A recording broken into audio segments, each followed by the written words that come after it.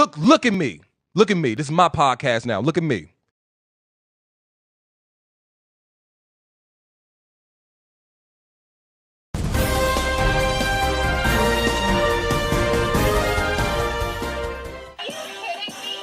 I hope everyone enjoyed their 4th of July. Don't worry, my fellow Democrats. It is a new week. President Biden is well rested. And though there are minor similarities, I assure you he is not the man from Weekend at Bernie's. Stay strong, Cleveland. And as always, remember to vote. Are you kidding me? Are you kidding me?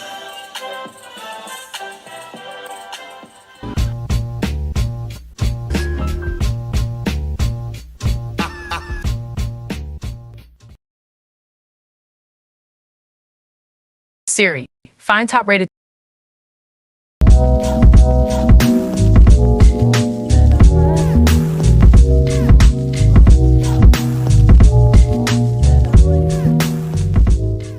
Siri, find top rated therapists in Ohio.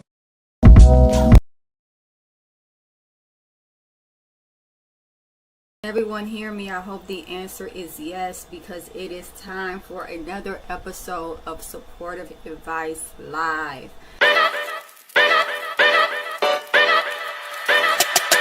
Yo!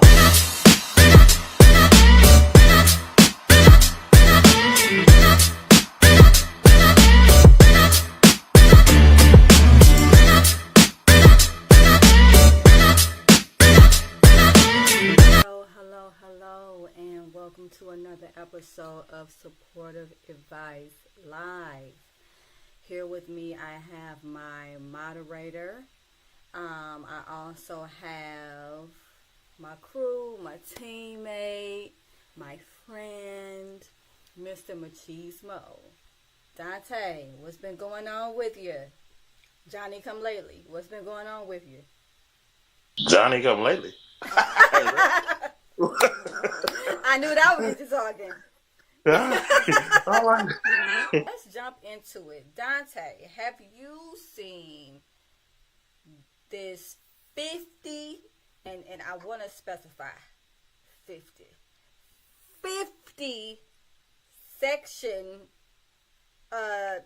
TikTok series, Who the F Did I Marry? By Reese Teaser. I have not seen it, but I have vicariously lived through my Facebook friends as they've given a lot of indications that it's off the chain, as they say. And I don't know if I could commit 50. I almost said snapshot. I don't know if I could commit 50 TikTok moments, because it sounds like a lot. It's but 50 10-minute moments. So essentially, it is a 7-hour video. Oh yeah, I knew it was some. Oh yeah, I can't do that. But it sounds interesting though. But I kind of have got the gist that it is so dramatic and crazy that the shock value is what's getting all the likes. And it kind of makes me think I'm in the wrong profession. So here's the thing. There's a thing about TikTok anyway, right? Where people are thumbing around trying to, get into the business that people are displaying. However, this takes it to a new level, right? Because she's talking about this guy, and it's one of those things where she draws out the story quite a bit. Like it's very, what I would say, content driven, right? And so for a person like myself, it was kind of hell. It was a version of hell. Listening to the same details over and over again. And one might say, but you're a therapist. Don't you listen to the same things over and over again? Not really, right? And not for free either. So with that being said, okay, I was like, people, they live and they make progress. New things happen, And so there's never the exact same rendition of something or the same perspective, the same of anything when I'm talking to my clients on a regular basis, right? But with this, she's just telling the same story over 50 different sections.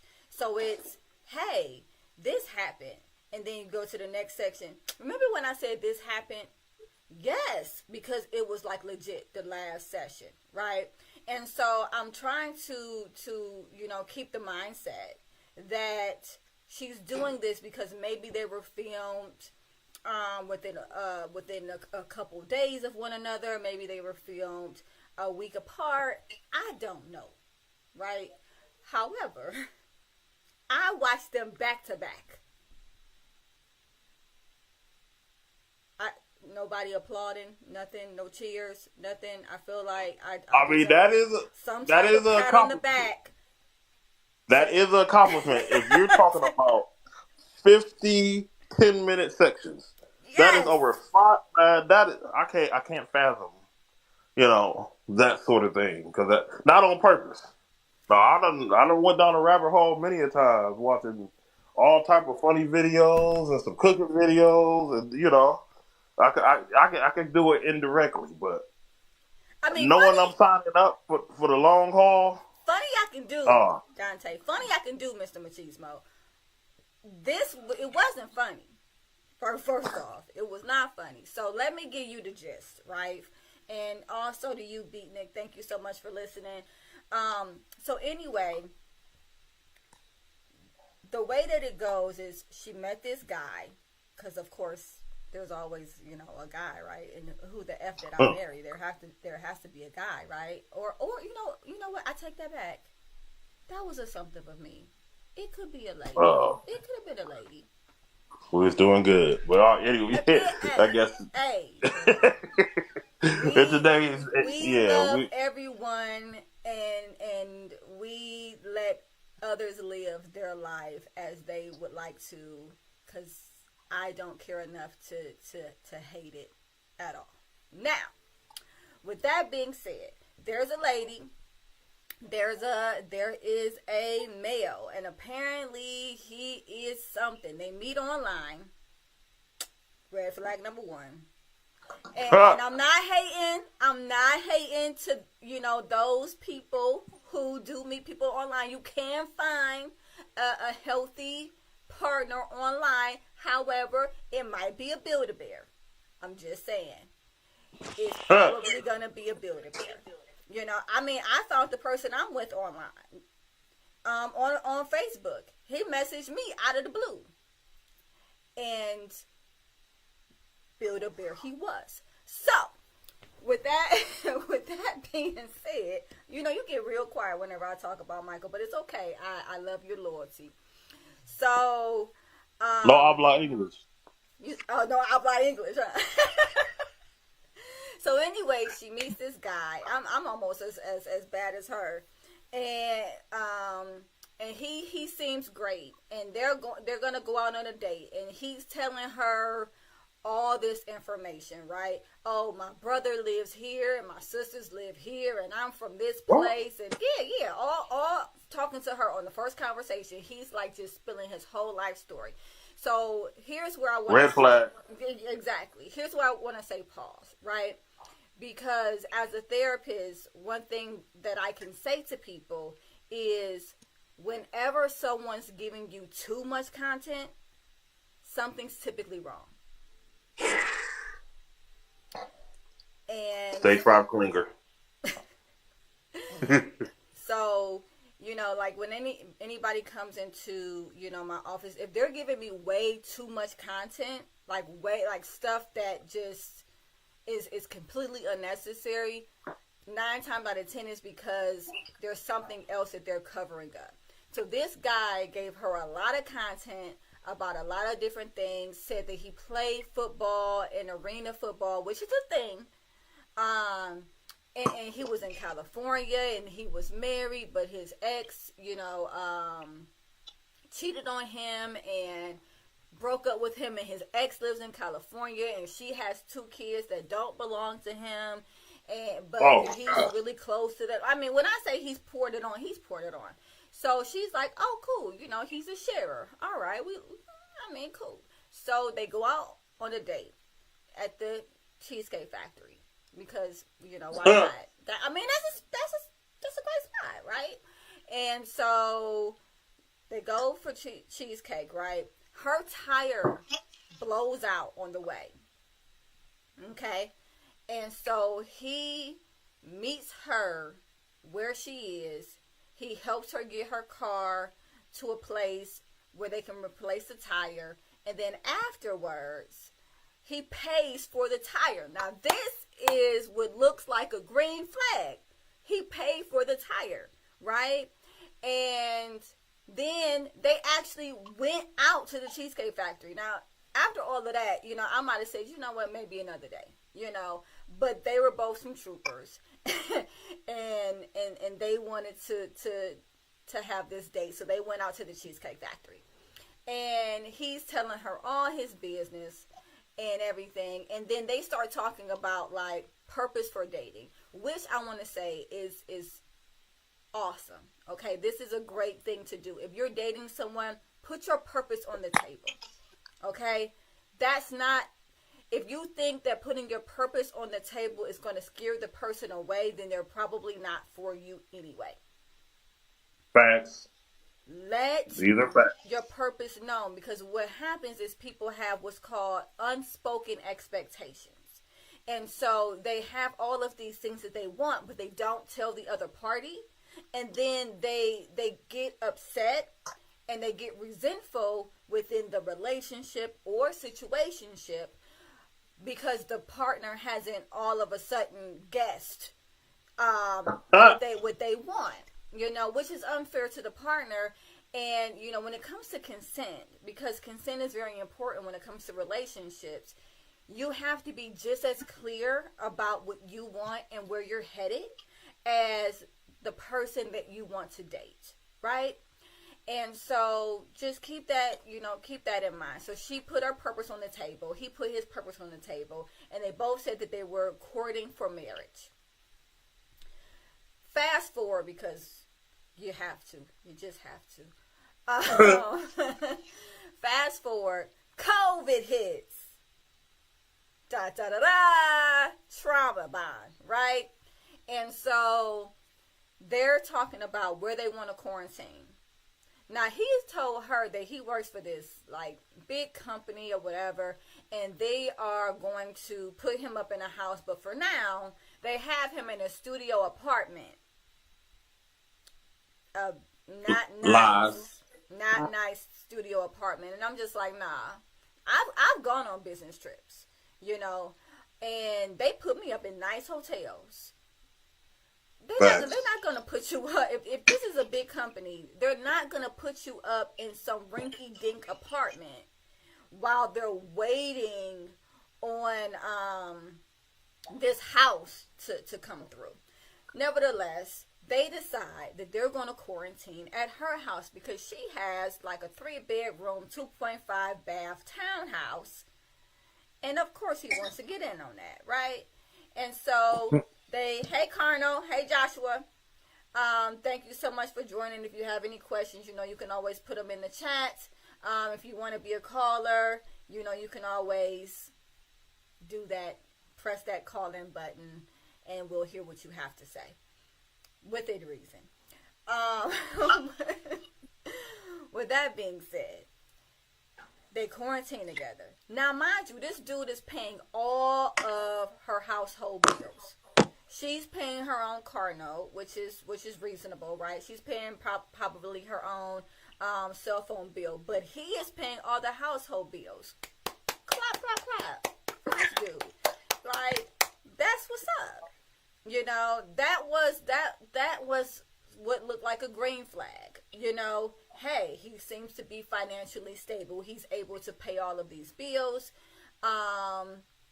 Yay him, right? And so then they start thinking about that they want to get married. But before they get married, they want to buy a house. And so we fall back on this story that he tells her about they're getting him a house, right? The company's getting him a house. So now she's like, okay, cool. Well, you could just get the house for you and me, right? It's going to be our house now. And so they're like, yeah, great. Now, we both know that it would not be a 50-part series had the house came in part 2.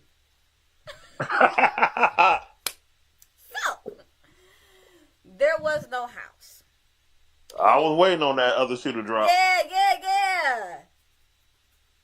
Yeah, it has been a wild card, but I am glad to see you on here. So, yeah, absolutely. It's interesting because he gives her all of these excuses, all of these reasons why the house isn't going through, and all of this jibber jabber, essentially. Reasons. And then he lies to her because the house ends up being in contract, right, with somebody else, some other people who actually are serious about buying a house. And he says to her, it's in contract with them. Now, I will say, there's a lot of things that it was hard for her to confirm because it was COVID. They were doing a lot of virtual tours. You know, she really, you know, she was kind of coming in on his coattails as far as she was concerned because he was already supposed to be getting a house. So she didn't want to ask a lot of questions, blah, blah, blah. But here's what I'm saying. Ask questions. Once it went from the thing that he was doing to the thing that you both were doing, understand your value within a relationship. You can ask questions. You can ask questions, and you can have doubt, and you can ask for confirmation. If you don't feel like you can do these things within your relationship, it's because you're devaluing yourself or you're attributing too much value to your partner. So just keep that in mind. So this whole time, she's not asking any questions, right? House falls through. She ends up getting pregnant. Within some of that time period, it was kind of all over the place, right? And so she gets pregnant, and then unfortunately she has a miscarriage. And you said, or just happens to get pregnant. Well, shit, she got pregnant. We're talking about Risa Tisa. Anybody who doesn't know who I'm talking about, I'm talking about Risa Tisa.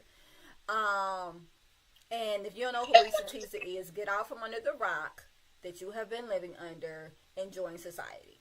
Now, with that being said, she gets pregnant. She has a miscarriage. He's there for her. She has the miscarriage, but then she has to go and have surgery, right? Because everything didn't pass the way it was supposed to. I'm not going to get into graphic details. This is not a medical show. This is a therapy show. Thank the Lord. So, he didn't show up on time. So, he volunteered his sister. Now, I'm just going to fast forward. And I'm just letting you guys know, before I even get into it, there's going to be spoiler alerts. Spoiler. So if you plan on sitting down for 7 hours and watching this series, you might want to click off now because I'm about to just tell. I'm just going to tell stuff. So fast forward, this sister that he wanted to pick her up from the hospital did not even exist. She didn't even exist. You know who she was? An ex? An ex-girlfriend. Oh, and the plot thickens, right? Because sometimes we lean on people to say no, right? And so we'll offer something up hoping that the person says no, right? So he offers this sister up that she's never met before, and she's like, no. I'm not going to have this random person pick me up and they go back and forth, but he knows she's going to say no, right? And she says no, and good for her because there would not have been anybody coming to pick her up. So it unravels. Apparently there's another house that falls through. There's another pregnancy. That pregnancy falls through. And they're just 2 for 2 at this point. Nothing has worked out, right? Within the meantime, in between time, they get married. Don't ask me why. Now, at some point, though, I do want to point out something. She said that she knew that the house was in contract. The first house was in contract with other people. However, she liked this dude, and she wanted to allow him to get out of the lie. So when that red flag was pink. That red flag was pink. And this is exactly what when I did the series Bagos with the students at Cuyahoga Community College around right after Valentine's Day. I was talking to them about setting their standards, right? And how sometimes you can start off with your standards very, very high, but then the more desperation creeps in, the lower your standards become. And this is a natural thing, right? Because all of a sudden it's like, well, maybe I'm not worth what I'm asking for. And if you're out there thinking that right now, I want to just tell you, you are. You're worth exactly what you're asking for. And I hope that resonates with someone. So she said that she knew he was lying, but who else was she going to get? He was good enough. And so she went with it anyway. And this is a big problem. There's one thing when there's unreasonable expectations. I want this guy to fly. He needs to have wings. He needs to quack like a nut. Like, okay, that's not all that stuff's not gonna happen. And if you see a guy with wings, we would be running, not dating. I would be running, not dating. Yeah. So, nevertheless, she had basic expectations. I want a man who cares about me, who has a steady income, who wants to be with me and wants to take care of me or build something with me. These things are not unheard of.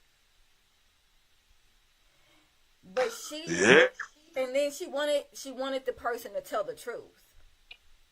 But that was too much. The telling the truth part, that was too much to ask for.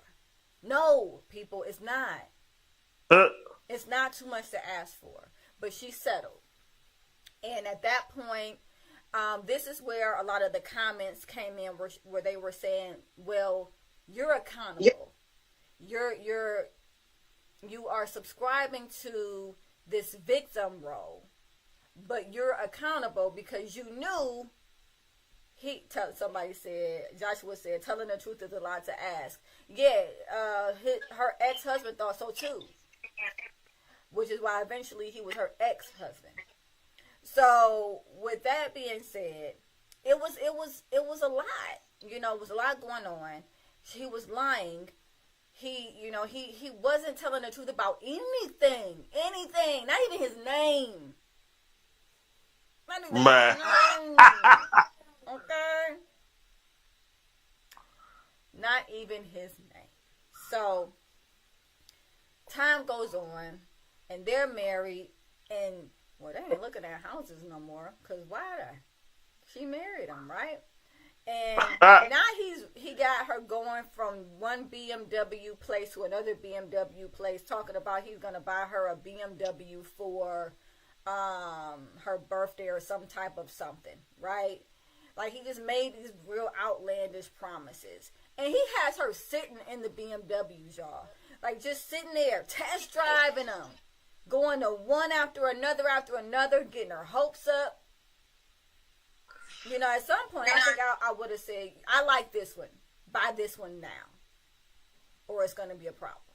Because that's what we're doing. You're not going to take me to 7 different BMWs. But nevertheless, she enjoyed the experience. She had the experience.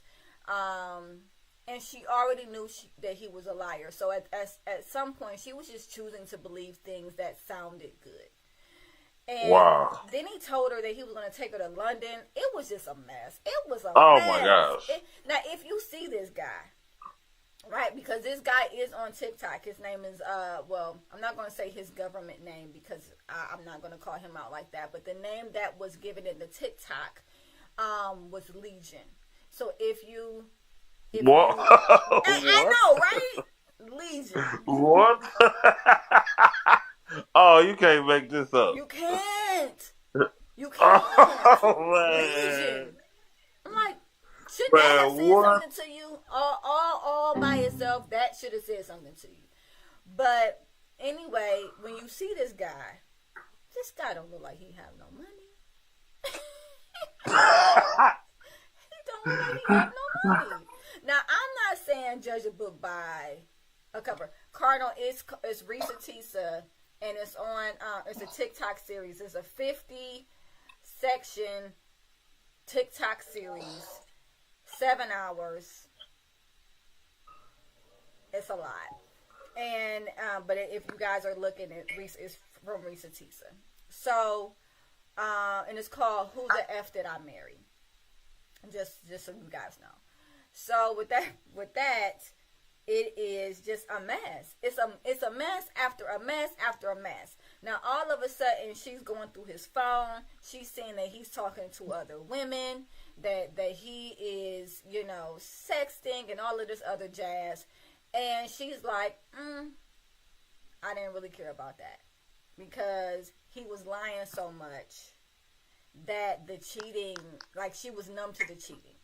And I want to say that this can happen when you are experiencing and I'll call this a trauma for her, right? Because this is a traumatic experience where somebody is consistently lying to you, getting your hopes up, and disappointing you over and over and over again. I mean, essentially, he's just playing with you because he knew he didn't have the money the whole time. So, but when you go through something and you get your hopes up and then you get disappointed and you get your hopes up and you get disappointed, and this happens as a pattern, eventually a part of you will, or can, I'll say can, be numbed to this person and their actions.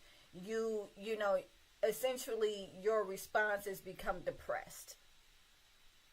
You know, there's a level of hopelessness and helplessness within this scenario because now I'm married to this person. I get that he's a liar. Nothing he's saying is coming to pass. And so she's just numb at this point, right? Good Lord. Man, that's crazy. It's a mess. It's a whole mess.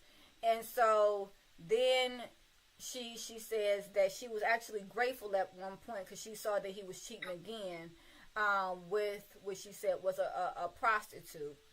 And she said that it was a legit prostitute because there were prices, how much for this, how much for that, etc.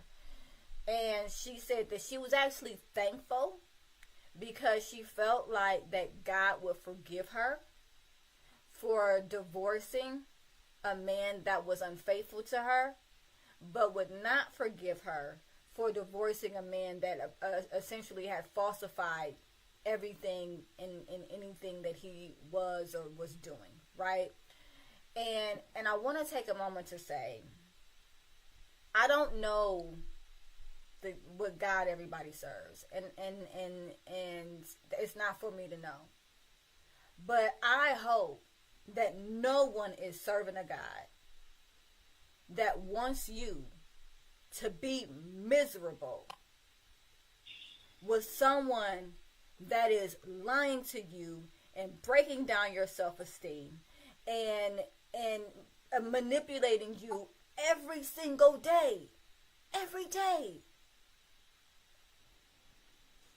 I'm going to step off my soapbox in a minute, but I will say, do you really think that's what Jesus died for?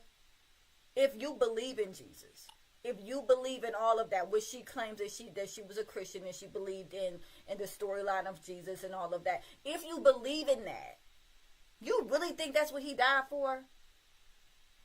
So that you could be held at this high regard around divorcing someone that is lying and manipulating you, like, whatever.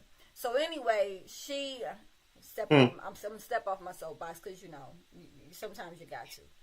But she was excited because he had cheated, and now that was her golden ticket to end the marriage, I guess. He had lied about everything. The girl hired a private investigator at some point. At some point, she had looked up his social security number, and the social security number that he had gave her wasn't the same social security number that she had found on some packet. So it was just nonsense. And he said that he had went to a school in California and that he had played football and all this other type of stuff. And none of that was true.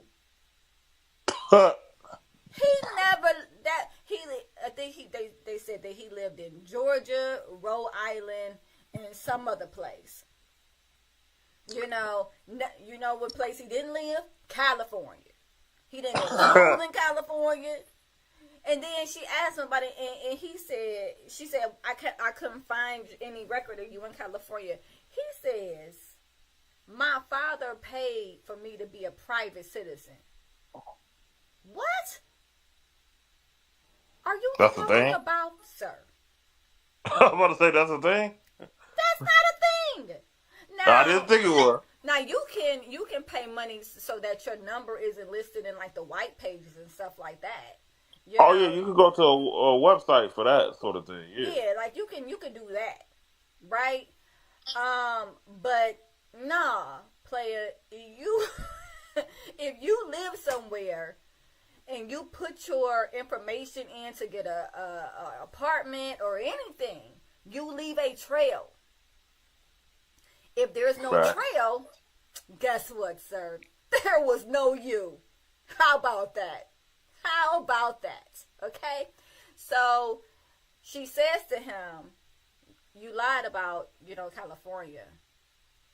And you lied about going to the college. And he's about to get defensive, and she says, just chill. Just don't even worry about it. Don't waste your energy. Because I looked it up.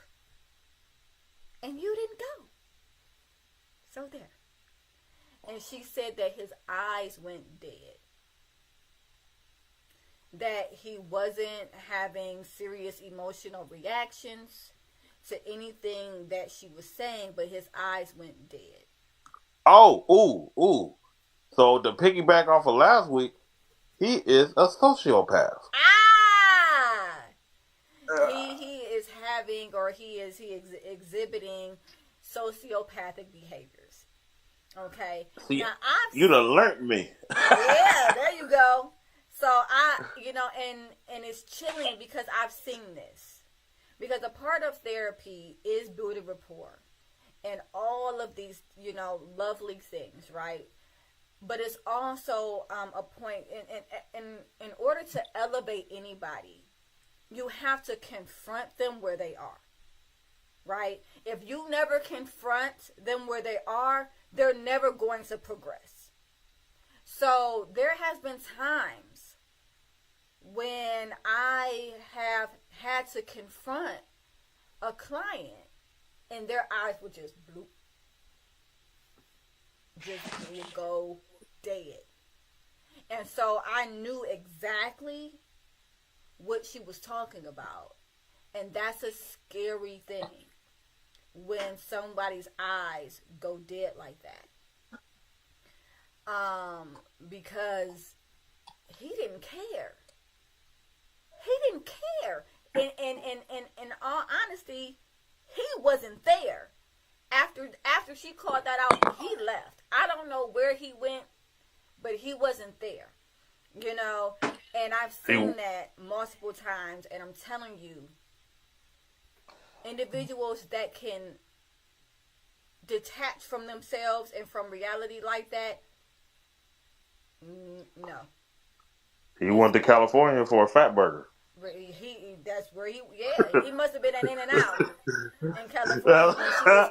When she was asking him about San Diego, he had went to In-N-Out in California. But it was sad, but it wasn't, because I think that by episode 35, 40 or something, that by the time she had said something to him or whatever, you know, we were ready. We were past ready for her to have said something. We were like, can you please move this along? And so people said they were captivated. I just, I was not captivated. But I knew that I wanted to talk about it today on my podcast, so I figured I might as well, I have to watch it. Sometimes you just got to do what you got to do. So she finally confronts him. She tells him, you know, and he's faking some knee injury or whatever at this time. And she said that he's not eating. He's lost a lot of weight. She don't know what's going on. I think maybe he done told somebody that he had cancer, somebody else he was seeing. I don't know what's happening. Oh, you know, I mean, because it tracks, right? Like now he was you moving losing on. all this weight and all this stuff is happening, and you hobbling around and you can't work and all this jazz. So I'm like, you know, but that's just me speculating. I don't know what he told anybody. So at some point she talks to his ex-wife, a cousin, a brother, all these different people, and then she finds out that he has the ex-girlfriend who he lied to. He has the ex-wife that he lied to. But then she finds out there was an ex-wife before that ex-wife. Wow. Yeah. So she's number 3 instead of number 2. And I'm not counting the girlfriend. She's number 3, the third wife. And wow. So, yeah, it's a... I would likely be single by choice for the rest of my life, thanks to my own experience. Yes, that was Carnal's comment, and yes, I don't think he did have anything to lose, you know, at that point. But she told him, she was like, you know, you need to get out, you need to leave. You've been lying. I don't want to do this anymore. You need to leave. And so he doesn't leave because duh, right? And he calls his aunt, who is really his aunt, according to the story, and says to her, she says I'm lying to her, and she's putting me out, and I've never lied to that girl. And apparently, for her, this was a breaking point. Because this was one of the first times I think that she had actually saw him lie to someone else about her in front of her face. And she lost it. That'll do it. She lost it. She went. She said she had an Angela Bassett moment where she was darting around the room. Anybody seen Waiting to Exhale, where she was darting around the room. Now this is where she says she snapped, where she separated or detached in some way from reality. This can happen. It can happen. You know, she didn't hurt the guy or anything like that, but she started screaming and yelling, and I guess she pushed him out or whatever it is that she did. And he, you know, she was like, you have to go, you know, and she says that she had just lost it. Fast forward, they're not seeing each other anymore. She files for divorce. There is this whole spiel about her talking to the ex-wife, and the ex-wife saying, you know, this is what he does, this is what he did to me. You know, the ex-wife before her wasn't from California. She was from Georgia, which is exactly where they were from. You know, and she said anything that he told you was a lie. I'm like, but that's just like saying a dog barks. We know that. At this point, we're well aware he's not a truth teller. You know, so they have this woman-to-woman conversation that's supposed to be so great. Woman-to-woman. Right? And I'm just like, I could have had a V8. And if you guys are old enough to know what that means, I'm not explaining it. So, she kicks him out and everything. He's gone. They're not speaking, but he keeps trying to call her. She done changed her number, blah, blah, blah, blah, blah, blah, blah. Stuff you do when you break up with somebody. And they get divorced. So the divorce is final. Now, he's talking about he wants his stuff back. But he gave her everything in the divorce.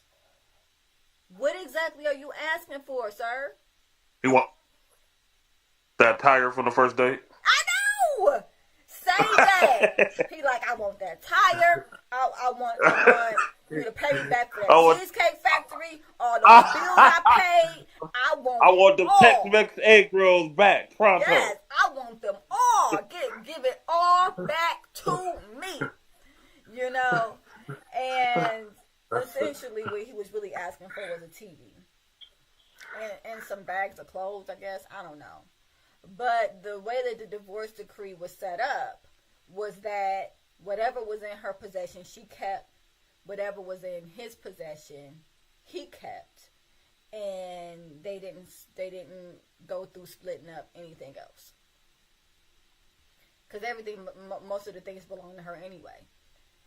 He even went as far as telling her about, like, the daughter of the ex-wife died and all this other stuff, which was not confirmed. Oh, my gosh. When she talked to the ex-wife, she said, my daughter's fine, you know, but she never told her. Why? That, yes. What he said. Yeah, she never told her what he said because she said that would have just been. It'll freak her out. Yeah. But you found her number on, what was it? The marital records. Called her out the blue about this guy that she divorced. And said you were married to him, and that wasn't going to freak her out? Just the part about her daughter, huh? Like, understand here. She's already freaked out. Like, what are you talking about? Just the daughter thing. So, you know, and this is where boundaries kind of come into play. Okay? You see her number, but what you want to gain from her is more important than respecting someone else's boundaries. She divorced this man. She's not trying to have anything to do with this man. But what you need is more important. And I say that and I bring that to the table because a lot of us are around individuals who prioritize themselves higher than they do us. And then sometimes we become so, I'll just say, so used to it that we start prioritizing that person higher as well. Right? And we start to lose and forget about our worth within a relationship. It's always their thing. It's always what they need. It's always them. Right? And at this point, she has prioritized her curiosity over this person's privacy. Right? And the way that she rationalized it was, well, it was public record. Well, you couldn't have just got her phone number off of the information that was found online. She had to go down there in person and file to get that information.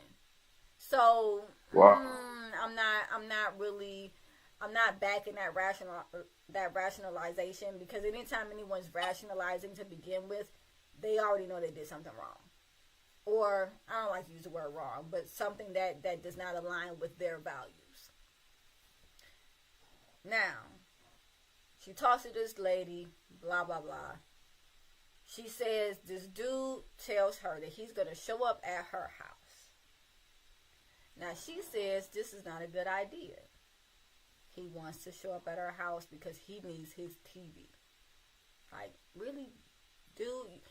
At one point, he said he had $650,000 to put a cash offer down on a house.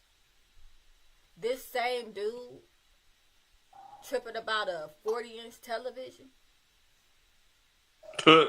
Nah. But his lie had unraveled so much. At this point, he was just like, well, I'm going to keep it real. I want my TV. You know, I'm like, yeah, maybe if you would have kept it real in the beginning, we wouldn't even be in this situation. But he shows up to the house. The police are there. And apparently he has a warrant out for his arrest. Because why not? And so she says that when he got out the car, he was smaller than she had ever seen him. And she attributed that to him being homeless and not eating. I'm like, whatever is the reason. You know, some people in the comments said, well, it must have been his guilt.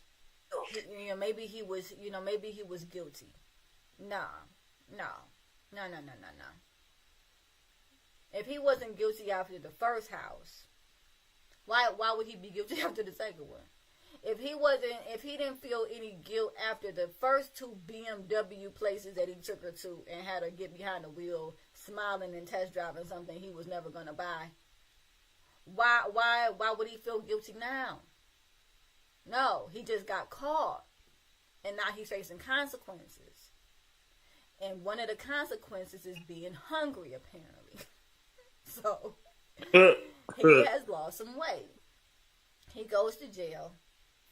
And he get to eat. Yeah, 3 square meals, man. Her calling the cops was one of the best things that could have happened to you, bruh. You know, he goes to jail, and then she says that she doesn't see him. She gets a restraining order or something or other, and she doesn't see him anymore after that. Thank God. Oh my goodness, man, that was exhausting. And you're welcome, people, for me summing this up for you and saying the agonizing 7 hours that it took for me to watch this series.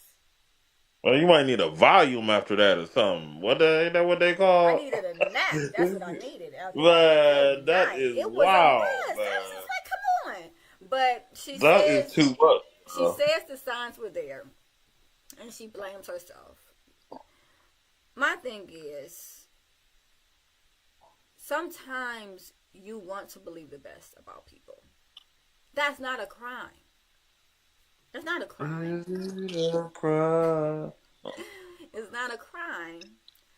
However, it can't be at your own expense. Benefit of the doubt is one thing.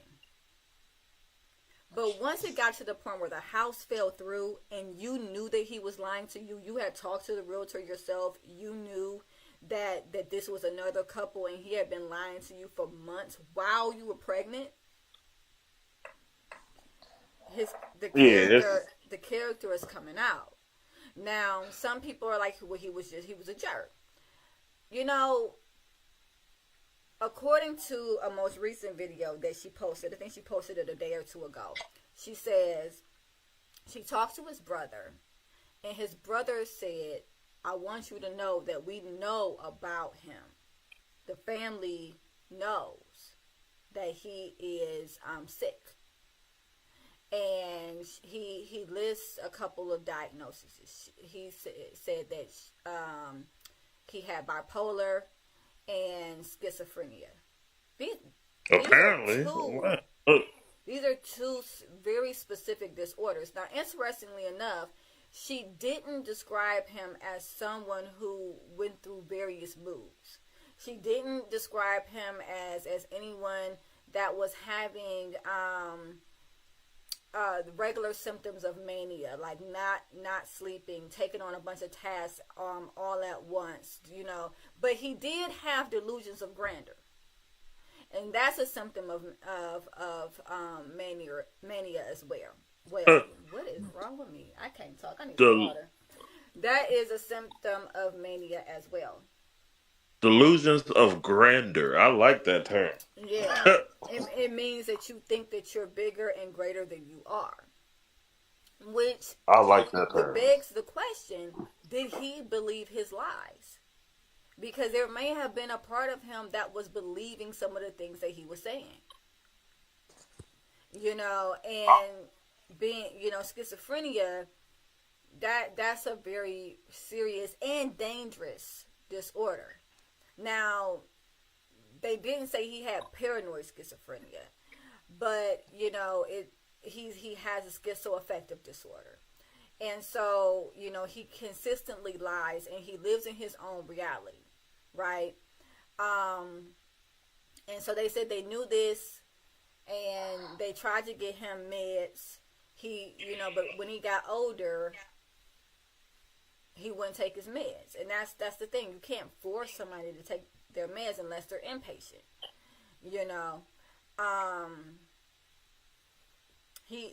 He's sick. One guy said, and I don't remember his name, but this is not his show, so I guess it doesn't really matter, right? He said that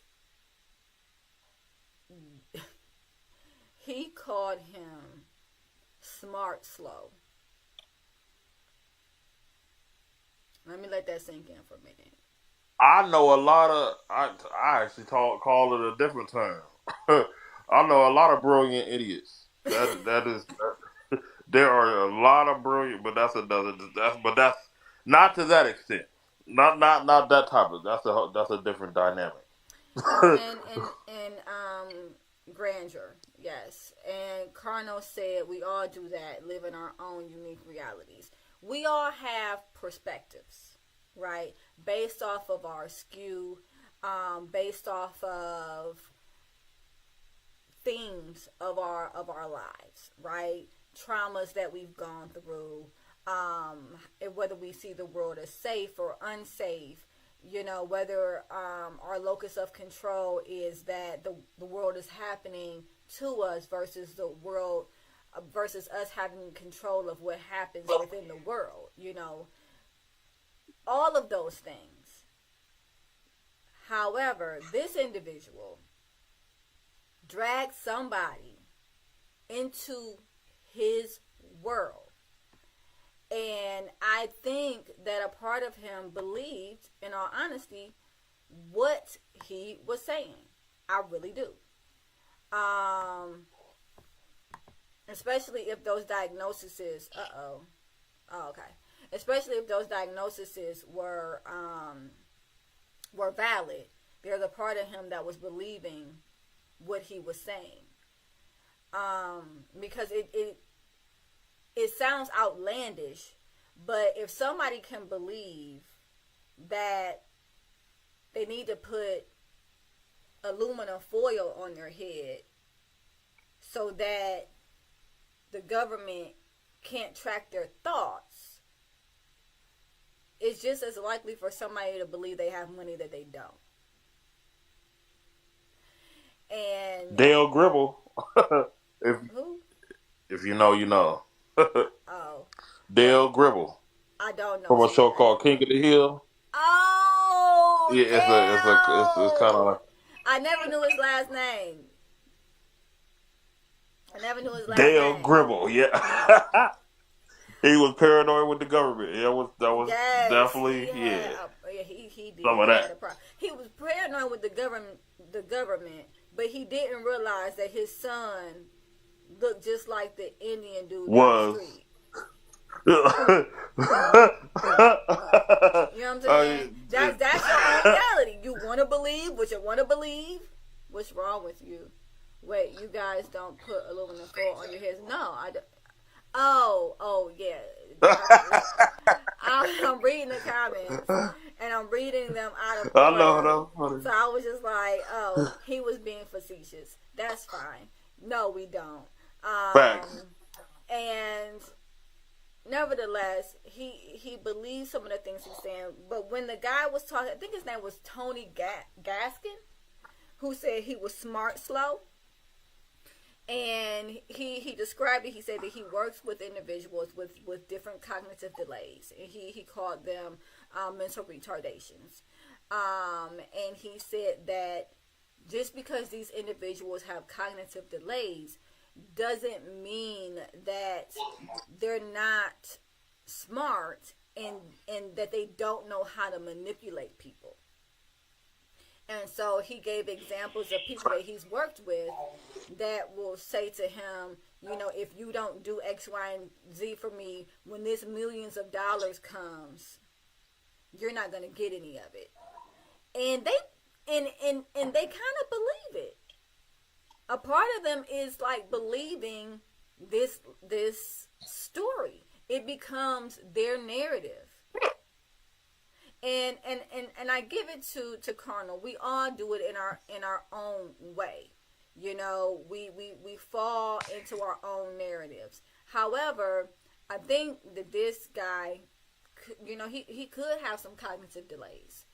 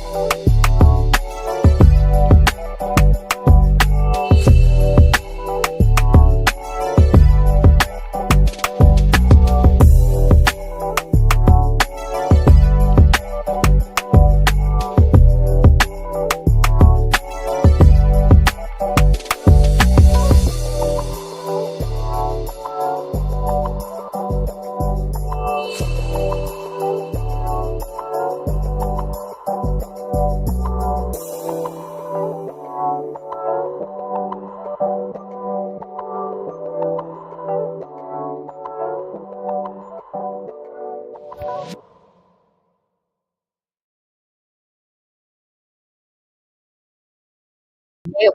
We can hear you. We can hear you. Thank you. Not a problem. Well, my name is Chris R. I'm a grateful recovering alcoholic from Cincinnati, Ohio. 41 years old. Um, I have been married 2 years now. I have 5 children and 4 grandchildren, and I'm an inventory control analyst for that company named Wayfair. Yes, I said their name. It's okay. I'm allowed to say it. Um, Okay. and my sobriety date is January 1st, 2021. I got sober on New Year's Day. Out of all that was, I guess that's my New Year's resolution from now on for the rest of my life. But Wow. that is my sobriety date, and that's from alcohol. I didn't. Drugs really was not my thing per se. But they say alcohol is a drug, which it is. So I do both programs. I do AA and NA. Oh, Um, wow. Okay. yeah, I do both. So, Chris, tell me about your life in the pre-contemplative stage. Now, that's the stage where you don't know anything is going on. You're just living life as usual. Before my of course my drinking and stuff like that. I had a very good childhood up until I was like probably say about 8 or 9 years old. And then that's when my dad started bringing alcohol in the house, and my mom started bringing drugs inside the home. So it's kind of like a double-edged sword, where it's like I had nowhere to run, had nowhere to go to. Wow. My grandma um, was, she, and I'm not trying to say this in a bad way, but she was old. She didn't know that my parents were doing what they were doing. It was just basically a place where I could go to. lay in my head, get some food, and then that was it. I couldn't really run to her and say, hey, you know what, my mom and dad are going through a thing, because of course I would get told, oh, you wouldn't say that about your mom because your mom's this, or you couldn't say that about your dad because your dad's this. So there's like no one to run to. So basically for me, running was just like going to school or playing that sport or going to a friend's house or going somewhere to escape that abuse from the home life, because Yeah. once that abuse started for them, the drug abuse and alcohol abuse, that's when the physical abuse started, the sexual abuse started, the mental abuse started, the emotional abuse started, all this stuff started taking place. And I Yeah. was one of 6 children. So there was 4 girls and 2 boys in a home. So I wasn't the only one that was being stuff was happening to. So and I was the baby out of all of them. So go figure, oh, you got the baby, you got the, the not the short end of the stick, but you got this or you got that. Eh, no, not in my household. So Chris, let me ask this. As the baby, did you notice your siblings having a level of protective capacity over you? Were they able to help out more with um, you? my sisters, not per se, because my sisters, and I know I'm on a program to speak truth. So my sisters are really promiscuous, if you per se, because of course they saw my mom going through what she was going through, so they were sleeping with whoever and whatever. But my brother, oddly enough, he was in a gang, and that just took off. Once I found out my brother was in a gang, I was like, okay, well, can I join? It's just like kind of like you got those Michael Jordan tennis shoes. Can I have a pair? And Yeah. that's all it took. My brother said, okay, you sure you want to do this? And I was like, well, absolutely, because mom and dad aren't there for us, so who else is going to be there for me? And obviously you're not, because you're doing this, and our sisters aren't doing anything because they're not doing anything with their life besides going to school and, like I said, sleeping with whoever and whatever. Um, so I joined the gang with my brother. So yeah, my brother. So I'm going to fast forward. When I talk about the pre-contemplative stage, I think I'm more or less talking about your life while you were drinking before you realized that it was a problem for you. Okay. Well, I started drinking. I want to say when I was like 9 or 10. I went to a football game with my dad.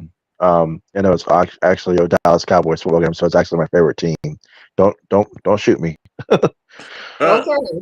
Um, but at the end of the day, that was my first game I went to, as a Cowboys game with my dad. He just told me, take a sip and shut up. And so I did, and he gave me some big red gum to chew it off. And my mom really didn't care, because of course she was doing her thing, but I still felt bad for lying to my mom and saying I didn't drink anything. But I'd probably say when I was like 9, and I'd fast forward a little bit, like you said, I just on and off, on and off, on and off, on and off. And it didn't really stick till I was actually able enough to buy it. Once I was able to buy it and I was legally to buy it, all bets are off. I was buying with cases and quarts and you name it. It was like the liquor store in my house 24/7, and I was a functional alcoholic. I would bring it with me to work. I would go to church with it. I'm not gonna lie. It just, no matter wherever I could go, I brought it with me. Everybody's, oh, that's Sprite. Yep. That's Sure. that's apple juice. Yep. So there's no need to fabricate anything. If I could get my hands on it, and if I was able to buy it, guess what? Chris was going to get it. And a lot of people, we used to refer me when I was little, as Red from Shawshank Redemption. If you ever saw it, where he was able to get anything and anything, that's how Oh yeah. that's how I was with the alcohol. If you wanted it and you couldn't get it, trust me, I could get it for you. And yeah. Describe to me what, in your eyes, it means to be a functional alcoholic. in my eyes, it's like, just getting up, taking a sip right away, not even brushing your teeth, going to work with it, putting in your locker, going to break, drinking some more, going back to the floor, drinking while I'm on the floor, doing my job, taking another break, drinking some more, driving home, drinking some more. Yes, I was driving and drinking. I don't recommend it. No, no, no. But this guy did. And then going, just repeat, hardly ever eating. I remember going to the grocery store, buying all this food and all this alcohol. And I remember just stuff would get freezer burnt, stuff would get molded, stuff would get curled, stuff would get out of date because I was more consumed about drinking than eating. Like the only Right. thing I could really eat was just bread. And I would just eat bread to fill me up because I didn't really care about nothing else. I didn't really care about, oh, I got a T-bone steak in the freezer. Who cares? I just wanted that shot, or I wanted that beer. I wanted this. I wanted that. I wanted this. I wanted that. I didn't care Right. about eating. All I wanted was to do was drink. Right. Right. So And that, that makes sense. So going from the pre-contemplative where we don't know that anything is wrong, we're just kind of living life as it is. What happened in your life that switched you from pre-contemplative to contemplative where you realize, okay, maybe I have an addiction to alcohol? two things. One is when I went to the liquor store, I went to go check. I went to go to my old liquor store I used to go to, and my card. I want to go use my card, my debit card, and it said insufficient funds. I had literally ran my credit card over $2,000, like literally just boom. And the owner said, you can't use your card here no more. And I'm like, well, why? He's like, because it said you don't have no money. You can't, you know, it's not going to work. You remember if you had now if it was clear, of course you could buy some, but if my card was not taken, I was in a negative, like almost 2 grand. And then I went back to the hotel room I was at, and I actually detoxed myself. I don't recommend it. I didn't go through a doctor. I didn't go through no facility. I didn't go through nothing else. I did all the shakes, the throwing up, the going to the bathroom myself, all that stuff by myself for like almost a week. And then once I got come to, I was like, I think, I think I need some help because, one, I don't have nowhere to go. Two, my card is insufficient. Three, I need to figure this out. And of course, the Passages of Malibu commercial came on TV, and I'm like, oh, I could probably go there. But I was like, I'm not gonna, no program is gonna be like playing pool, not pool, but playing, waking up every day by the ocean and stuff like that. So my friend had recommended me the Salvation Army. Okay. And so I actually went there here in Cincinnati. That's where I went. But before I went and pulled up on the door, my daughter's the one that gave me a wake-up call and said, Dad, this is your life, not mine. Mm-hmm. And I need you to grow up. And if you can't grow up, then I'll see you from afar. And she hung up the Yeah. phone. And she hung up the phone. Wow. So that's what made me like, oh, okay, I need to do some work because if I can't, I got to meet my higher power, which is God for me. I got to meet him halfway. I know he could do everything, but I got to do some work.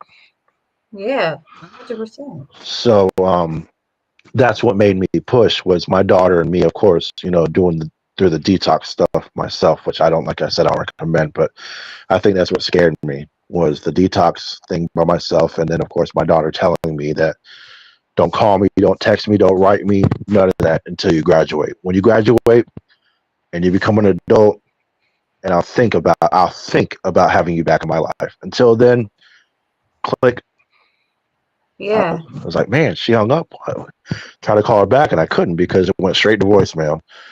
And of course, I Yeah. had to turn my phone in. I couldn't have a phone while I was there. So I was without a phone for almost a year.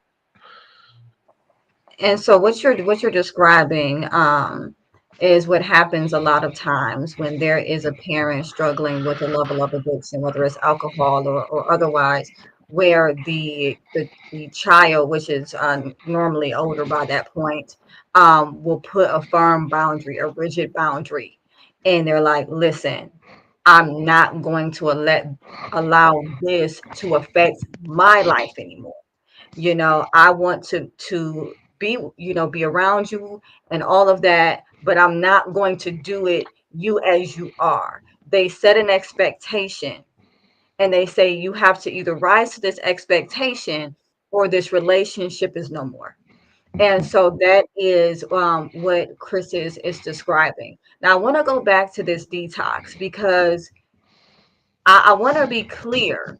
You know, detox is nothing to mess around with. Okay. It is super hard on your body. I as a mental health professional, and welcome Natasha.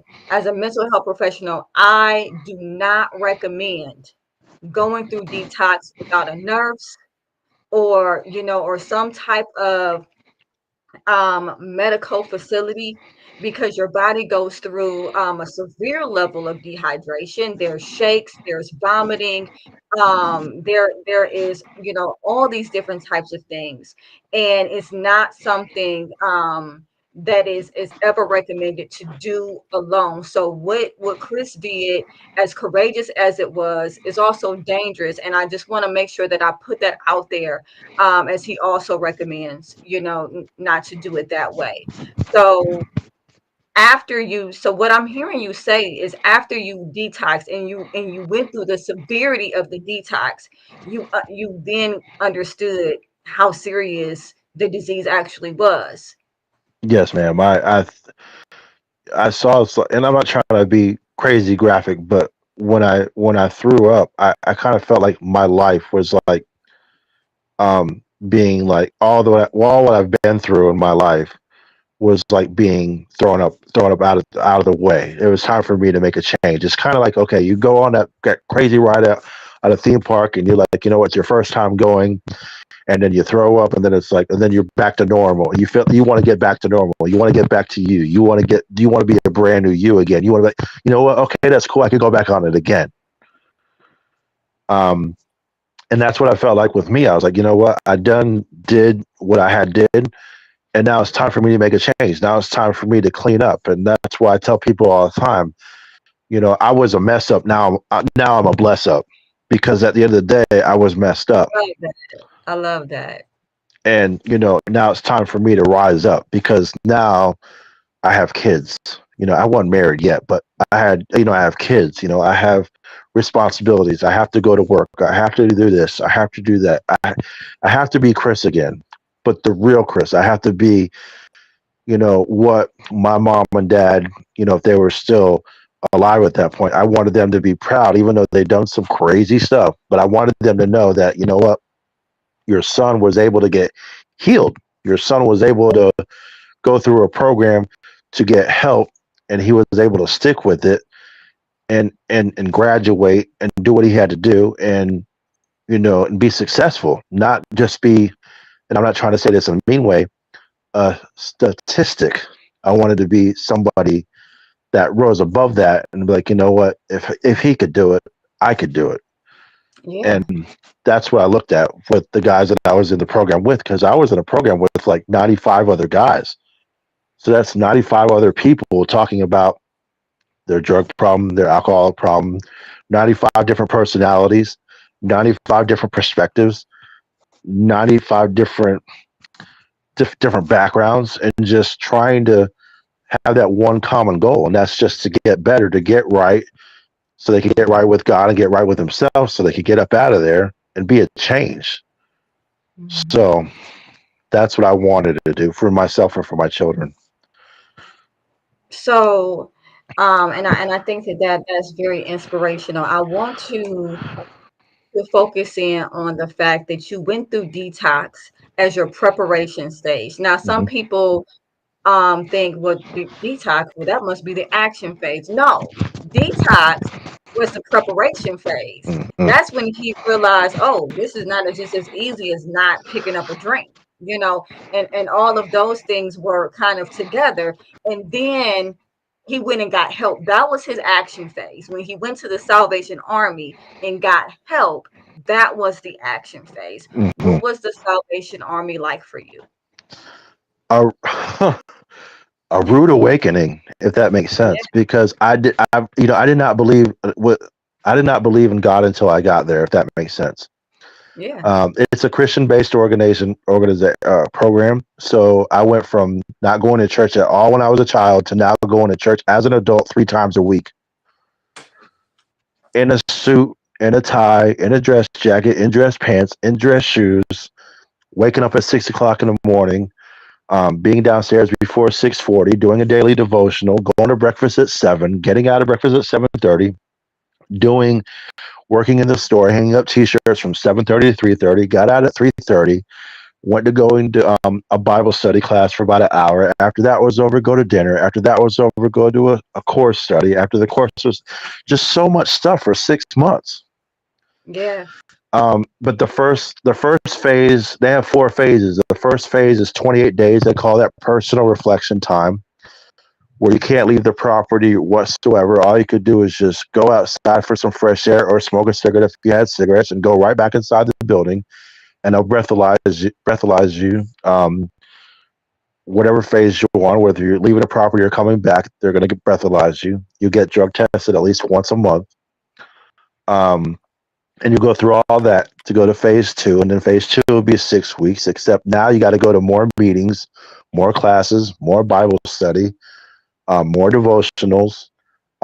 Then phase 3 hits, 6 more weeks of that, and then you got to go to more classes, more Bible study, um, more meetings and stuff like that. When you first start out, they're only required 2 meetings. When it's all said and done, you have to graduate with at least by the bare minimum, at least 90 meetings, at least 90.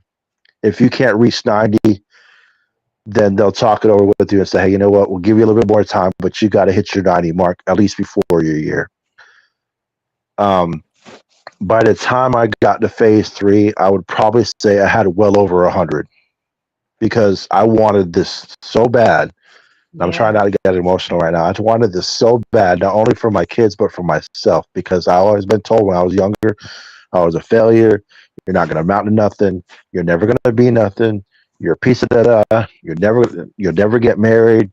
You're too big. You're this. You're that. Well, guess what? I'm married. I'm still big. I'm a recovered alcoholic. Now what? It's like, come on. say it. you You know know, but you it's an intensive program. If you want Jesus, or you really want to follow God, you believe that your higher power is God, which he is mine, then he will show you that even though while you're in that building, that the world's not going to stop. The world's not going to stop spinning because you're in that program. yeah, However, like I said in the beginning, you have to do some work. You can't expect to think that they have pool tables there, they got video games there and all this other stuff. I'm just going to play pool all day.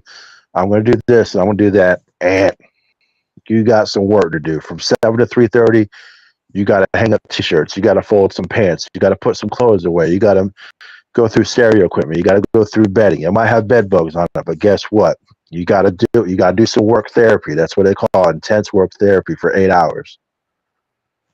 Then you got to go to classes. You got to go to Bible study classes. You got to memorize Bible verses. You got to memorize different things from what the commanders are telling you. You got to do household chores. You got to clean that shower with bleach and a mop and a squeegee and all this other stuff. Every other deep clean, every other Saturday. You got to do some work.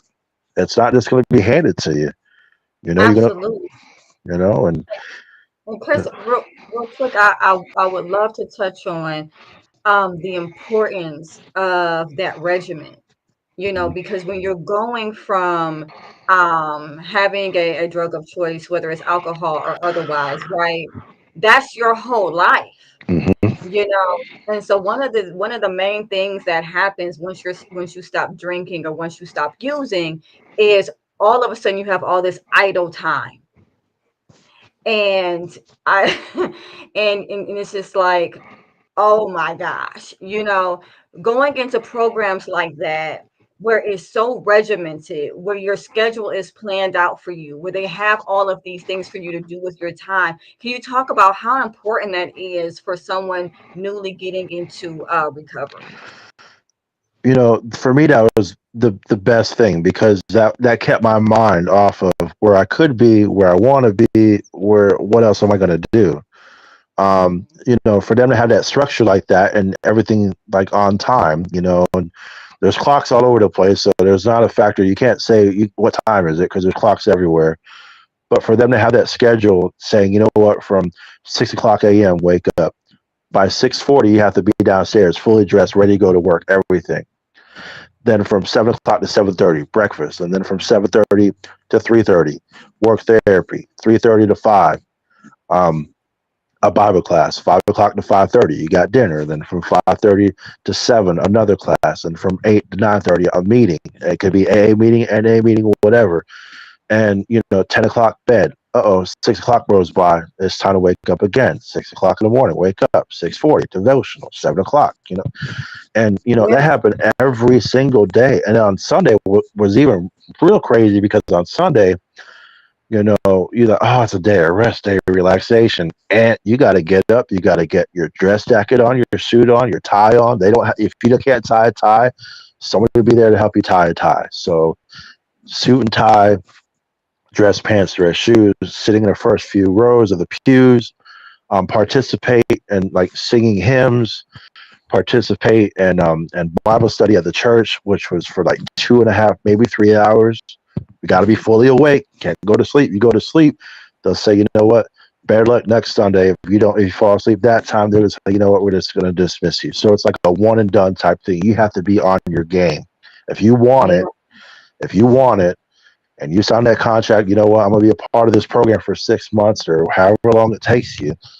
Then you gotta really, really go forward. Like you said, the schedule is intense, but to keep my mind off of, I could have went to a bar at 9 o'clock in the morning, or I could have went to this club at 3 o'clock in the morning. No, that's the farthest thing from my mind. I didn't even think about that. None of that. Because at 3 o'clock in the morning, I was like, oh man, 3 more hours, gotta wake up. Then I gotta go to work. Then I gotta do this. I gotta do that. So that was the farthest thing from my mind. So they definitely, yeah, what you said hit it right on the head. They definitely keep you occupied. There's no, and if there is a problem that arises where that you still have those little flashbacks, then you wait till the morning. You talk with the house manager and say, look, you know what? I'm not trying to miss work therapy, but I will go to work therapy. But can you tell the commanders that I'm going through a problem. I'm going through a phase, and I'll try to get you some help. So it's not like you're, oh well, haha. No, they're gonna help you. So it's not like you're gonna be on it by yourself. Absolutely. Essentially, in offering you that structure, they're teaching you how to live versus how to survive, right? Correct. Correct. Drinking, when we're with our within our addiction, we're surviving. We're surviving from one drink to the next drink, or one use to the next use.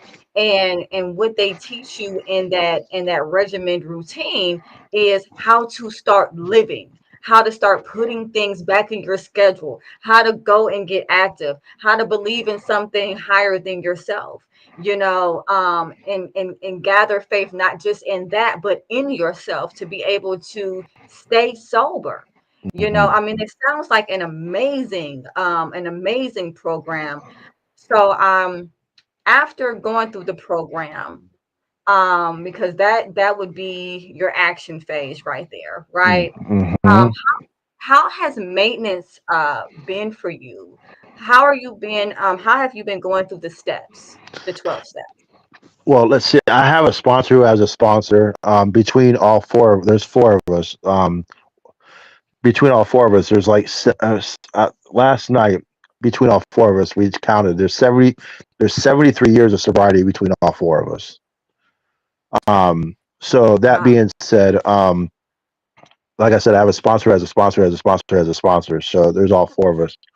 Um, After I left the program, I went to a sober living apartment because I couldn't get it right by myself just yet. I couldn't be like, you know what? Okay, world, I'm here. No, I had to get another structured environment to get my mind right because I wanted to make sure that now I could go living from with 95 other guys. Now I could just go to living with one and see what it's like. So I was living in a sober living apartment for a while. I had to get a job right away, of course. The first 2 weeks were free. I was like, thank God, because I had no money. But I was able to get a job right away at a local grocery store. And once I got that job, my sponsor told me then at that time, make sure you go to your meetings. The house manager that was at the sober living apartment, he said, make sure you go to your meetings. Make sure you go to your meetings. And I'm like, but I go to work. He's like, yeah, but make sure you go to your meetings. I'm like, yeah, but I got to go to work, dude, but go to your meetings. So it's just really in my head, go to my meetings. And then that's where, well, she's my wife now, but at the time she was my boss. So yeah, kind of 13th step a little bit, but it's okay. It's all good. Um, but she held me accountable too. She's like, before we go on a date, don't you got to go to a meeting? I'm like, wait, what? We're supposed to go to Buffalo Wild Wing and watch this football game. She's like, no, you better go to that meeting first. I'll see you at halftime. What? But the one thing I love about her more than anything is when we first started dating is that she held me accountable so much that she sat in front of the bar. I was sitting in front of her, and she would pray with me. She would talk with me. She said, "You know what? We're not gonna go forward until you get yourself right. You have to get yourself right first before we can continue going on this dating journey. Before we can think about going to the next level. Before we can think about going to the next phase, you have to get yourself right." Wow. So And that's one thing that she has done from back then, and she still does it to this day. She's like, "Hey, did you go to this meeting? Did you do this? Did you do that? Did you do this? Did you do that?" And I'm like, "You might as well become my sponsor because you're man." But it's a good thing because I needed that, right? I needed that, and I still do because, like I said, I got 3 years in this, and almost 4 years. January 1st will be 4 years, and for her to hold myself accountable by going to meetings with me, chairing meetings with me, going to different meetings with me, going to different places with me, and sharing these meetings and giving my lead and doing what I got to do. She just inspires me that much to just keep on going forward with my life because, not only as I'm not only her husband, but I'm her best friend. yeah, And she could tell me, look, you know what, you're kind of slipping a little bit. You didn't go to this meeting this week, but it's okay. It's okay to not be okay in her eyes, just like everybody we know. But I had to ask her daughters first before I could, marry their mom. I said, hey, you know what? I was thinking about marrying your mom. But the first thing they asked me was like, she might drink. Is that going to be okay? And I'm like, wait, what? She might have a drink in front of you. You're going to be okay with that? Are you going to throw a fit? Or are you going to get into an argument with her? Are you going to drink with her? What are you going to do? So her daughters had to ask questions, and those questions got answered really quickly. Look, she drinks, she drinks. I don't care. All I want to do is put a ring on it. That's all I care about. I don't care about nothing else. But so you brought up a very good point, right? Because we go through the sobriety journey, and we go into our maintenance phase, right? Which I love the fact that you took it a step further and went into sober living, because a lot of people will end it right at the Salvation Army and then hmm just kind of go out into the real world which has pretty much no structure again, hmm and then fall back into old habits. So I really encourage individuals that go through that Salvation Army program or any program to try to get into sober living if you can, because that helps give a new perspective to life without drinking, and it still holds you or using, and it holds you accountable. But I really want to dig into having a spouse, because this could be a spouse, this could be friends, this could be family, right? Hmm. That still drinks, because like you said before, the world still turns. You Hmm. know, whether we're detoxed, whether we're sober or not, the world is still going to turn. People, everybody in the world is not going to become sober because we're sober. You True. know what I mean?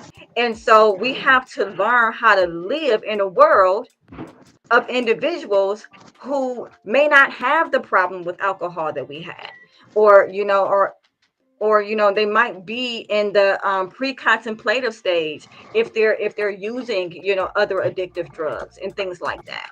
How has it been being in a relationship, in a marriage, with someone who drinks casually? It's been, at first it was challenging, but then I was like, you know what? I gotta see. I gotta. She understands that. She asked me before anything. Look, you know what? I might take a drink. I might get one. You gonna be okay? Even though I still got 3 years in, she still asked me, "You're gonna be okay," and that's what gets me really pumped up. Like, okay, I got this. It's cool. You could do it. But for her to ask me, we've been to concerts before. We've been to different places. We're getting ready to go on vacation pretty soon to Florida for a week. Oh, Um, nice. so she has already told me, look, I'm gonna lay by the beach and I might have a drink or two, and I'm gonna get this. Go ahead, you deserve it, because at the end of the day, you work hard. You could play hardest too. I could do it too with some Sprite. I could get a Shirley Temple. I could get a non-alcoholic strawberry daiquiri. I could There get you a go. non. I can have fun too. And at the end of the day, as long as she gives me that heads up, look, you know what, I'm gonna take, I'm gonna get this. That is not a problem. Even if she had did it without me knowing, she'll still tell me, look, by the way, I just want to let you know, I did drink with such and such, but all I had was one. Or you know what, I took a sip of such and such, and that's all I did. So for her to hold herself accountable for telling Yeah. me, you know what, by the way, yeah. So it's perfect. I mean, I know a lot of things aren't perfect, but with her coming to me and asking me, I did this or I did that, or would you mind? You know what? I have no problem. That's been perfect the whole way through. So I couldn't ask for a better life partner, a better, what the Fast and the Furious would say, ride or die. I couldn't ask for a better person. I mean, she sounds absolutely awesome. She really, really does. Um, so part of recovery, right, is making amends. Hmm. And so I know that you at some point mentioned your daughter and the rigid boundary that she had set while you were going through that process, right? And hi Sarah, by the way, thank you for watching. And I would like for you to go back to that relationship and talk to me about the amends process and where you are with that and your daughter. Well, for me, it was, first, before I made the amends to her, I had to make the amends to my parents, which both of them had passed away. So I got a balloon. I took an envelope. I wrote a letter to both my parents, and I sent them off twice. And I don't know where it's at, but all I know is I wrapped up with an envelope, and it just went up. I just went up in the air. Yeah. And then I made an amends to my sponsor right away, because I wanted to tell him I'm sorry for taking his time, for him, coming to see me on the Salvation Army 3 times a week when he was just recently, a new husband and a new father, taking away time from him, making amends to his wife and saying, I'm sorry for taking your husband away, but I really needed some help. Making amends to all these people. I mean, I have my amends list is like super long. If I showed you, you'd be like, wait, what? Still doing it. Um, but for my kids, because like I have three stepchildren and I have two biological children. But I might as well say I have 5 children. I don't say step. I say 5. So it was really difficult. Um, but I was glad they accepted that apology, and I was glad they could tell me, you know what, Dad, I'm glad you got the help. I'm glad I could call you. My kid, my wife's children, they call me Dad. Um, and so for that aspect, that's awesome. and just getting that respect back. The amends process is painful, and it is not some walk in the park. Like I can't just say, you know, I'm just gonna say her name's Vicky, even though her name's not Vicky. I can't just say I'm sorry, Vicky, love Dad.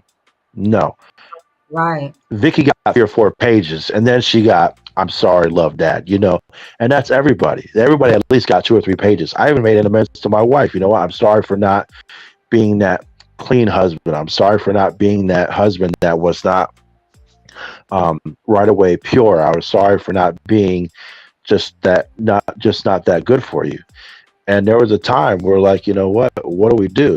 It's like, what are you talking about? Divorce? I'm like, wait, well, no, no, no, no, no, no. What I was saying was, and so, but in her mind, because she's not an alcoholic, she didn't understand the concept of an amends. She thought I was writing a letter telling her, you know what, this is it. We're not going to be together no more. She thought it was going to be that kind of letter.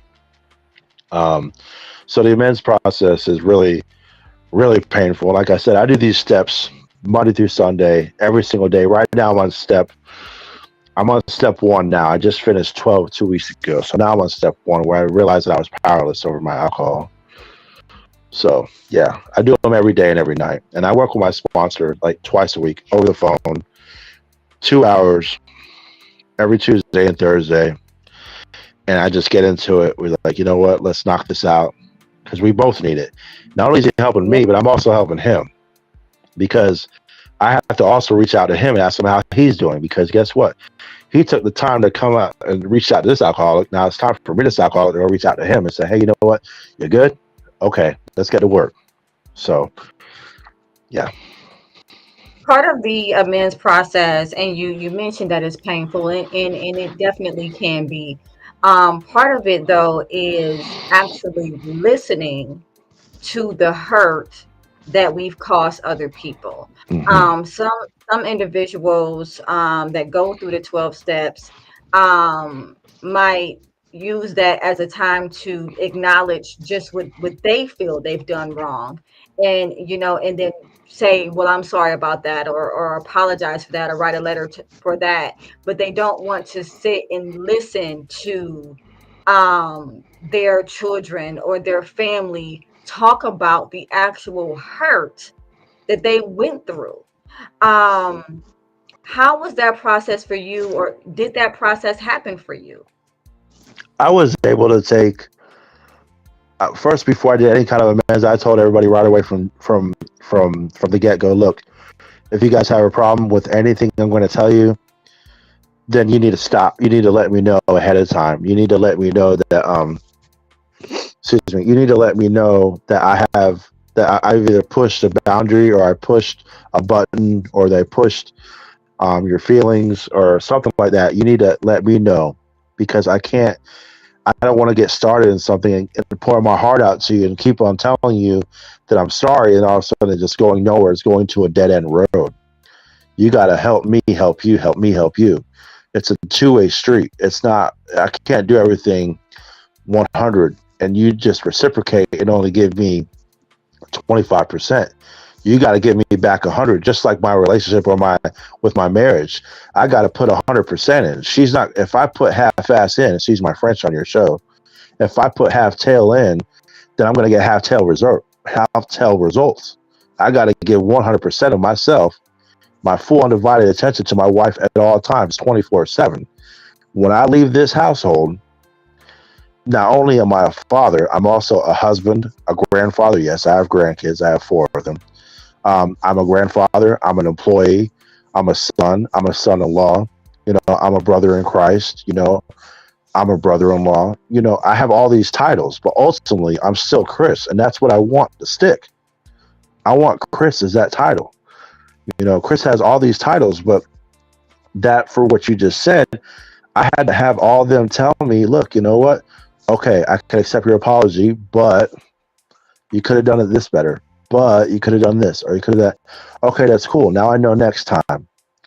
Now I know if I write my amends to you again, I know what to expect, and I know what to, to conquer that at that time. I know what to recognize at that time. I'm sorry I didn't recognize it this time, but maybe next time, give me the benefit of the doubt. It's my first time doing it, whatever. And I'm still doing it. Like I said, I've been doing amends. I don't know how.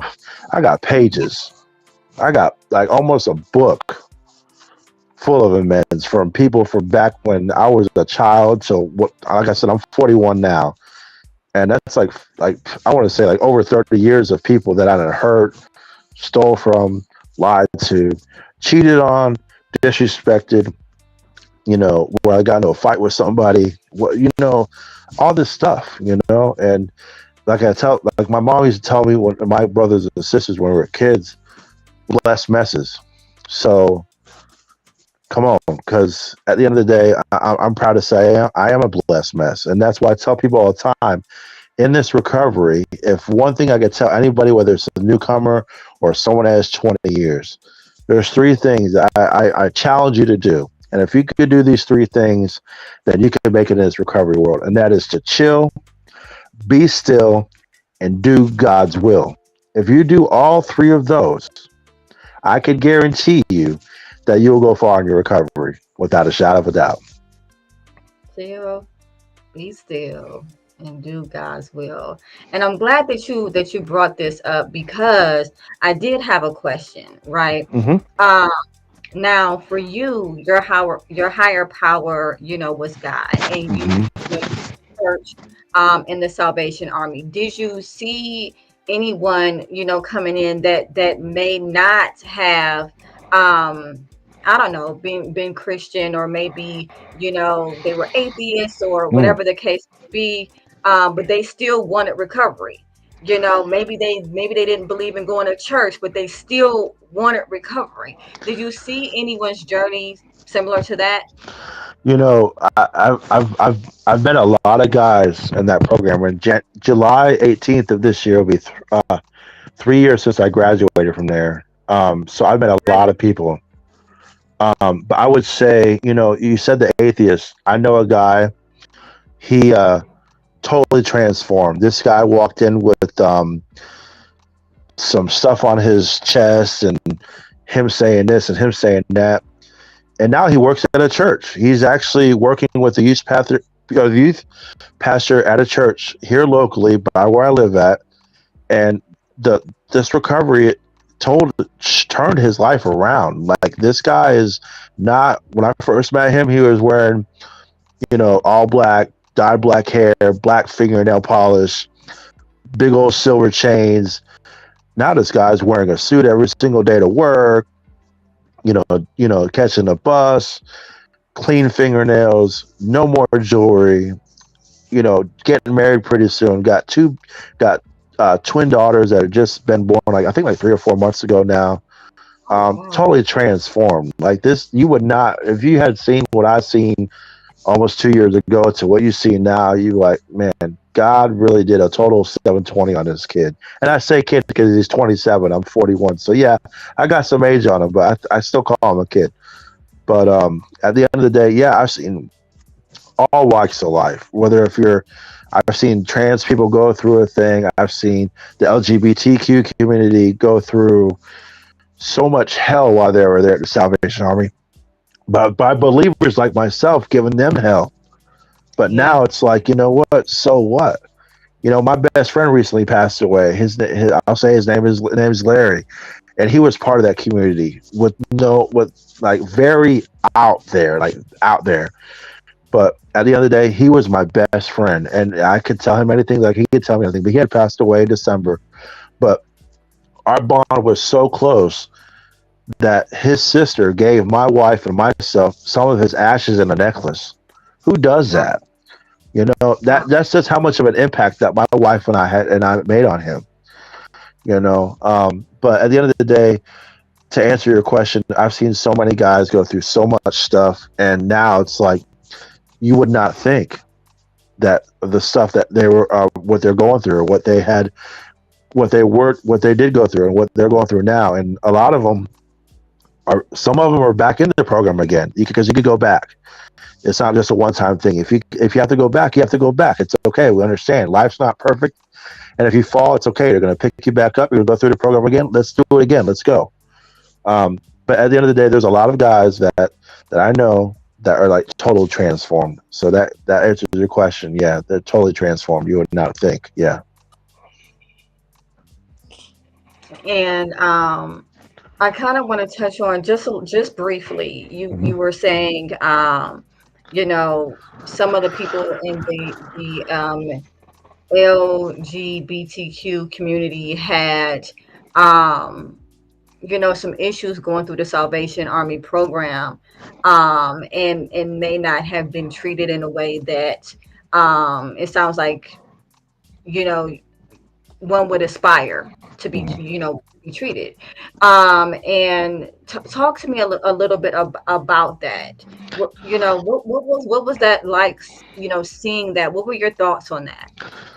At the end of the day, it's like I don't know if your mom's ever told you this, or they say a closed mouth doesn't get fed, right?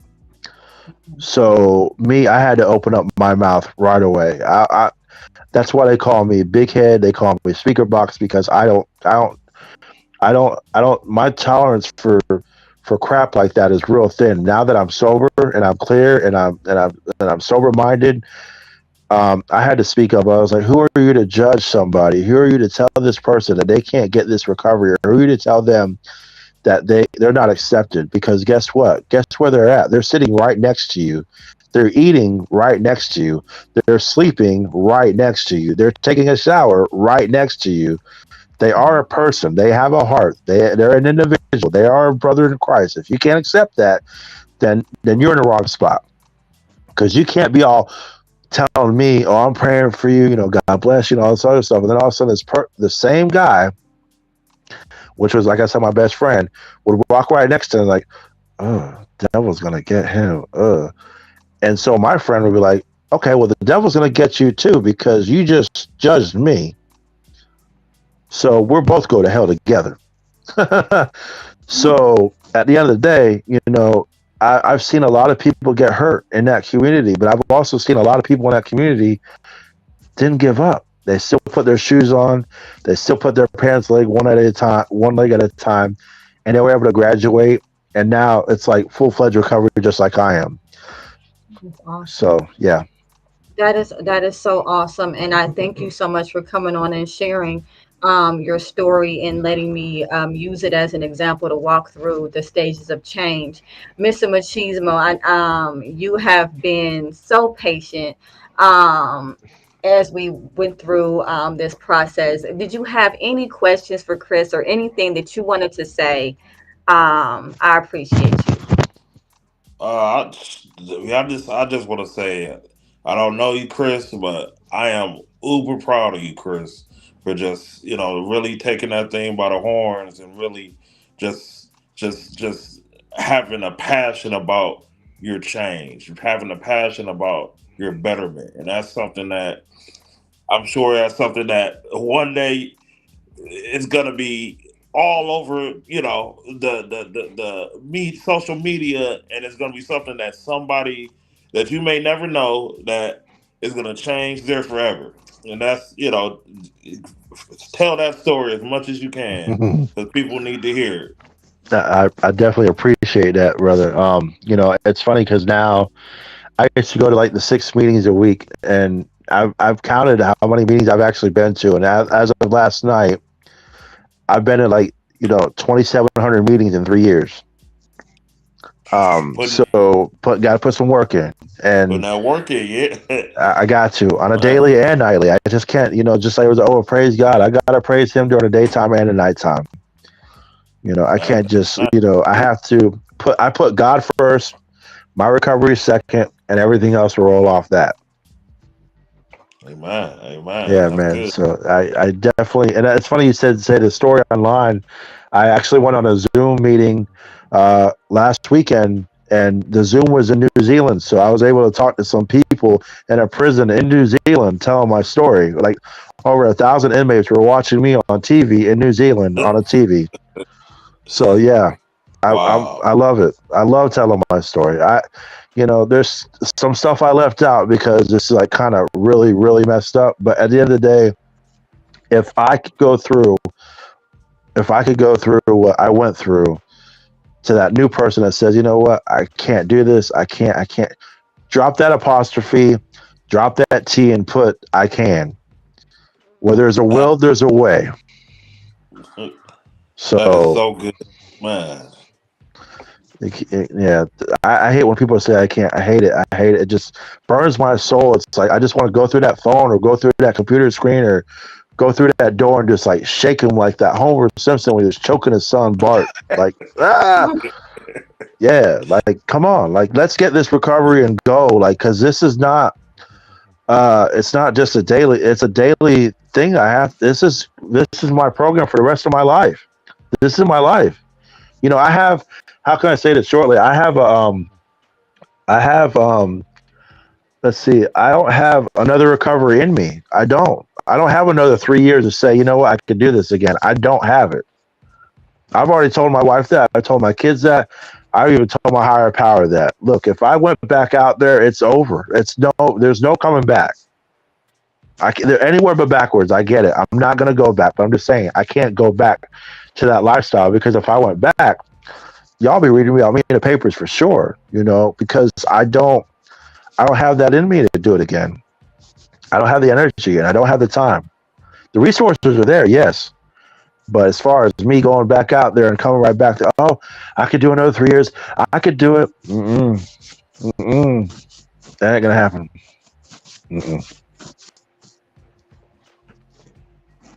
So I wanna thank you again for coming going. Are there any are you a part of like any organizations or any, anything that you would like to give credit to, maybe give a link or, names of, where people who are looking to recover can go. We want to shine some light on some of those resources you talked about.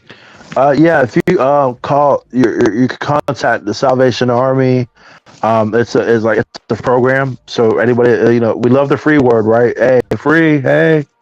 So that right there program is good for you for 6 months up to a year. And it's in different cities. So if you're a woman or a man, because they have some cities that have women, they're good for women and men. Different cities vary by, of course, there's different cities in different states, but you got to call your local Salvation Army to see if they have. It's called an Adult Rehabilitation Center, the ARC. So you can call and see if your city has both for men and women, or just men, or just women. They have that. And if you're an Alcoholics Anonymous, like myself, they have an app that you could go on Google Play Store. It's called Everything AA. And they have anything from, you could put the time and it will show the time you have in the program, like how many days, how many hours, how many minutes, how many seconds. It will show you about the big book. If you can't read, it's okay. Press the audio button and it'll be able to tell it to you. You'll be able to hear it, whether it's the 12 and 12 traditions, the AA big book, or if you can't find a meeting, excuse me. If you say, well, I don't want to go to an in-person meeting, that's okay. They have Zoom. Download Zoom. And there's a link. It's called Online Meeting Finder. You can go to meetings all over the world, all day and all night. Like I said, I was in New Zealand last week, and I'm sitting right here in Cincinnati on my couch. So everybody keeps saying, I can't go to a meeting because it's impossible. If you got a smartphone, like 98% of us all do in this crazy country. Yeah, I said it, in this crazy country. Then you can get to a meeting. There's no excuses. They'll do email verification. They'll do court verification. And there's some meetings that are on it for 24 hours. I've been to a meeting one time. I was on it for 6 hours. I was tired, but you know what? I needed it because I got to do some work. And yeah, so you'll be able to go on Google and find Meeting Finder and, find local meetings in your area. They got this thing, Founders Day, coming up in June pretty soon for the AA, for how it was founded, the Alcoholics Anonymous in Akron, Ohio in June. I wish I could go to that, but I got to go to work. But they have that coming up. They got different things probably around your city. Volunteer at a church, do some things to keep your mind off that alcohol. Yes, we know it's still going to be there. We know it's in the back of your brain, but keep on going. Keep going forward. Backwards is not an option. And if you fall, guess what? As a brother in Christ and as someone that's been through this for over 3 years, I'm going to help pick you back up. And I'm going to help you get whatever you need to help, whatever you need with, whether it's going to a meeting, getting a sponsor, whatever you need. Let's go. Let's get back your time again. I can't speak for me because I can't. I'm not. I'll be able to have this time back again. But I know I can help that newcomer if they had like 5 years and they slipped up, but they came back up and said, you know what, Chris, I got a problem. You know what? Let's get them 5 years back again. Let's not dwell in like, oh, I'm never going to be about anything. I'm a mope and I'm going to do this. I'm going to do that. No, that's a bunch of crap. We have a purpose because guess what? Even broken crayons still color. All right. Say that. That is all. Even broken crayons still color. A Yeah. 100%. And I'll second what Mr. Mochismo said. Definitely proud of you and your journey. I know it is one day at a time. It's a never ending decision, that you're making. 100%. Keep telling your story. Keep telling your story. Um, we were able to bring Chris on today because he reached out via email. So if you also want to be a guest on Supportive Advice Live, email me, um, Aqueelah Wheatley at supportiveadvice.com, and I'll put it on the screen. Aqueelah Wheatley at supportiveadvice.com. And I thank you so much, Chris, for reaching out. You have given us some invaluable information, and bless you in your journey. Bless you too, and thank you for having me. And bless you both. Standing prayers for you both, and for your platform, and prayers for your practice. And keep up the great job. I've seen testimonials from people, and I tell you what, I might be giving you a call myself because you know what? At the end of the day, we all, that's it, all of us, we all in this world need some help. And we all could get it. We all need it. So I really appreciate you and your platform. I appreciate you. Absolutely. Thank you so much. You have a great day, Chris. You too. Thank you so much. All right, so we're going to fade out with a commercial. And thank you, everybody who joined in. Thank you again, Chris. We really appreciate you and your story. Please keep telling your story every day. Keep telling your story. And anybody else that's out there that's going through addiction, no matter where you are in your journey, whether you're pre-contemplative, contemplative, whether you're in preparation, action, or maintenance, reach out for help. That's what it's for. That's what people like myself, therapists, are here for. That's what the Salvation Army and other facilities such as that, like Harbor Lights, for another example, that's what they're for. It's not too late. It's not too late to start your life over again the way you want to. So with that being said, we are going to end with a commercial break, and I thank you all for watching.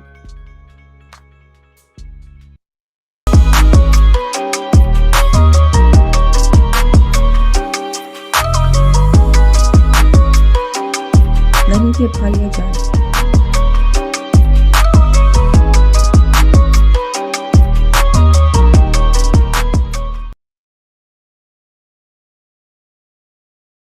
Mr. Machismo. Hey, Mr. Machismo, how are you, sir? Doing all right. I'm doing all right. We almost at the end of the week, so that's always a this Thursday is like a all right. We almost there. When I get to the podcast, so it's always a good morale booster. And then I get to learn some stuff. So there's that. How about you this week, Mister Um, Mrs. Big Time Radio Star? Oh. I knew that was coming. I knew that was coming. I did. Uh, But in all honesty, it's been fun. It's been super fun. I got to do a commercial spot. I did my promo for the show. I met with the GM. I actually met him today. And yeah, and so in 2 weeks, Damage Control will be live on 95.9 WOVU, Cleveland's own, Our Voices United. So very psyched about that. Awesome, awesome. Congrats. That's a dope accomplishment. Um, so right now I'm just trying to figure out my volume. Please stand by. Do-do-do-do-do. Testing. Machismo? 1, 2, 3. I can't hear nothing. 3, 2, 1. 1, 2, 3. That did nothing. But thank you. Say something else, Mr. Machismo. Lucas. Yeah, Hello. I'm not There hearing we go. you. I'm gonna put my earphones on. Can you hear me now? Captain's log. All right. Say something. Say something now, Mr. Machismo. Something now. Oh, Captain's log. Enterprise spaceship. Okay, say something now. Something now. I can't hear anything. Oh, I thought you heard what I Ridiculous. said. I thought it was funny too. IT is on the way. Oh, we're good again. Can everybody hear me?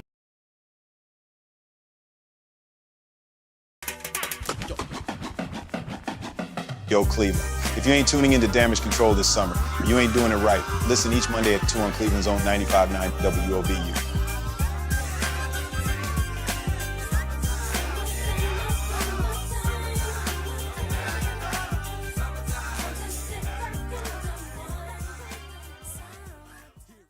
Hello. Can everyone hear me? I hope the answer is yes, because it is time for another episode of Supportive Advice Live.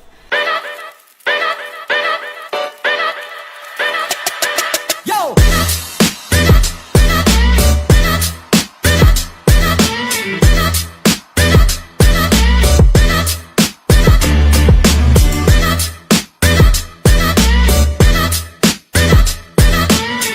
I'm so glad you guys are here. I am looking to take some questions. I want to hear from you. What's going on in your life? How often do you get a chance to actually sit with a licensed marriage and family therapist for free, right? And talk to them about different things that are going on in your life. So I am here, right? And I am pulling on you, the audience, to ask questions. Hey, Anna Marie, how are you? Oh, things are going good. I'm glad. Anything new happening in your life? Either Maria or Anna Marie. Any changes that's been going on that you've noticed you've been trying to adjust to? Anna Marie says dealing with health issues with my mom who lives with her. Oh wow. That can be hard. You know, we think about different life stages, but we typically think that the one where we actually take care of our parents is further off than it really is. How are you coping with that, Anna Marie? How you been with that? Some days are challenging. Yeah, of course. Anna Marie, they would be. What are some things that you notice you're feeling that you didn't anticipate? Oh wow, stroke and heart issues. Oh my goodness. I'm sorry to hear that. I really am. And so it seems like she might need some pretty close care. I'm really curious about how that's been affecting you emotionally, seeing your mom in that condition. I'm not going to say that comment out loud, but I want you to know that you're not alone in that. You're not alone in that. You spend a certain amount of time as a child, and then you finally are able to go off on your own. You build your family of origin, and your family system, right? You live your life. You have things the way that you're accustomed, right?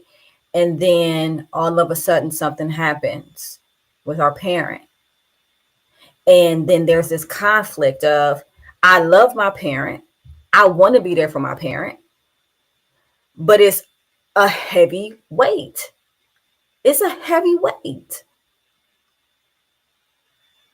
You have every right to feel how you feel. And I want you to know you're not alone in feeling that way. That is common with adult children that are taking care of their parents. I've always been close to her, Anna Marie says. And that can make things even harder, right? Because it makes the conflict even more so, right? There is this, well, she was there for me, or, she did these things for me, or, she sacrificed for me.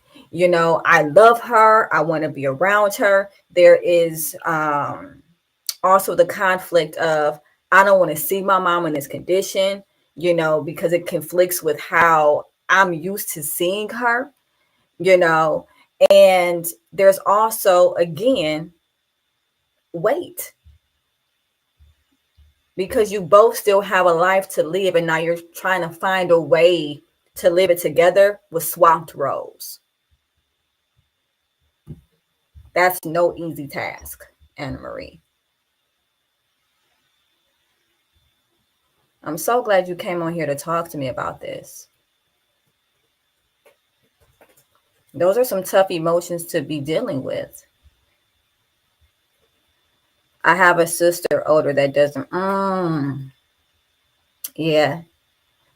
Pamela, thank you so much for joining again. I'm taking questions, comments, concerns. I am a licensed therapist. Anyone who has any questions, definitely feel free to come on and ask. Right now I'm talking to Anna Marie. But Kristen, Pamela, feel free to ask. Marie, I didn't forget about you either. That's also not uncommon, having like a sibling that is not as helpful, and there's so many reasons why. Sometimes it's because they live far away. Sometimes it's because they have a hard time actually dealing with seeing their parent in an incapacitated state. So there's a lot of different, sometimes they weren't close to the parent, sometimes they just don't want the responsibility. And so it ends up falling on the sibling that is closest with the parent, because the parent typically leans toward that sibling. But yeah, it's frustrating. It's absolutely frustrating. I have definitely helped clients work through just what you're talking about, because then there's that resentment, but then you feel guilty for feeling resentful. It's a hodgepodge of emotions, but they're all valid. And I want you to know that, Anna Marie. Pamela, Kristen, if you have any questions, definitely feel free to type in the chat. If you want to be brought on air, my moderator can bring you on air. He will give you a link that you can click on to become a part of the video podcast. Anna Marie, I'm curious as to who you talk to. I mean, right now you're talking to me, and I thank you for that, because this, it's a sensitive subject, and I appreciate you, coming on and sharing it with me. But outside of today, who do you talk to about these things? I really hope that you have some strong social supports to get you through this. You talk to your sister in Christ about these things. And if that is the case, I'm glad to hear that, because going through this is not something you should go through alone. There's a lot of emotions that you can feel. Sometimes people feel shame. Sometimes people feel guilt. Sometimes people start grieving their parent, before their parent is actually gone. I talk someone through walking their parent through dementia, and at some point their parent was not themselves anymore. And so at some point it can feel like you're caring for a stranger, someone who doesn't recognize you. Now in this case, okay, so yes, you talk to your sister in Christ. In this case, your mother has stroke and heart issues. Is she able to talk and move around still, or is she immobile? Hey, Karen, I see you joined. Thank you so much for joining. I am taking questions, comments, concerns. I'm a licensed therapist. So if you have any questions that you would like to ask, utilize me. I'm here. You can either put it in the chat, or, you can actually click the link and come on right beside me and we can just talk. Oh, okay. So she can talk, but she's confined to a chair. So she's not able to get around like she used to, which, in all honesty, can be frustrating for the parent, especially if the parent was somebody that was like really independent and, like to do things for themselves. And so once they get to a point where they're immobilized, which you'll deal with is a lot of frustration from them. And it might feel like they're mad at you or they're frustrated at you, when really they're frustrated at their body because their body isn't doing what it used to do. And people put their whole identities around, they build their whole identities around independence. I'm a strong person. I'm independent. I don't ask for help. And all this, all of these different things that are boosted by, societal pressures to, have a certain level of autonomy, right? And so then when something happens and they're not able, such a scary place. It's a scary place for them. It becomes very frustrating for them. Sometimes they feel like a burden. And, and then they end up lashing out at the people that are closest to them. Now, I don't know if that's the case with your mom, but if that is happening, I just want you to know that it's natural. It's natural because it's not hard to, it's not easy to go from being the person taking care of someone versus being the one being taken care of. Hey, Johanna, how you doing? Okay, so Johanna, you just came out of a traumatic situation with your wife. Hey, Deborah, I see you're on as well. Did you want to talk about it? That's what I'm here for. I'm a licensed therapist. And so feel free to, oh, okay. He said he's fine. Okay. Well, I appreciate you coming on here. And if you do have any questions or you do want to talk anything through, I'm here for it. Deborah, same with you. This is my first time here, so glad to be here. I'm so glad to have you here too, Johanna. How is your stress?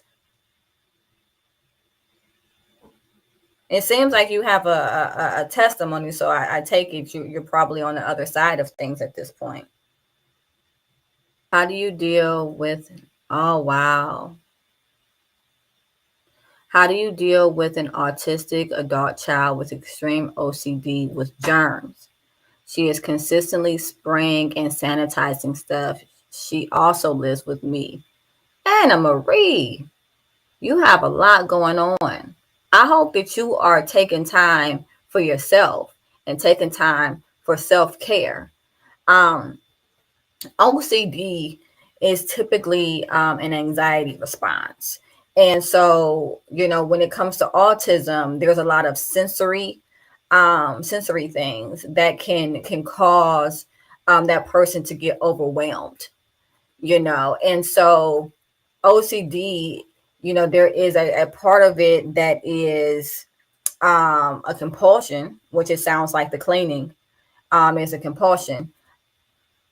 But there's also a part of it where there might be anxiety around germs. Maybe they were told something about germs that freaked them out at some point, and they think that the only way to keep themselves safe is to keep cleaning. But definitely an anxiety response. It's harder because with individuals with autism, there's a lot of sensory things, but there's also a lot of emotional, I'll say there's also a lack, that's a better word, a lack of emotional regulation. So they can go from 0 to 10, all of a sudden. So, sitting them down and saying, hey, this is already clean, that's not going to do anything, especially if it's a compulsion. However, all depending on how verbal the adult child is, you can have a conversation with them to find out where their anxiety is coming from. I've seen a lot of verbal adults and also teens that I've counseled, and you can, depending on where they are on the spectrum, have conversations with them and get down to the root of what's causing the heightened anxiety, because you probably will see heightened OCD behavior when the person is overstimulated. Finding out what might be overstimulating them, giving them different ways to be able to hyper focus in on things that like music or something like that can be calming to them, giving them something that can take the place of the cleaning, helping them really understand germs, and that there are good germs that we need. Hey, Bridget, thank you so much for joining. I really appreciate you. Feel free to come on and chat. Also, feel free to click the link and come on. I would definitely explain to them that there are good germs that we need. And, the consistent spraying, they're not only moving away the bad germs, but they're moving around the good germs that we need, and see if that is helpful. But definitely sitting down, having a conversation with them, figuring out what is triggering the anxiety, what's triggering the overstimulation, when are they more likely to come out with their spray, like what's happening around that time, what's going on, is something too loud, is it all day every day, and sometimes setting an amount with them. What is an amount that's comfortable for you? How many sprays do you need to spray? Is it 5? Is that once you spray 5, does that urge to keep doing it go away? Okay, so once you get to 5, I'm going to let you know you're at 5, and then we're done, right? And then having that type of conversation with them, that's also helpful. Putting a limit on it based off of their comfort. So there are a lot of different things. But definitely pay attention to when you see them doing it the most, because 9 times out of 10 is something that either has overstimulated them, caused them some type of anxiety, and that's how they're responding to it.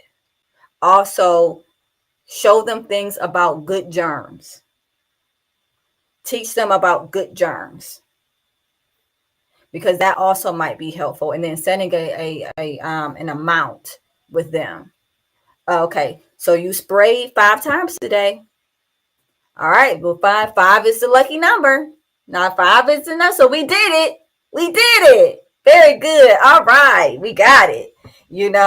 All the bad germs gone. Now we got to make sure we leave some room for the good germs, right? We don't want to spray away the good germs. No, we don't want to spray away the good germs, right? Talk to them. Talk them through it. There's also a technique called urge surfing. Now, I don't know if it'll work as well, just all depending on where they are on the spectrum. But urge surfing is really, really, really great. Okay, because what it does is it describes your emotion as a wave that is starting low, coming, hitting a peak, and at that peak you feel like it can't get any higher, right? You need to act on it. You need to do something about it. You have to do something about it. And then what you realize is when you sit with the emotion, it begins, or the urge, right? It begins to subside. Now, it's not easy, and if you're willing, you can talk them through the process. You can say, okay, what are you feeling right now? What is it that's making, are you feeling it in your hands? Is it something in your mind telling you that it's not clean? What is it that we're feeling? Let me know as it rises, right? Talk them through it. Deep breaths, box breathing. Okay, as it's rising, it's getting worse, huh? It's getting bad, and you see them fidgeting or whatever the case may be. Okay, it's okay, right? It's going to get to a peak, but then it will come down. It will come down. Let's breathe through it. And do that with them. Help them to regulate as well. That's also and you can go on Google and you can actually, because I don't know if I'm able to share my screen here or not, but you can Google urge surfing techniques. There's a lot of them. There are ones that are audible. There's ones that actually have a script where you can actually walk them through the script. Either way, you'll be able to, and there's also one that it's like a bell curve, but it's in the form of a wave, and you can kind of walk them through, tell them to point to where their emotion is at that point. And if they keep on pointing to the top one, let them know, okay, all right, let's do some breathing. Let's work through the exercise. Hey, Marlene. And then let them know, to let you know when it subsides, and then reward them. Because positive reinforcement, I mean, that's always a thing. And whether you're an adult, a child, and an elder, positive reinforcement will continue on a behavior. I hope that answered your question. Anybody else have any questions? Marlene, Bridget, if you have any questions, any scenarios you want to run by me, that's absolutely fine. Again, I am a licensed, spelled LICENSED, therapist.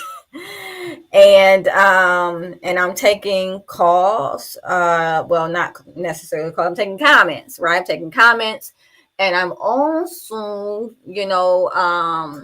open to someone clicking on the link and coming right on.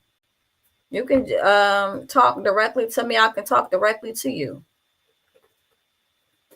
Anna Marie, I really hope that I answered your question. If there's any follow-ups, let me know.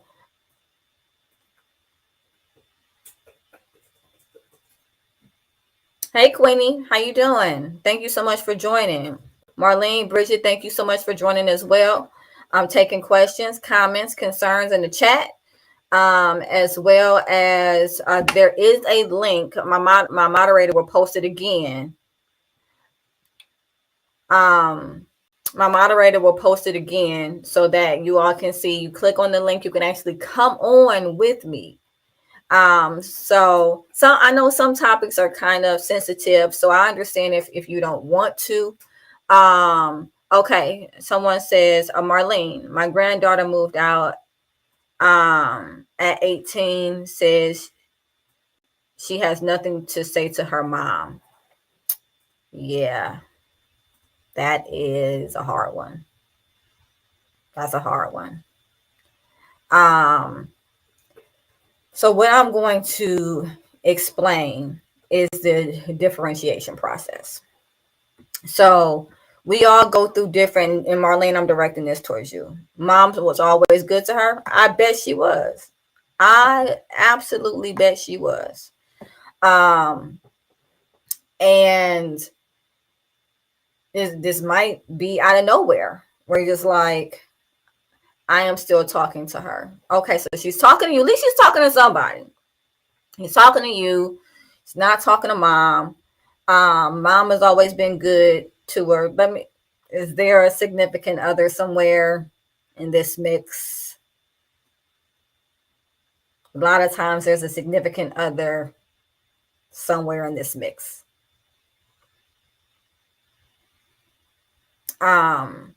Nevertheless, Marlene, I'm going to talk about the differentiation process. Kids think their parents are the world because the parents are the world. Her mom has a boyfriend. Okay. So mom has a boyfriend. Is the child an only child? Because that's important.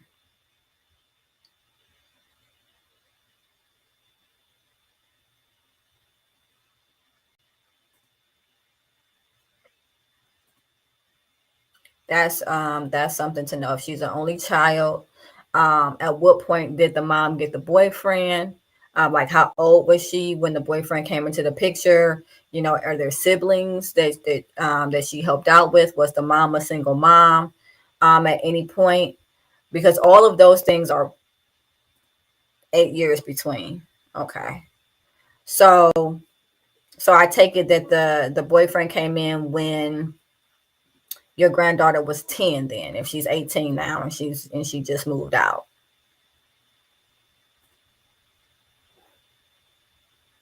Or is it that she has siblings, but there's 8 years in between the siblings?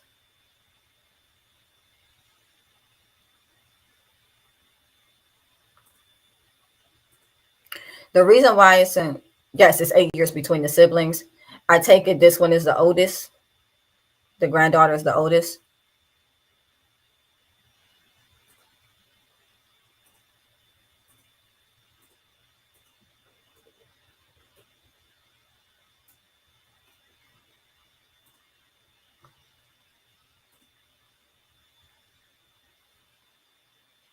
Oh no.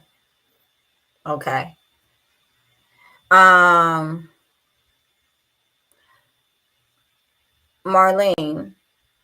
it might be easier. Oh, she's younger. Okay. Okay, so she's younger. And so there's 8 years between her and her eldest sibling. So her eldest sibling is an adult. Even though she's considered an adult too, which is so scary. Sometimes when the 18-year-old is,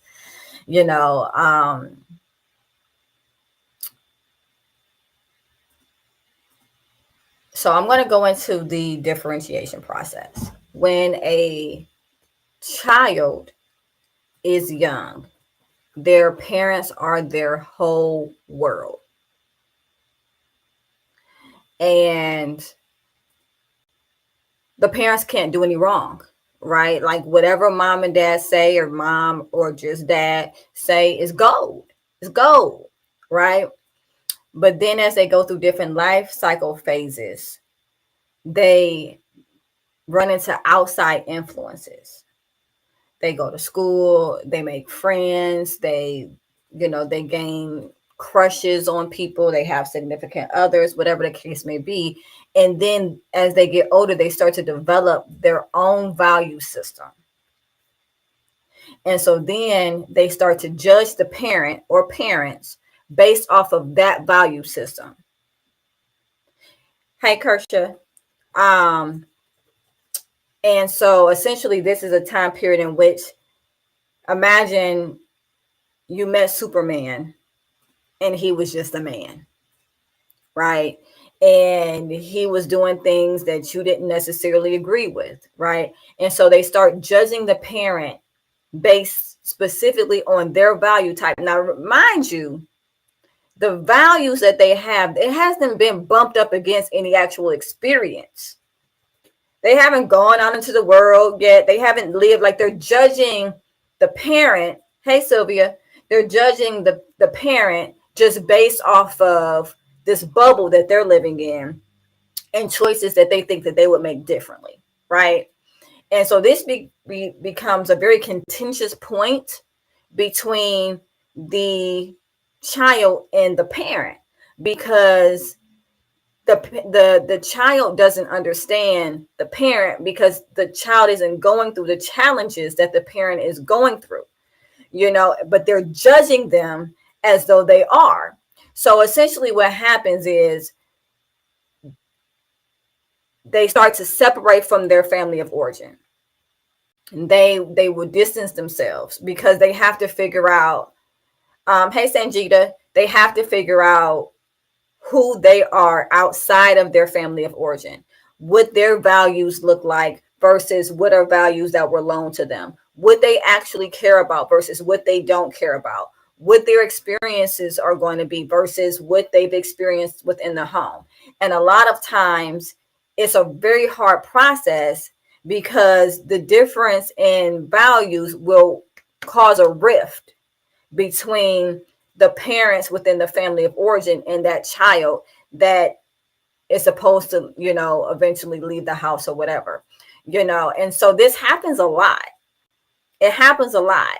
We want to be able to talk our kids through the differentiation process, but a lot of times the differentiation process involves a break between the parent, the parental unit within the family of origin, and the person that is trying to break off and find themselves, right? You can liken it to leave and cleave, right? Is that same concept. At some point you have to separate and make your own family, but you have to discover who you are in the process, which a lot of times, unfortunately, means breaking from your original family of origin. Marlene, I'm curious, how's mom taking it? Because it could be rough. How's mom taking it?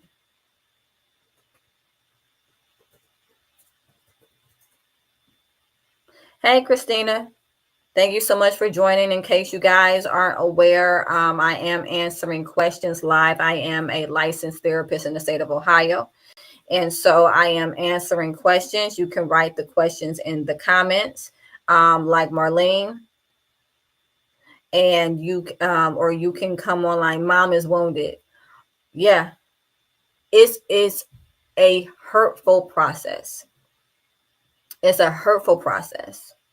But it also has to happen, because if it doesn't, the dynamics of the relationship never get a chance to shift. Your granddaughter is someone's daughter, but one day she might be someone's mom, and one day she might be someone's wife. Hopefully it happens in a reverse order, right? But nevertheless, she's going to be her own adult, and she's going to have her own family of that she creates. If differentiation never happens, then she never gets a chance to get out of that role of being just a daughter. That break has to happen, because then mom is able to see her as a woman instead of her baby girl that has always lived at home with her. And it hurts. It hurts. And tell mom I feel for her. I really, really do, because it hurts. But also tell mom that the fact that her daughter is going through the differentiation process means she did something right. Let her know that. As much as it might not feel like it right now, the fact that her daughter is successfully going through the differentiation process means that she did something right. Her daughter has what she feels, she has everything she needs to be able to go off on her own. She feels secure. She feels confident in her ability to make decisions and live on her own. That's a big deal. That's a big deal. And it's because mom did something right, not because she did something wrong. So let her know that. And I thank you so much for your question, Marlene. Margie, I see Margie is on, also Teresa. Christina is also on. Sylvia, I haven't forgotten about you. Hi, Kersha. I am taking questions. Questions about family, questions about life, questions about attachment, questions about, whatever's on your mind, whatever's on your heart right now. I am a licensed therapist in the state of Ohio. And so I am here just to talk. Take advantage. Utilize me. And again, Marlene, thank you so much for your question. Anna Marie, thank you so much for your question as well. I appreciate you both coming on here and talking. Yes, absolutely. Absolutely. We will pray for them 150%. But also remind your daughter that the differentiation process means she did something right. Because sometimes during this process, a parent can feel like, well, what did I do? Or what didn't I do? Or what did I say? Or what didn't I say? Or maybe I pushed too hard. Maybe I didn't push enough. Maybe I didn't give them enough. Maybe I gave them too much. And they start to doubt themselves. Hey, Anthony, they start to doubt themselves. And so a part of the building process for the parent is realizing what differentiation is, and that if the person is going through that process, if they have the confidence to go out on their own, it's because you've instilled in them something that makes them think that they can make it. That's what you want. Believe it or not, as painful as it is, that's actually what you want. Hey, shout out to Miss Ronice. Hello. Marlene, see, Ronice, that's my mom.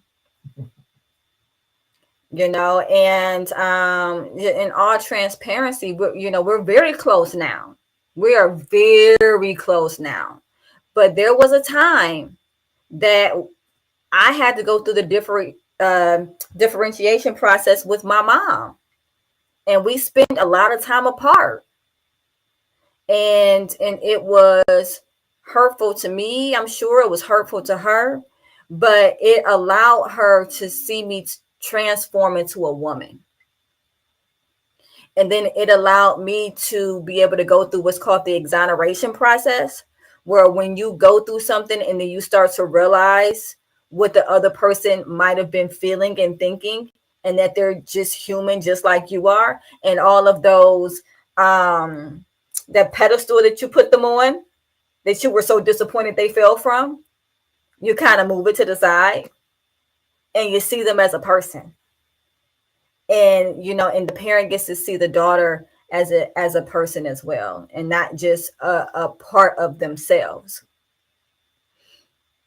Mom, how would you say the differentiation process was for you?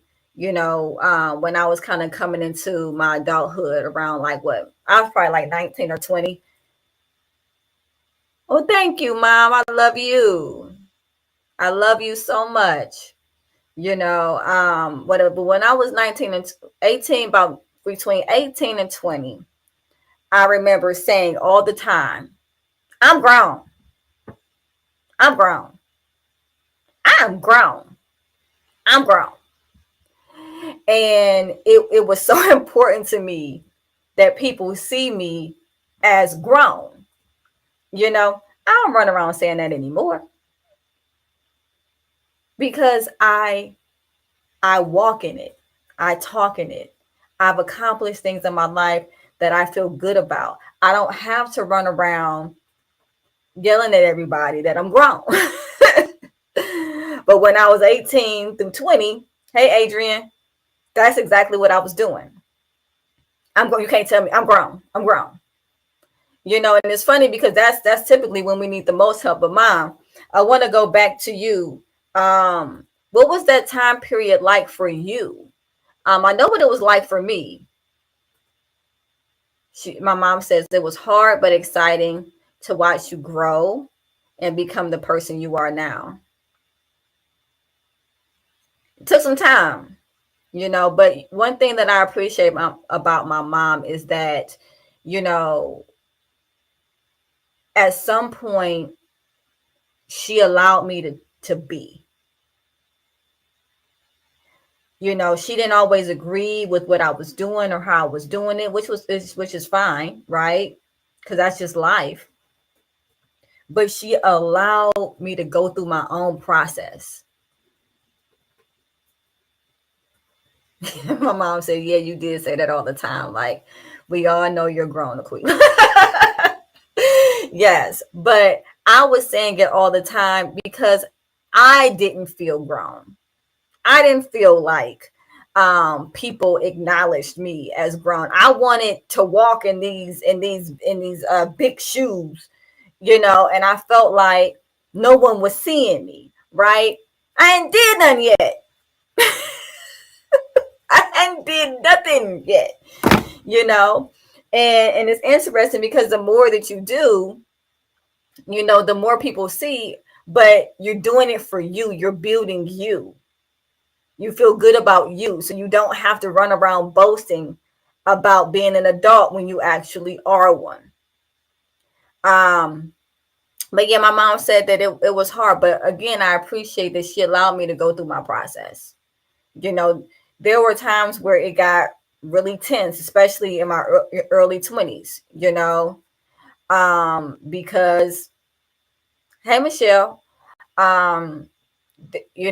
there were just things that I had to experience on my own, and my mom wanted to protect me from, experiences that, she kind of felt, her spidey senses were tingling, right? Because she had experience and she could see some things that I couldn't see, but I had to experience it on my own terms. I needed to experience it on my own terms. And at some point, she realized that and was like, okay. And she allowed me to do that. And when needed, she was there to pick up the pieces. And I think that's the most important part. So Marlene, definitely tell your daughter, remain open. There's a lot of offense that can come from the differentiation process. I can't believe this person did this to me. They don't appreciate nothing I did and all this other type of stuff. And yes, it's okay to feel that way. There's offense. There's a little bit of resentment. I actually have a podcast episode that you can actually look on Spotify, Google, or Apple Podcasts, and it's about just this. Like, it's specifically about it's called Ungrateful Eye Kids. And it's literally about the differentiation process. And speaking as a parent that was feeling hurt by that process. Because I'm human too. My mom said, we had our trials and tribulations, no doubt. Yeah, we did. But You know, my mom, I love my mom so much, so much, you know, but I had to go through things before I could appreciate the person she was. And that's the same process. So with that, a lot of times does come appreciation. So just also let your daughter know there is a pot of gold at the end of the rainbow. And it often looks like the exoneration process, which is when you see your parents as human and you actually identify with them on a level that you never could before. And you also appreciate that as a human, they did the best that they could. So Marlene, I hope that was helpful. I'm purposely not saying people's last names. Just want to throw that out there. I think that's just a therapist in me to allow some type of anonymity. So I'm only saying people's first names. I'm so glad that you're on, Mama. I do. I love you very much. I also love my grandma too. You know, she played a big role in my life as well. But yeah, show is almost coming to a close. So, you know, anybody have any follow-up questions? I know that a couple of people joined in the meantime, in between time. I know Anthony joined, Margie joined, Teresa joined, Christina joined, Sylvia joined, Kersha. Sorry, I hope I'm not pronouncing that wrong. Queenie joined. So if you have any questions, get them in now. Get them in now. Put them in the queue so that I can answer them, because it's almost time for me to go. Take advantage. Again, I'm a licensed therapist in the state of Ohio, jumping on just to talk to people. Talk to people. Answer questions. You know, even if you just want to try it out, you know, you might feel a little nervous. Thank you for yes, Anna Marie. Thank you for coming on and asking your questions, because your questions help other people. You're not the only one that's going through what you're going through. None of you, whatever that something is, you're not the only one. Your questions help other people. That's why I do this. Michaela is on. Hey, Michaela, thank you so much for joining. Again, I'm taking final questions. Thank you, Marlene, too. I appreciate you sharing that with us today. And I think that it will be helpful to a lot of different people. And again, if you want to check out my podcast specifically on that, it's called, again, Ungrateful Kids, right? And you can find it on Google, Spotify, and Apple under Supportive Advice Live. We have our podcast uploaded there as well. You can also go on Facebook and type it in on Supportive Advice, or even my personal page, and which is Aqueelah Wheatley, spelled the same as you see on here. And you'll be able to actually see my face as I'm talking about the differentiation process firsthand. Not fun. My mom says, I really enjoyed the show. Thank you so much, Mom. I enjoy having you on here. You know, I love you. You're always welcome. And anybody else who has questions. Also, if you didn't feel comfortable asking your question, hey, Daryl, if you didn't feel comfortable asking your question live, right? Inbox me. You can inbox me on Supportive Advice. You can inbox me on my personal page, Aqueelah Wheatley. You can also send me an email at Aqueelah Wheatley, AQUEELAHWHEATLEY at supportiveadvice.com. You can talk to me about different topics you want to hear about. You can talk to me about questions that you might have. You can talk to me about pretty much anything. So just, inbox me, and then, it might be our next topic. So definitely don't hesitate to do that. And make sure you check out some of the other podcasts. I'm sure you all, could get something out of those as well. All right. If you have questions, get them in the queue. Again, I'm a licensed therapist, just taking questions, family questions, individual questions. Anybody who ever just wanted to talk to a therapist for free. Definitely feel free. This is my give back. I do this for you all because everybody needs somebody to talk to. Why not me, right? Why not now? All right.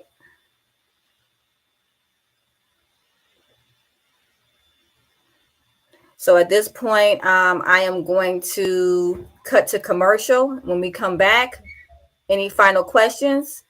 And then we'll take it from there.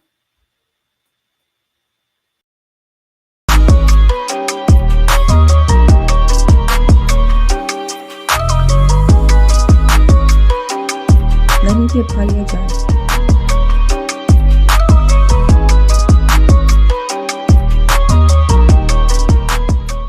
And we're back. And in case you didn't get a chance to write that down, the website is www.supportiveadvice.com. No spaces, supportiveadvice.com. And you can also reach me at 440-423-5955 to schedule appointments. And if you have anything in depth that you really want to talk about or that you want to work through, definitely feel free to schedule with me and we can go through the process of talking through some things. I do family therapy, couples therapy, individual therapy. The only group that I don't typically see at this point, children. But Ohio Guidestone has a great early childhood program. And so definitely look into programs for children because they need love too. And they have issues too that need to be talked about and deserve to be heard. That number again for you guys to schedule with me is 440-423-5955. More conveniently, you can go right onto my website. It gives you access to my calendar. And that website for you is supportiveadvice.com. Supportive advice, all one word, .com. And if you have any questions, concerns, if you have any ideas that come to you in the middle of the week for a topic that you want to hear about, hey, Esther, a topic that you want to hear about that maybe you didn't think about, or a question that you had. Hey, McLeod, maybe your name is Richard. Hey, Jamila. Just questions, things that you didn't come to mind when you were sitting here. Inbox me.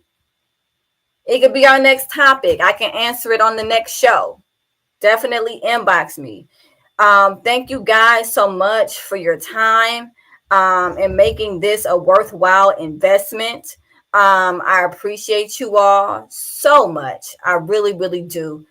Please join us again. We are here on Thursdays, typically around 6-ish. If you get on at 6 and you don't see me, hey, Ether. Esther, I'm sorry. Blessings to you too. If you get on and you don't see me, just wait a minute. Just wait a minute. Okay. We will be here on Thursday around 6-ish, right? Esther, so glad that you joined us. We're actually at the end of our show. But I really hope that you come back next week. And if you have any questions or concerns, or any topics you want to talk about, definitely inbox me on my supportive advice page. You can also inbox me on my personal page, Aqueelah Wheatley, and you can send me emails to aqueelahwheatley@supportiveadvice.com. If you're interested in actually scheduling an appointment with me, I talk to families, couples, and individuals. Feel free to go to my website at supportiveadvice.com. Thank you, everybody, for joining, and we're going to close with a commercial. Have a great day.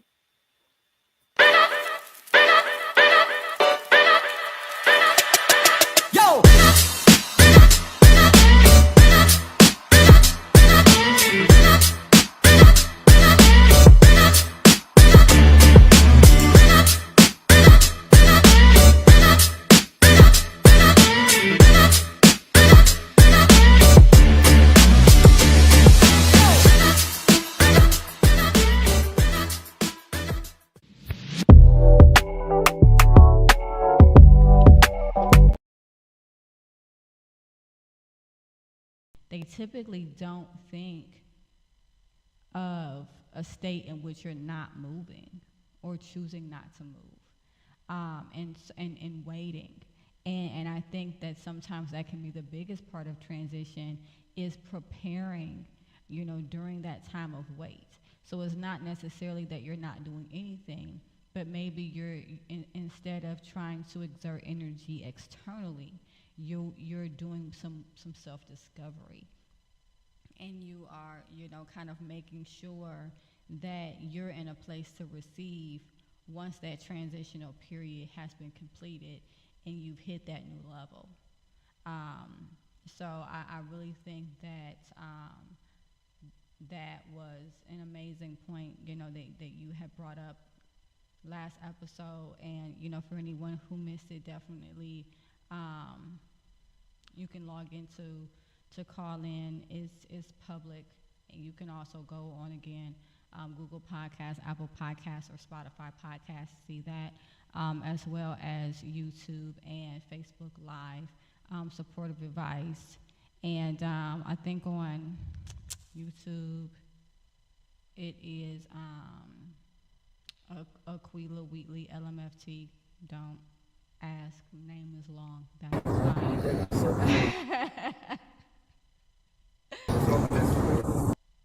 And did you have any additional thoughts? Well, I think, well, of course, I'll give you the 2-for-1 special. Procrastination, instant gratification kills the nation. But seriously, definitely like with transition, like the transition, like for me, was moving too fast and doing too much to sitting and being almost like a cat waiting to pounce, if you will, where you kind of get into a posture of calculated moves as opposed to just movement. And I think that's something that is harder to do, especially with today's society, where someone who doesn't look like or seem like or even smell like a certain thing that is the expectation is seen as a sore thumb, where really they really on to something most times. What I saw like a super nonconformist when I say this, but what most people kind of like or gravitate to kind of makes me concerned. like why is it so popular? What's wrong with it? What's going? Something is wrong. Like that's also my inner conspiracy theorist too. But I'll digress with that. That's a whole nother subject. But yeah, that's I think that's important to just know, because for some people their transition is going from sitting and being in a study mode to being active. You got to know where you at with it, and that's the biggest thing about transition. What are you transitioning to? What's the end game, and what is the strategy to get there? And I think it's all independent on the person, and I think that's the biggest thing people should take away, is like, what is going to work for you, not work for for Jeff over there that you went to school with, or work for Margie and what works for you, Broomhilda, or what, whatever the person's name is. What works for you? Okay, what works for you, Mary Catherine? Well, I'll just insert random name here, or insert your name here in TV land, or calling app land, or TikTok land, or Tic Tac land, I should say, as the old folks say. No.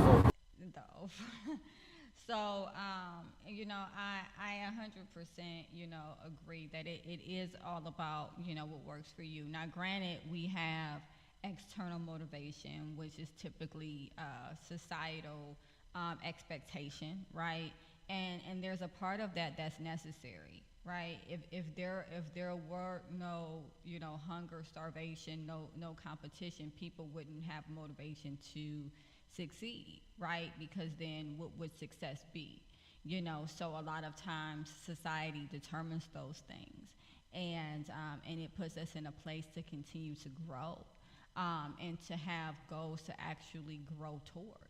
If those things aren't in place, then it's essentially we can become stagnant. But everybody has their own road, so to speak. Everybody has their own purpose. And so it definitely is important to make sure that whatever road you are on or wherever you're going toward is something that is going to take you towards self-actualization versus something that is just going to help you conform. So with that being said, I am going to transition into the Am I the Asshole Reddit. Because I just Yay! I just love it. I love it. And I didn't get a chance to do that last week, but I'm not saying that begrudgingly. I'm definitely glad that the conversation took the turn it did, because hopefully it really was helpful for those that were able to tune in. And again, I thank everyone who did tune in. So Monique, Mo, I thought you. See, this is what I be talking about. Mo is actually on the line. I'm going to invite you to be a speaker. Hey, Carno, how are you? Jam Pop is stupid and consistently do stupid stuff. I try to avoid the idiocy. Okay, yeah. Better this. Well, I'm glad you're doing better this week. Definitely. And I'm glad that you are here to listen as well as share. Hey Mo, how are you doing? I'm surprised to see you.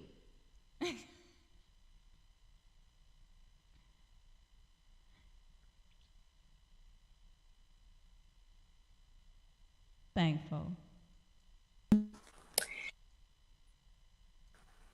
Thanks for having me once again. Of course. I'm excited to hear what we're talking about today. All right, so what we're gonna do is we're not gonna draw this out too long, but I did want to go into the Am I the Asshole Reddit. So here it is. It's a little long, so bear with me. Am I the asshole for not helping my brother with his daughters when his wife left him?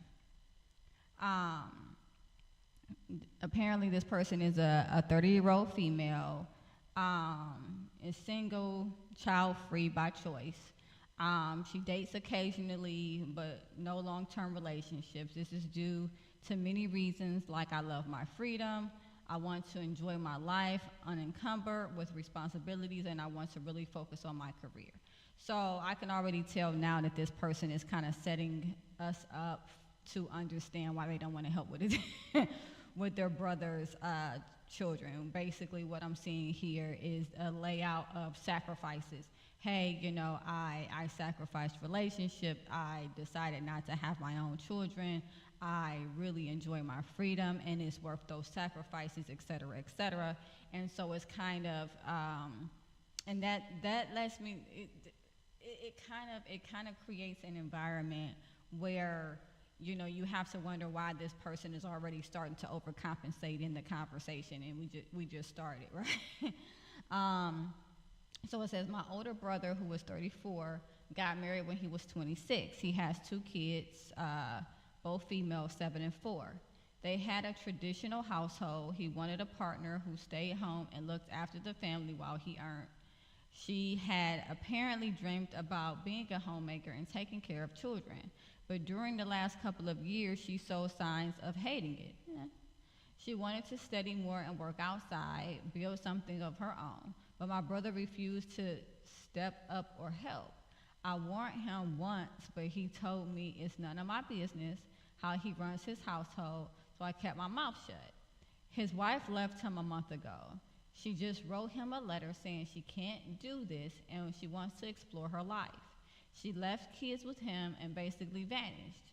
We have no idea where she is. Jeez, that sucks.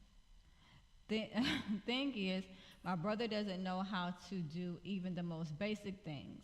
He is the kind of guy who never changed a diaper or toasted bread. The moment my brother found that his wife left, he called my mother, who rushed in to save the day.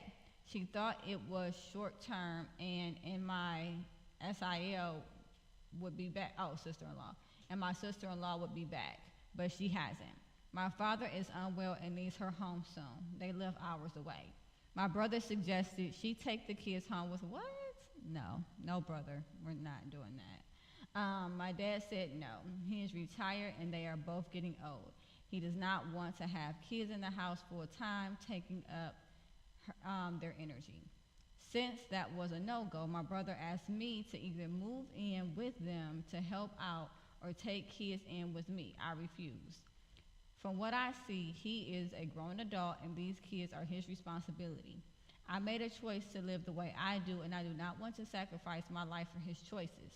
My family is pressuring me into this stuff, blah, blah, blah, blah, talking about how my brother does not know how to take care of kids. The little girl needs a woman in her life, other little girls, and blah, blah, blah, blah. So am I the asshole? Okay? What, that's a lot. That's a lot. I'm kind of chuckling just a tad, because he's like, all right, Mom, take him. Like, here, take, like,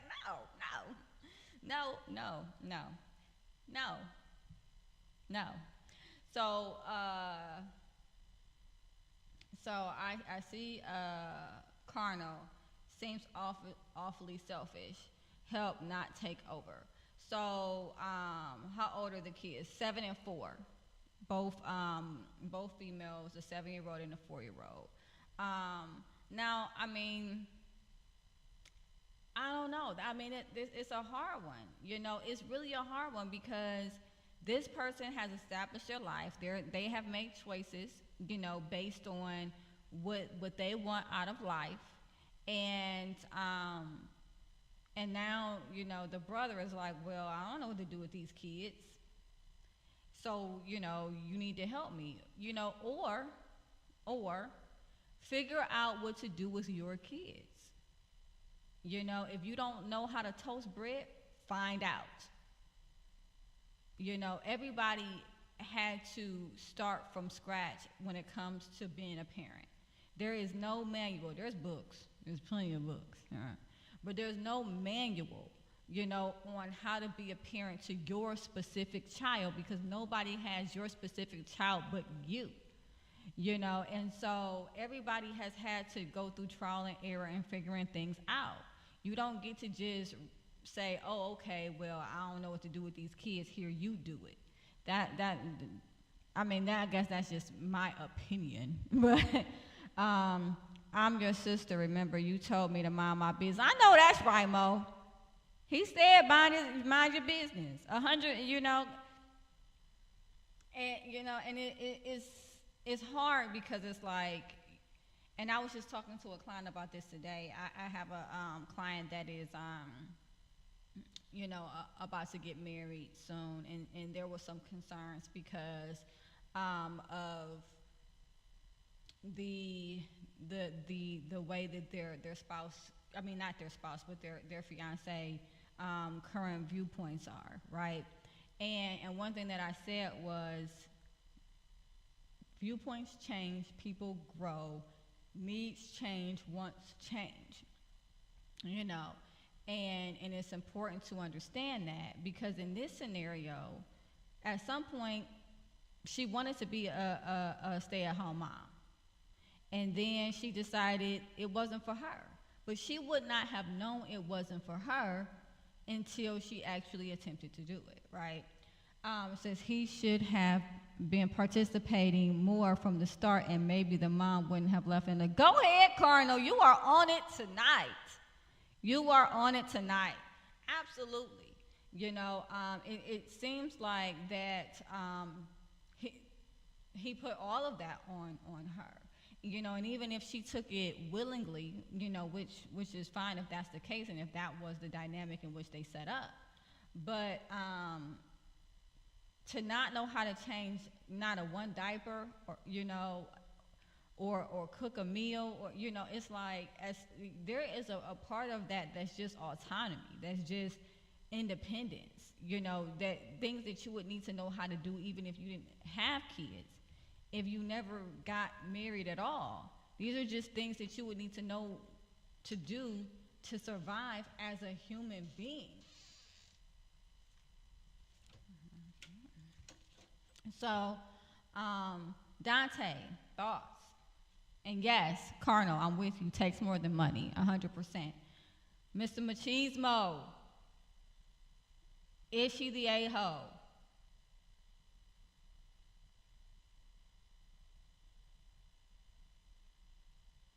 Did I lose you?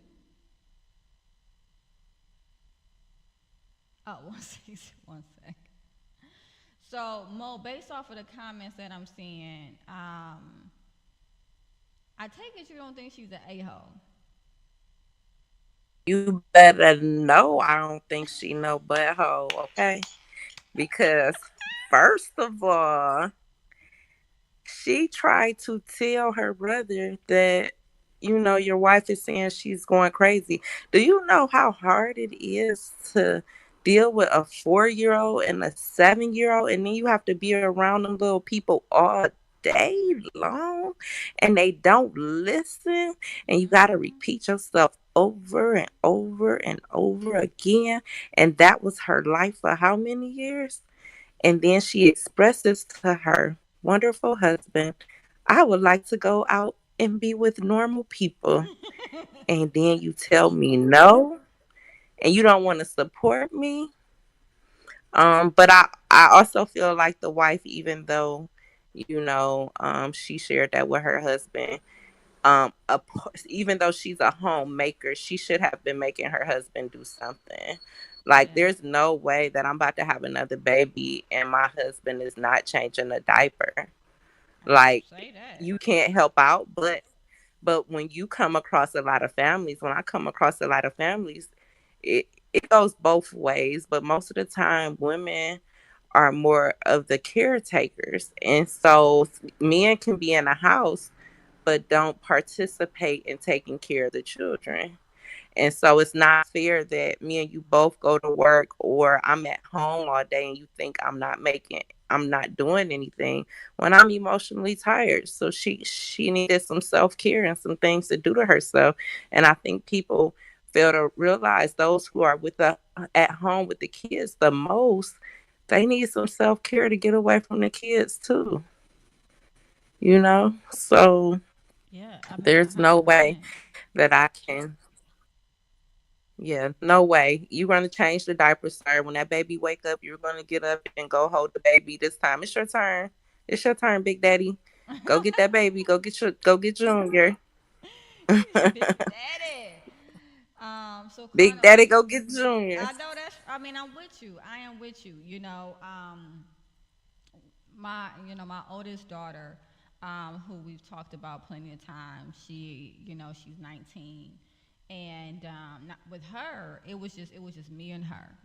So there was no taking turns or anything like that. It was nobody that hand anything over to, but my daughter and my son, it was definitely equal responsibility, essentially. Very active, paternal figures, and I'm so appreciative, of that. And I think I was even more appreciative of that because I knew what it felt like not to have that. Granted, on the other hand, a part of why we might hoard some of the responsibility is because then we don't have to run things by someone else. We don't have to get someone else's opinion. We don't have to discuss things and have conflict or get someone else's approval or come to compromise about things. And that was another aspect of it that I realized, because when it was just me and my oldest daughter, I didn't have to ask anybody anything. Whatever we were going to do was whatever we were going to do, But then with parents, with paternal involvement, now there is somebody who has an opinion. There's somebody who also has that child's best interest. There's somebody who was possibly raised, differently than we were, And so sometimes part of hoarding the responsibility is not wanting to have to share in the decision making, and so that's another concept. But I did want to make sure that I'm getting to Carnal, and he said women need to get their heads out of the clouds too, though, because they all want that millionaire lifestyle where they don't have to do much of anything. And then also he says discipline and structure. Not until they are about 14 or so. And then yes, but he was at work all day. How was he gonna come home and work more to give you a break from nothing? So I think that essentially what we're saying is that there's different types of work. There are individuals that might go out and work outside of the home, and in that they're bringing in income. That income, supports those that are inside of the home, including that person. But then there is also a person who works inside of the home, and that is just as important, right? Because as he's seeing now, there's a lot that needs to get done that he's having a very hard time doing. So had she actually been doing nothing, then we wouldn't be having this conversation, because he wouldn't be freaking out because there's nobody at home to take care of the kids.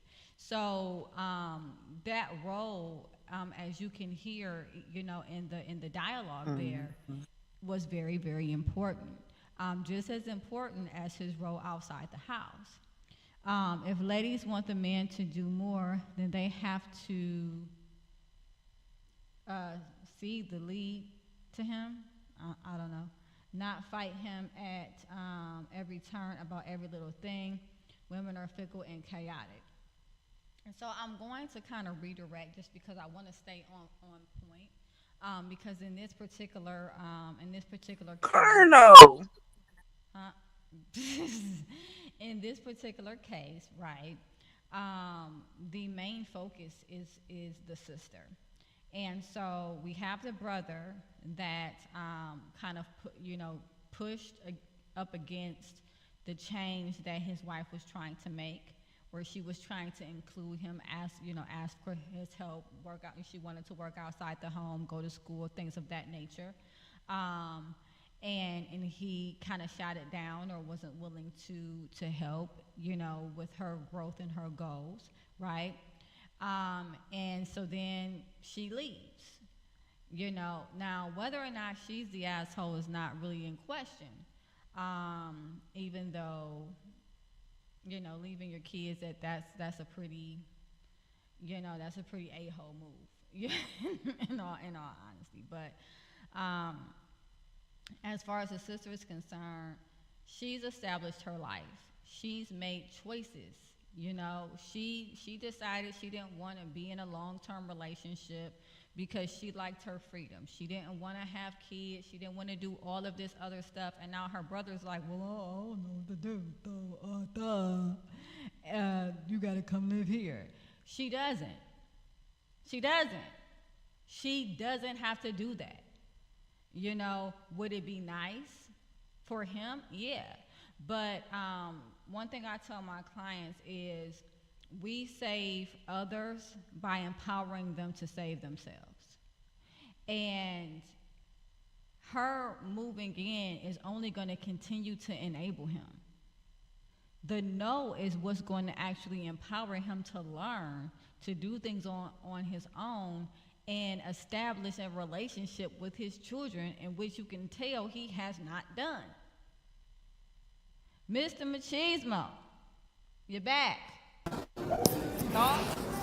Yeah. Oh yeah, the sister is not wrong at all. She has boundaries, and to be honest, them ain't her kids. So she could do what she can, but she can't. That's just unrealistic expectations from the brother. And then definitely the brother should definitely know how to change diapers. And I don't even understand. And keep in mind, I'm coming from a unicorn perspective where I ain't got no kids. But when I do, I'm gonna know how to do the diapers better than the mama. But that's a discussion. So, you know, it's just kind of a mess. I feel bad for the dude though because,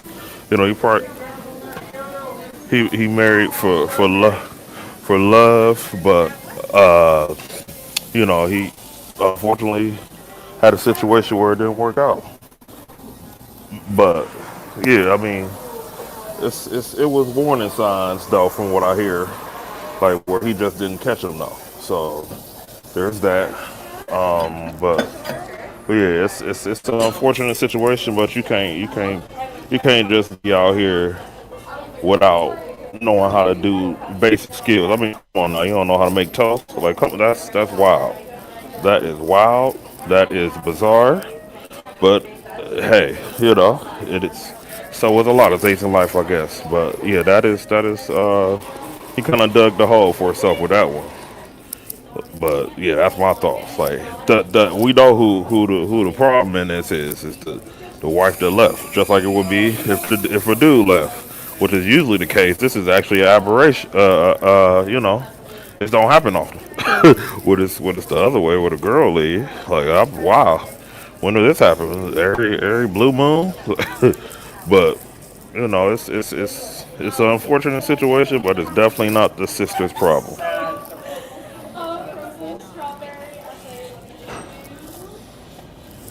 I also wanted to go into Carnal's questions. What is she doing?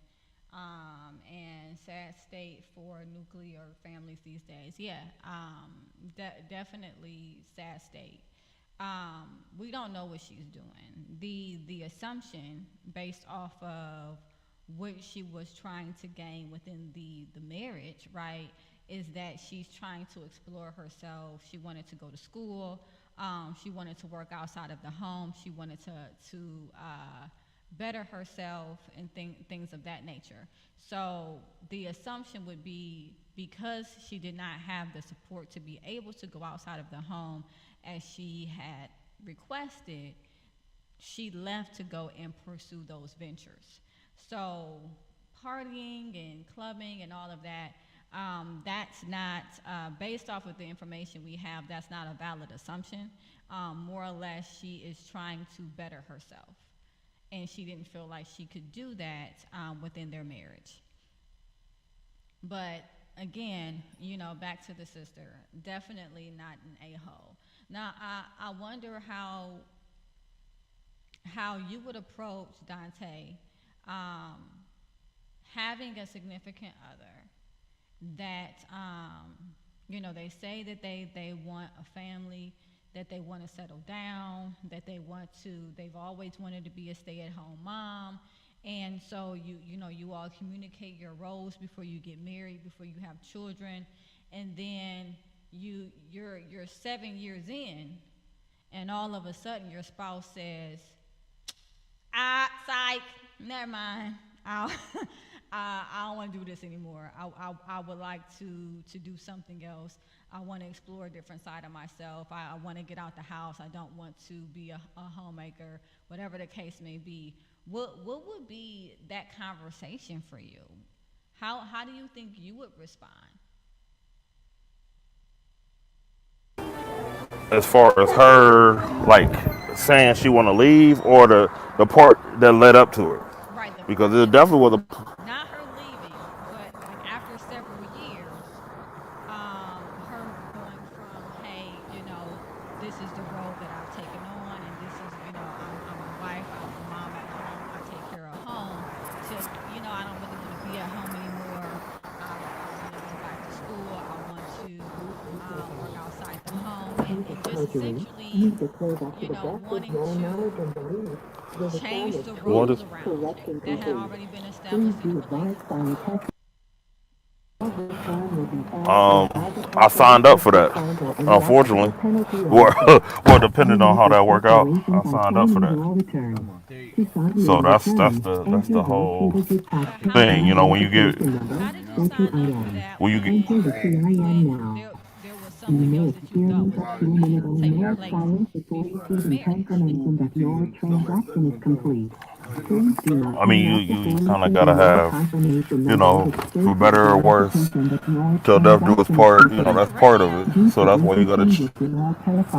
Oh yeah, somebody take care of something. But yeah, that's what you sign up for when you get married. Like you that's why you have to invest the people that you marry. Like that's why you kind of gotta. And it's of course it's not a perfect science. Yeah, you hear all type of stuff, but it's not a perfect science with that backing it up. But it's look like a propane truck or something.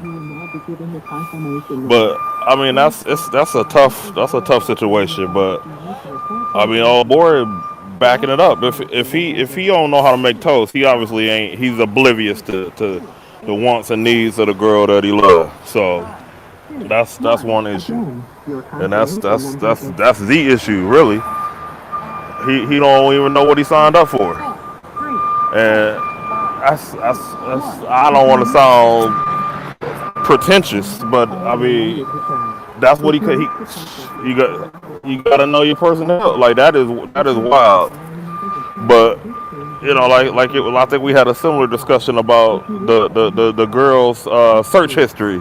About you might not know certain stuff. You gonna know. I'm nosy. I'm gonna know stuff. I'm gonna ask stuff. I'm gonna know stuff.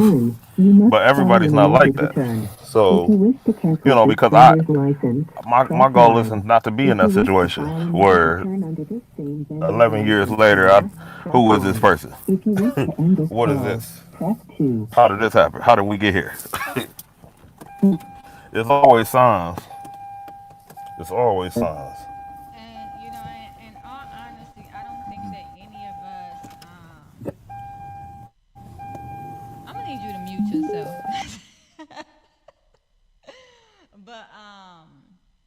But I don't think any of us, get into these situations because we're oblivious. I think that there are expectations that are spoken, and I think that there's expectations that are unspoken. And I think that, sometimes when you're with someone, you learn them as they learn themselves. Like, the person that I am now is not the person that I was 8 years ago. And so I can't expect someone to know who I would be now when I didn't even know who I would be now. And so, it's not necessarily always realistic, to think that you would know. Nevertheless, I want to switch it up a little bit. I want to switch it up.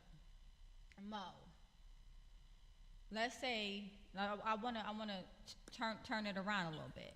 Let's say you have a husband, right? That you know, before you went and got married, he was the breadwinner. You know, he was the person who went out. He made money for the entire family. You know, he said that's who he always wanted to be, what he always wanted to do. You said that you wanted to be, the stay-at-home mom, and then and you guys carry out those roles for several years, and then all of a sudden one day he comes to you and he says, "Yeah, I don't want to work anymore." What is your Um, response to that? Right? um, um, well, first of all, I've never been the person who don't work. My mother has trained me to work since I was 4. Ain't that right, Terry? She down at the bottom. Hey Terry. However, Hey Pickle. Hey how, Carney. however, if I had to be a home mom, that would probably be torture for me. This is a fake Um, scenario, by the way. that would be torture. Like, and he said, okay, so no, I'm not, it's him the other way around. So Hmm. he's at home all day with the kids, and I'm taking care of the family. It's, No, he's at work. This is the scenario. oh, he's at work. Your husband is at work, right? He works full time. He's always worked full time. That was the roles that you guys determined. You stayed at Mhm. home with the children. 7 years Jesus. later, he comes to God. you and he says, "I don't want to work anymore."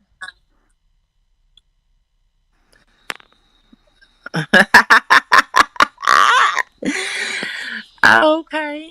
All right. Well, yeah, who's going to pay the bills? I'm agree with Colonel right now. That would be hard for me to swallow and deal with that if I'm been a homemaker all this time and he's been out there making all the money and now he doesn't want to work.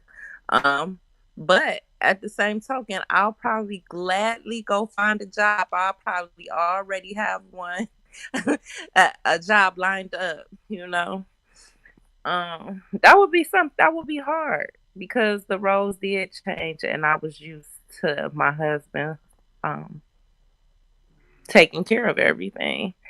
However, in life, we supposed to be a team, right?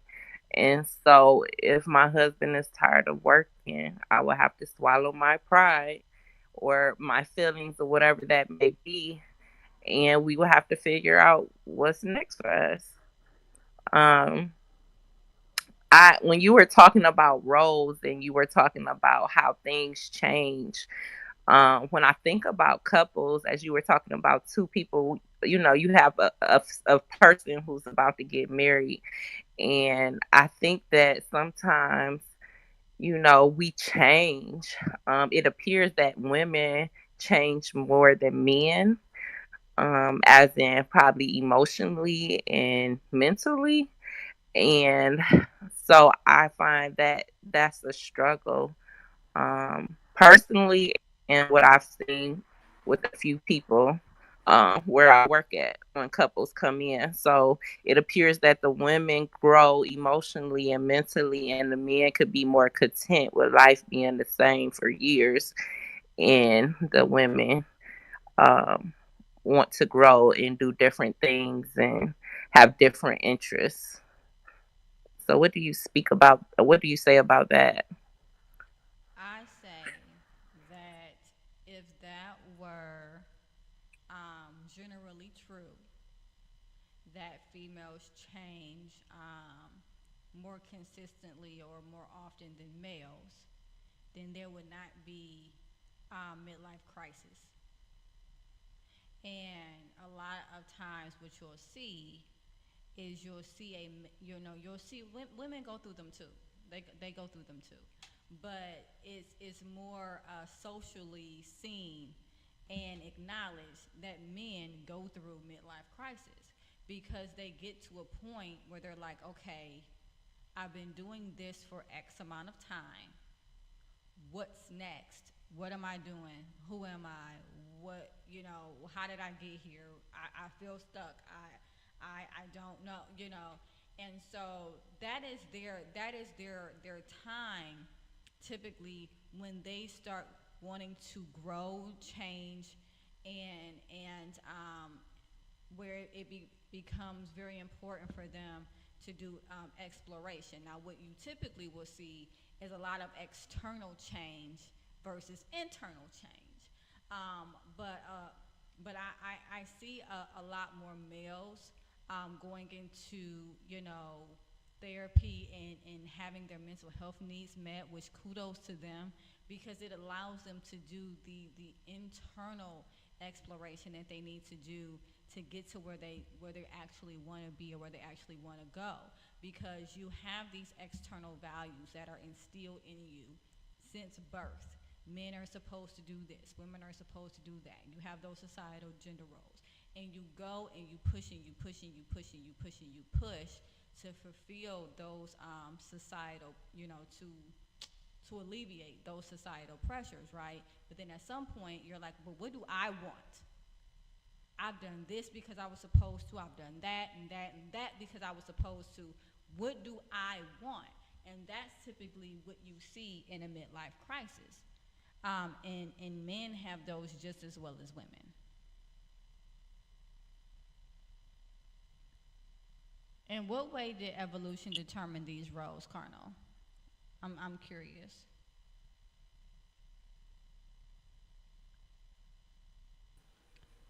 Carnal also made a statement that women are better at certain jobs than men, and I want to say that I have to give my daughter's father credit. He did a lot of things when my daughter was born. He made sure he gave her baths. He got up out the middle of the night to get her. He held her all the time.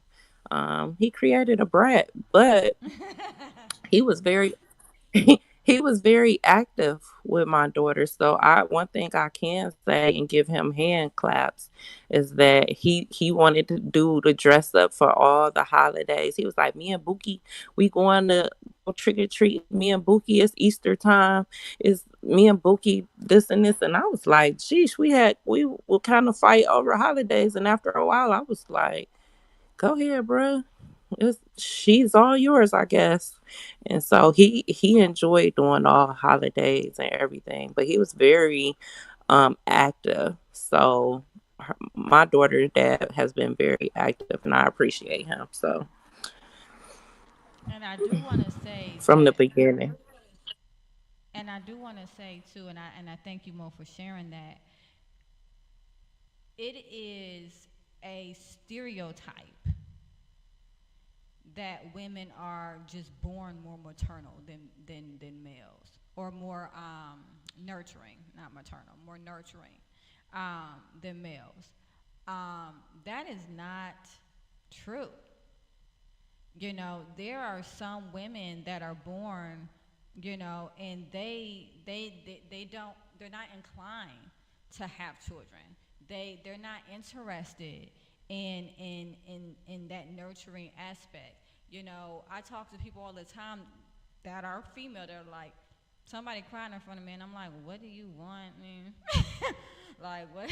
What am I supposed to, like, pat you or like, and it's even harder to have those awkward moments because society tells you, well, you're supposed to know what to do. You're supposed to be nurturing. You're supposed to, and it's like, no, we're not. We're born human,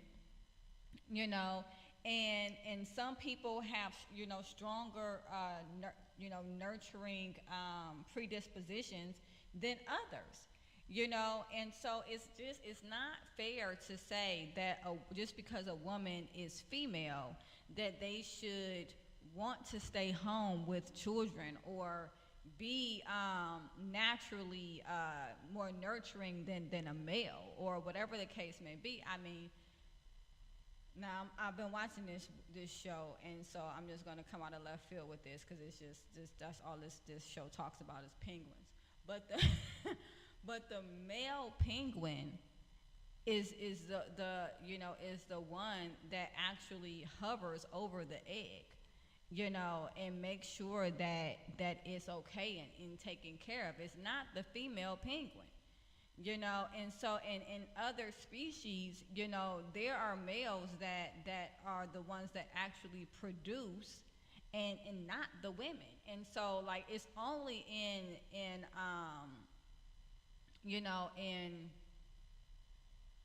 I guess I'm looking for a word. It's escaped me. It's late. But anyway, it's only in our species where we have these roles where it's like, oh well, you're a female, so you're supposed to, and you're a guy, so you're supposed to. No, there's guys who are inclined to cook, who love to cook. There's guys who love to clean. There's guys that are more nurturing. They're sensitive. They have greater emotional intelligence. There's women who have that, but it's not because of our gender. It's because of who we are as human beings. And so I just don't think that that's fair. I mean, I'm listening to Mo, and she's like, man, I wouldn't want to stay at home. That doesn't disqualify her as a woman, because she would like to work outside the home. That doesn't make her not a good mother. That doesn't mean that she's not nurturing. That doesn't mean that she doesn't fit some type of mold because she wants to work outside the house. I remember when my son was born, for a whole month or two, I had to, like, I wasn't able to go back to work. I had to stay home with him. He was born in the wintertime. I was not able to leave the house unless he had a doctor's appointment, because he was not supposed to leave the house because he was premature. I crawled up the walls, down and up and down and up and down. That was the longest 2 months of my life. Now, I love my son. I love my son. I love my son. And also, I'm very nurturing. But staying at home, not being active, not being able to go out, learn, grow, and experience social growth, that was horrific.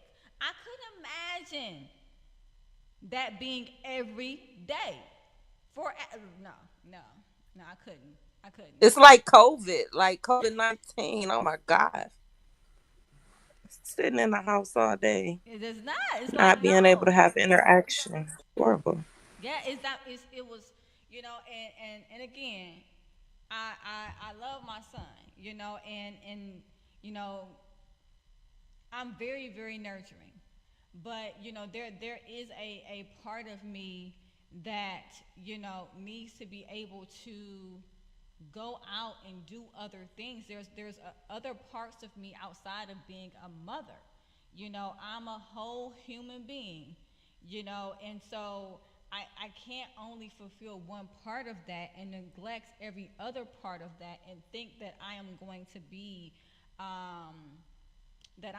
a balanced human being. I'm not going to be, and it seems like that is the Coco 19.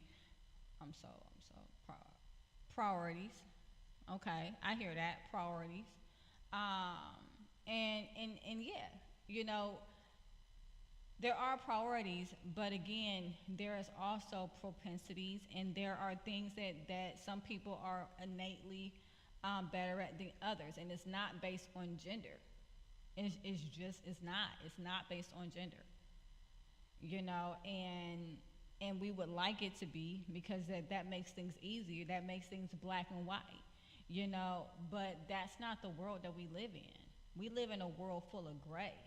And it's just that mindset of, well, she's a female and she, and I'm out here working, so she needs to get it together and be okay being at home, that got due left. Because you have to make room for your partner to grow just as you are growing. It's not one-sided. Aqueelah, I have a question about, so how do you approach a situation? You tell your significant other several times, this is bothering me. I'm tired of cleaning up after you. When you say things like that, you hurt me. You continue to tell a person how you feel, but they ignore your feelings. And this, we see this in this case. And so she ended up leaving. She kept sharing how she felt and how she wanted to do something different, but he was not willing to hear or listen to what she was saying. He was not willing to adjust. So when you're not willing to adjust to compromise and to help your significant other, um, that brings on many problems. So, just so that I can better understand, how would I approach When what specifically? what do you do when your mate does not listen to you, when you continue to tell them how you feel and they ignore your feelings? After a while, that gets old. And when we look at the scenario, the wife left because she kept saying she didn't want to be a homemaker no more. She wanted to go out and experience life, but she was being ignored. Her feelings were not being considered. Um, and so when your feelings are not being considered and you continue to share how you feel and someone ignores, to me, that's basically like you're saying F me, screw me. And that is a that is definitely a concept that is shared, by many. If you're not taking action around how I feel or the changes that I want to see, then you must not be hearing me. Sometimes individuals hear what you're saying, but they may not believe that you're actually going to act on it. They in which point you see a lot of avoidance. Whereas, like, I heard what you said, but I'm just hoping that you don't do anything about it. So let's just avoid this. But there's also different stages of change. There's pre-contemplation. There's contemplation, right?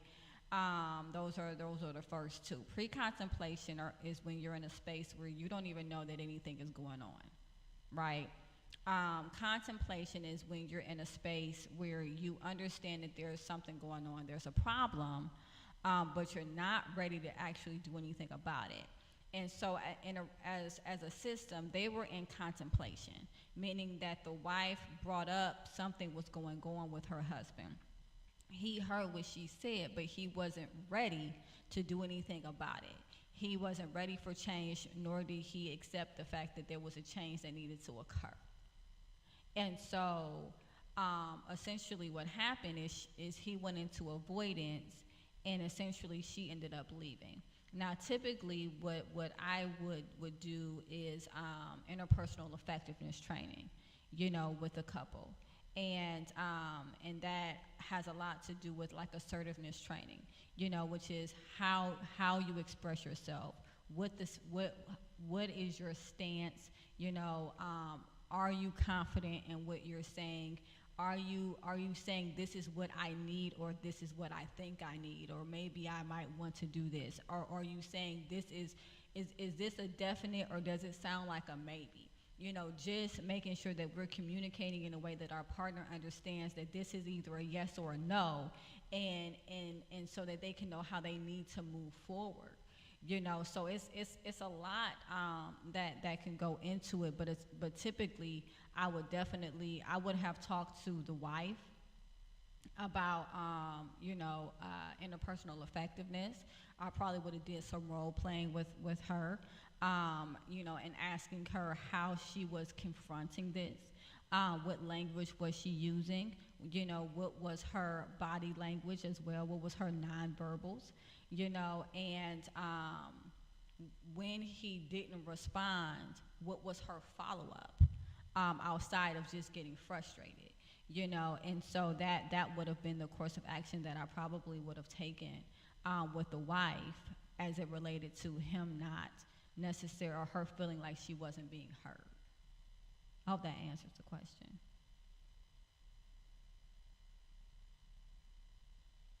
That was me quoting my wife. When I asked her to lay out precisely what it was that I was saying that was causing her pain, she could not even do it. Why won't you stop saying that? It hurts me. Oh, okay. You know,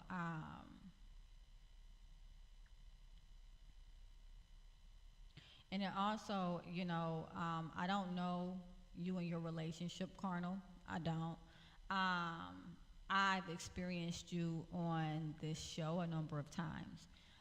If you are even a tenth as aggressive in your relationships as your conversation has been at times in the chat, you know, that's not that may not be a place where someone feels comfortable being vulnerable, right? And again, I don't know the situation. I wasn't there. I don't know if the aggressiveness that you have now is because of the situation that you went through, or if this is kind of somewhat how you were within your relationship, right? So I don't know that, but I will say that if you are even a tenth of the amount, or your conversation is even a tenth of the way that it is at times, and you know, in the chat here, I can definitely see why maybe someone wouldn't feel comfortable going into it, or maybe being afraid to kind of, you know, dig into it, or even being shocked that you don't understand, you know, what it is that is hurtful, you know. And so there's a lot that goes into that. But again, interpersonal effectiveness is really good with that, because there is Dear Man. And Dear Man is an assertiveness training where it breaks down how to speak, you know, to others in a way to get the things that you need, you know, and not in a way that breaks down the other person, but in a way that empowers you, you know, to get what you need from, you know, from the relationship that you're having with them. And there's also Give, which is another interpersonal effectiveness training, where it is allowing more empathy. So individuals that might struggle with aggressive communication, Give is something that I would typically use and work through with them, because it is all about, you know, having empathy, and, you know, and listening to hear, and making sure that you're giving that person the space to be vulnerable, you know, and making them feel safe in the process. So those are two different types of training for two different types of issues. But again, I hope I answered your question, Monicia. So at this point, I want to thank Carnal, I want to thank Pickle, I want to thank Terry, Vincent, and Brian, who just joined, for coming on. Again, I am here on Thursdays, typically at 6 o'clock. And if you missed the session, I don't know why I want to keep saying session. If you missed the show live, you can definitely catch us, catch the replay on YouTube, Aqueelah, Wheatley, LMFT, or you can catch it on Facebook Live as supportive advice. You can also catch it on on Supportive Advice Live, Google Podcasts, Apple Podcasts, and Spotify podcasts as well. So I want to thank you all again for listening. Definitely subscribe.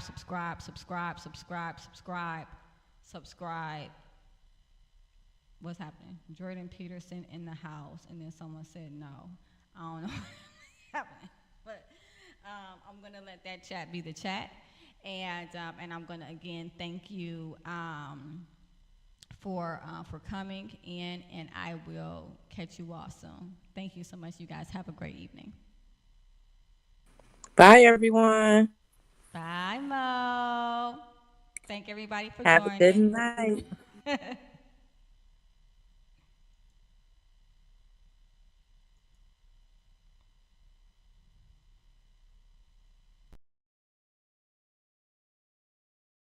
He was shamed of some things that he was doing.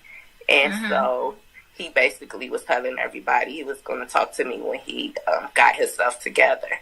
However, he died. and he was in the process of getting himself together. And so I have it's like I'm sad, I'm angry. It's a lot of things that I'm feeling. I didn't get to talk to him. How long had it been? How long had it been since you all talked? I want to say in October I got ordained as a chaplain. That was a text message, and he was like, "I can't come. I'm working, this and that." And I'm like, "Well, you can watch the video." He was like, "Well, I want to come, but I don't look my best." And I was like, "It don't matter. Ain't nobody gonna say nothing to me." You know what I'm saying? Right. And, he was like, "No," but that was just through text. So I want to say the last time I talked to him probably was like maybe in May verbally. Oh, wow. Okay, so it had been a month. No, it's been longer than it was like a year. Oh, you mean last May? Last May, yeah. Oh, and my then goodness. not only that, I had trauma because I had a dream that my father was going to die. And so my dream came true. And so that was traumatizing too. Wow. How when you had the dream, how did you deal with that? Did you tell anyone? Did you internalize that? I told his sister. And she was like, "That's crazy because I had a dream, but it was about his blood on the ground or something." But that was 9 months prior to his death.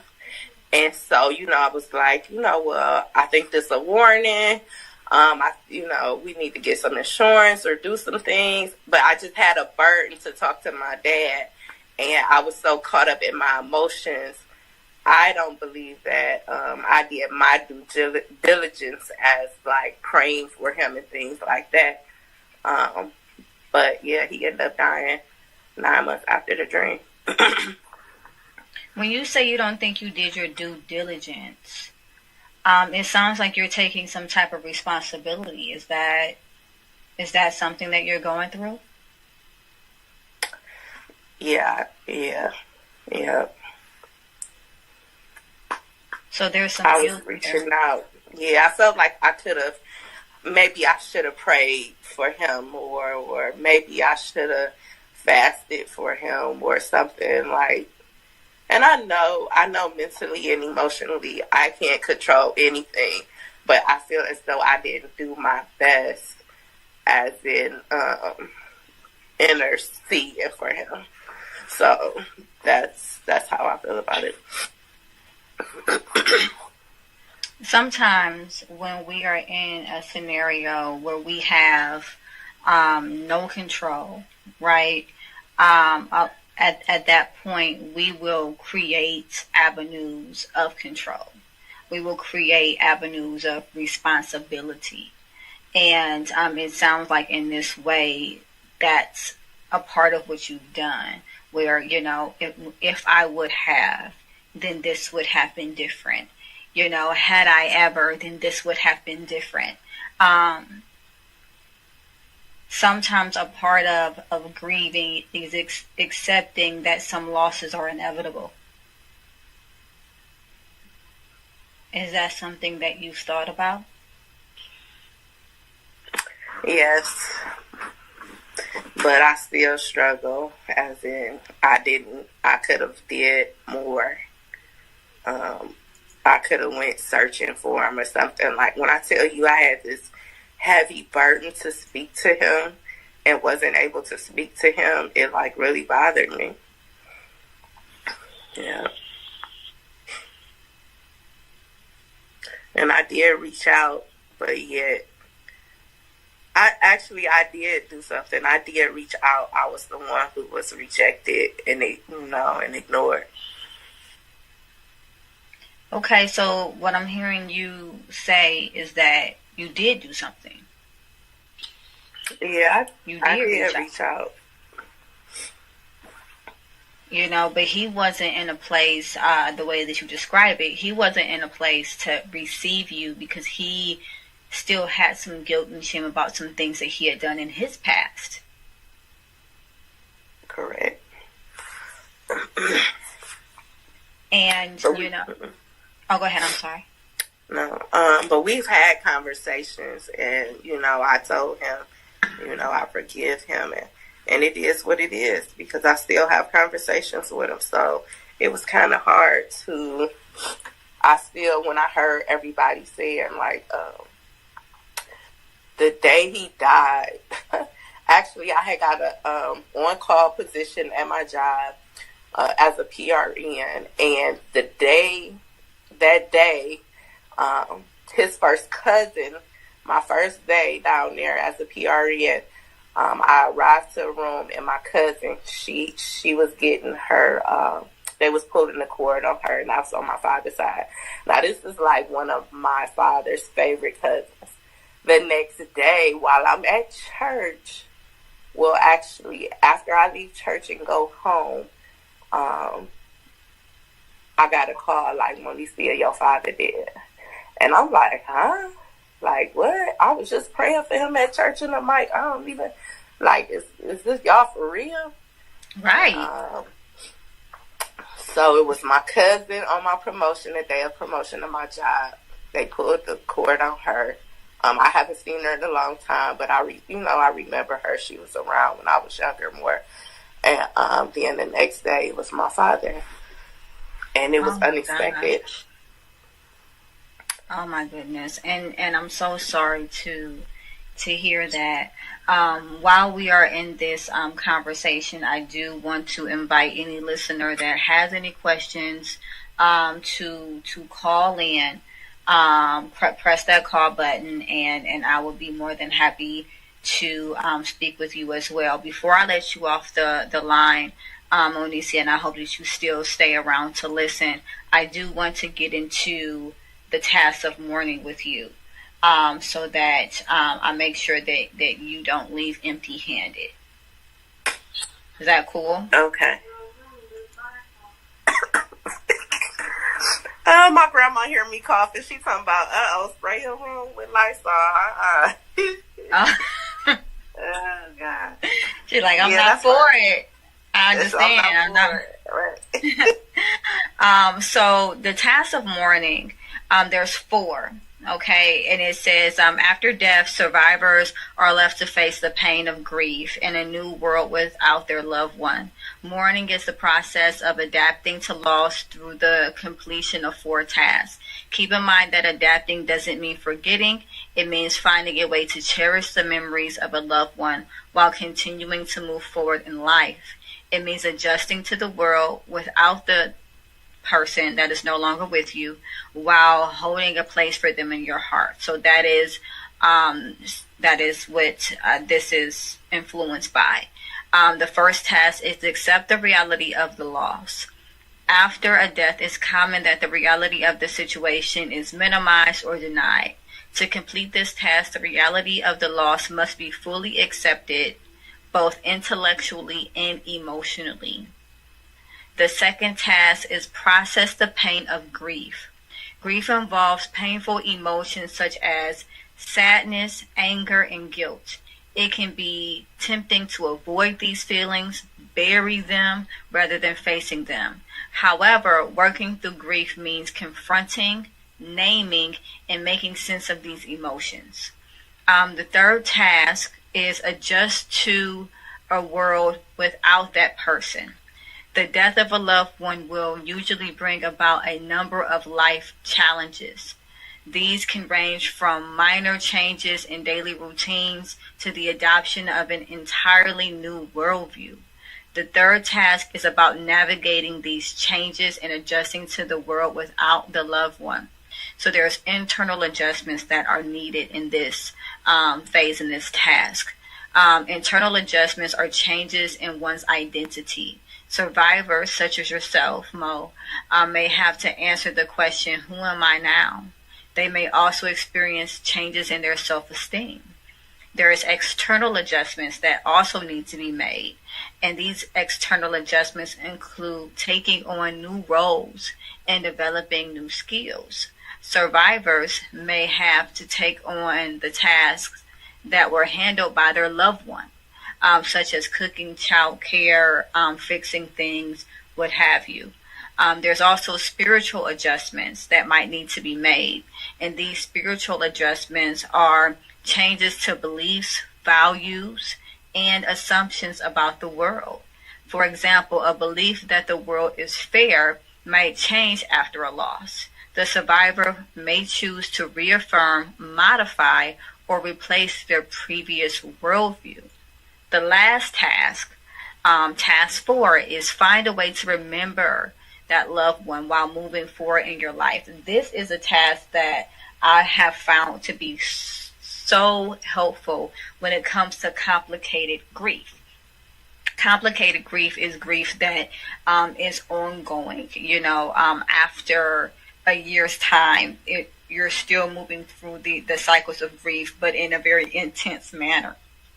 And so finding ways to involve, that person's memory, putting your energy on remembering them versus putting your energy on forgetting them. So it says, moving on doesn't mean forgetting, right?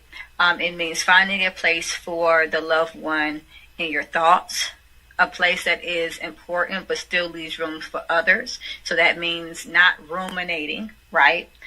Completing this task means finding a healthy balance between cherishing their memory and moving forward with life.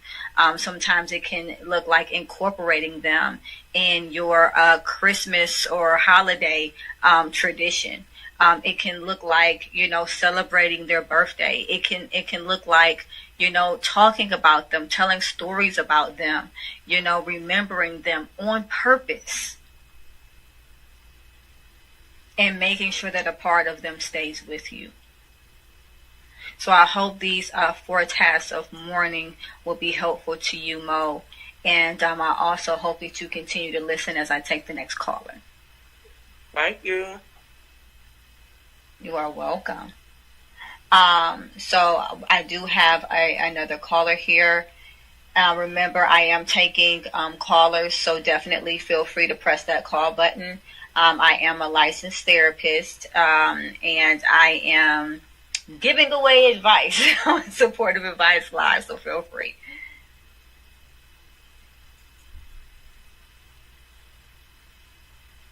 So, hey, hello. Thank you so much for calling in. Hey, so what's your question? Or did you have a comment? More of a comment. Okay. Can you hear me all right? I can hear you well. Oh, wonderful. Listening to the previous caller, Monisha, I was reminded of the Kubler-Ross model of grief, of the stages of denial, anger, bargaining, depression, and acceptance. And what she was saying, it sounds like a combination of the stages of denial. Uh-oh, I'm losing you a little bit. Wondering if there was anything that, well, combination of bargaining. I'm sorry. I'm not sure if you're in an area of poor reception. I'm having a hard time hearing you. Let me get a little closer to the microphone.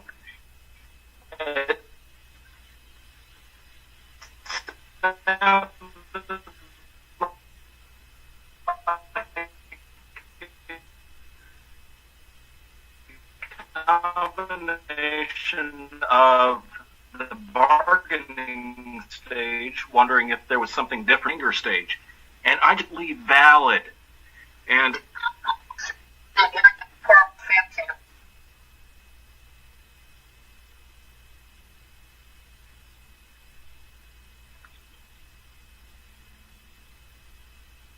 I think that your comment is amazing. Unfortunately, I'm only hearing bits and pieces of it.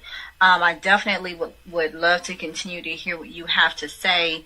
It just doesn't sound like you're in the best area because it is breaking up pretty bad. I did hear you say a combination of bargaining, I believe, and it sounds like that you were going to do some validating, which I think would be absolutely amazing. Please feel free to continue. And everyone, again, I am taking callers, so feel free to press that call in button. Are you still with me? I think you might have lost reception. Please feel free to call back in.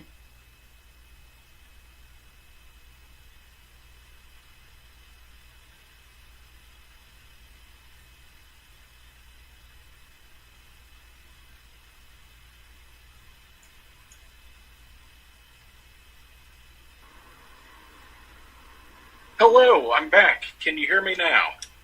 Yes, I can. Thank you so much. So what were you going to say? It sounded like it was going to be very insightful. Okay, yes. Listening to the previous caller, I was reminded of the Kubler-Ross model of grief. That includes the stages of denial, anger, bargaining, depression, and acceptance. And listening to Manisha talking, it sounded very much like she's going through the stages of bargaining, wondering if there's anything that she could have done, and also a little bit of the stage of anger. And I just wanted to say, those emotions, those thoughts are completely valid, but I hope you can move on towards acceptance. Wow. I thank you so much for that and that validation. I'm sure that meant a lot to Monicia. Thank you so much for calling in and sharing those words. Very happy to have you.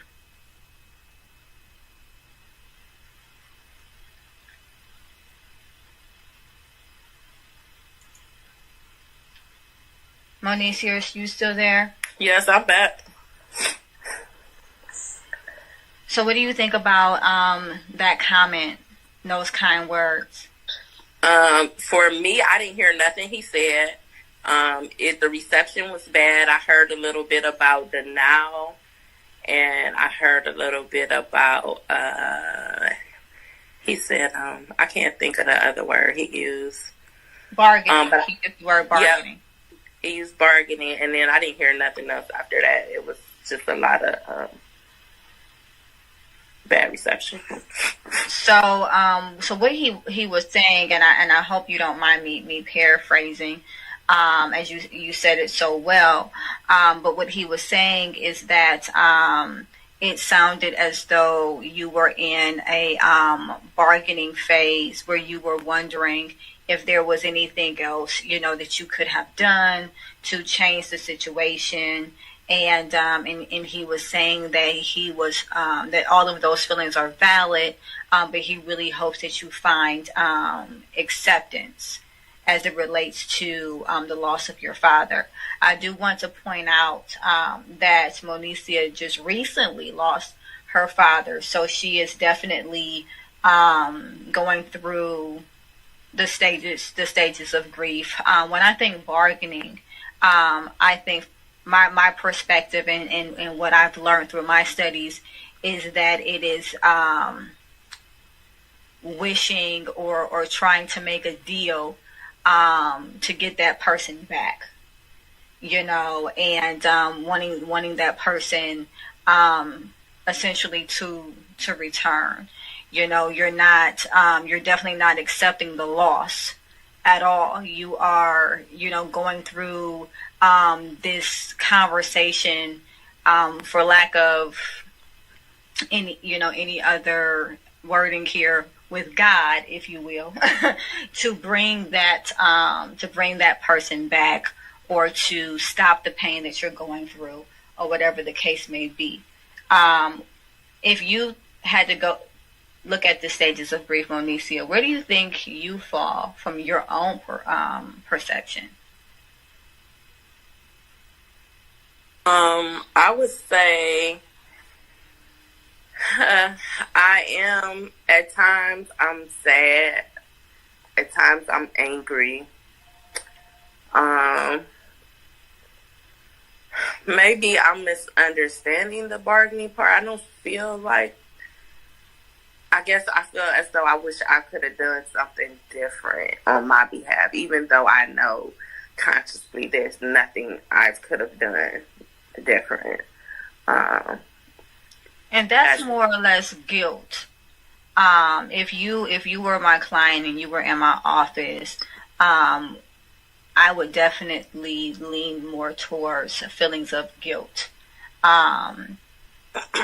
or even regret, which is a lot of what we feel after someone has passed. We ask ourselves, did we take every opportunity? Did we do everything that we could have done? And all of these feelings are absolutely valid, because it's kind of like the hindsight of, if I had known that they were going to pass, what would I have done differently? And there's always something that we feel like we would have done differently had we known. Not only that, like in the process of my father dying, I also received, I guess I'm traumatized too in some ways. Talk to me about that. I received a message from a stranger saying, we could have probably saved your dad, but they robbed him. They took his gun and some money. And what? I took a screen. Yeah. If I told you the few things that happened during that time, oh God. So I screenshot that. When I go back to Messenger to see it, they unsent the message, but I already had the message. After seeing that message, like 2 days later, I had my grandmother lives with me. I had a dream that I got a phone call that she died. And strangely, maybe some people may not believe, but some of my dreams do come true. And so I was traumatized receiving that dream after that. And so that's basically my process, or the things that I've been hit with during the time of my father's death. The funeral was recently, and so I want to say that because there is no thought process from myself or anyone else, especially those who have suffered a loss, to think that you would be through the stages of grief, already, and again, I want to point out that the stages of grief are not linear. They're not linear. It is a cycle, and you can feel different things in tandem. You can be sad and angry. You can feel as though you have come to a stage of acceptance and then get angry again. I have a lot of clients that have taken on grief, because of the losses that they've had. And in working with them for years, one thing that is so important is that you give them the space to feel what they're feeling. There is no time frame, time limits on grief. Not at all. And I think that one of the things that's missing for you, Mo, is self-compassion. That's one of the things that I can hear, that you're not giving so much to yourself. You're saying, well, I wish, that I was further along by now. I feel like I should be over it by now. Or not even over it, but maybe in another phase. I'm doing all of these things, but I'm not feeling any better. You are correct. because of our relationship being on and off, I did not think that when my father did pass away that it would affect me the way it's affected me. So, like many of us, you weren't prepared. Yeah, and I thought I was prepared. Yeah. I somewhat thought I would be prepared and it wouldn't be a struggle for me, but tonight it's been a roller coaster. And and that's something right there, because it is presumptuous for us to assume, right, just because we don't have an ideal relationship with someone, or that we are estranged from someone, that if they were to pass away, it wouldn't bother us as much. Sometimes we feel like because we processed a loss while they were still living, that the grief, if they pass away, won't be as bad. But as you gave the example of, it hit you just the same, except for there was more regret because of the strain.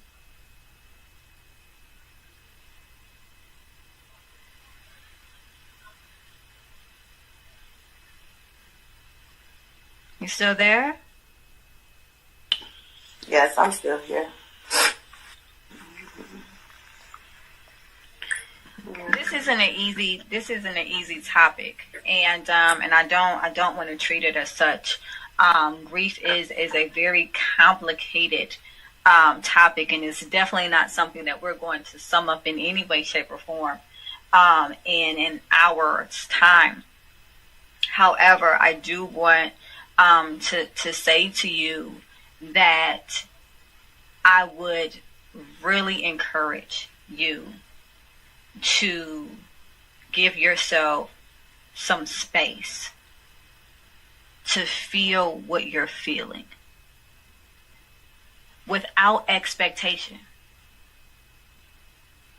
Put on a lens of curiosity and emotional, mental openness, and feel what you're feeling.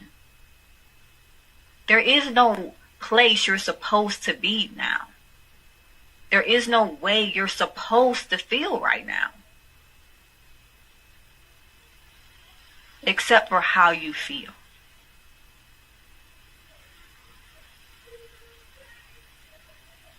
Can you do that? Yes, I'll try to work on it. I'll try to work on it. Well, it's not a mandate. Obviously, I don't do those as a therapist, but I do want to definitely, ask for you to consider it and give it some serious thought. I would like for you to stay on as a speaker, but I do have another caller, and so I'm going to take the caller. And so I'll just ask you to mute, and then we'll take this caller here. So I have, it looks like Brady on the line. How are you?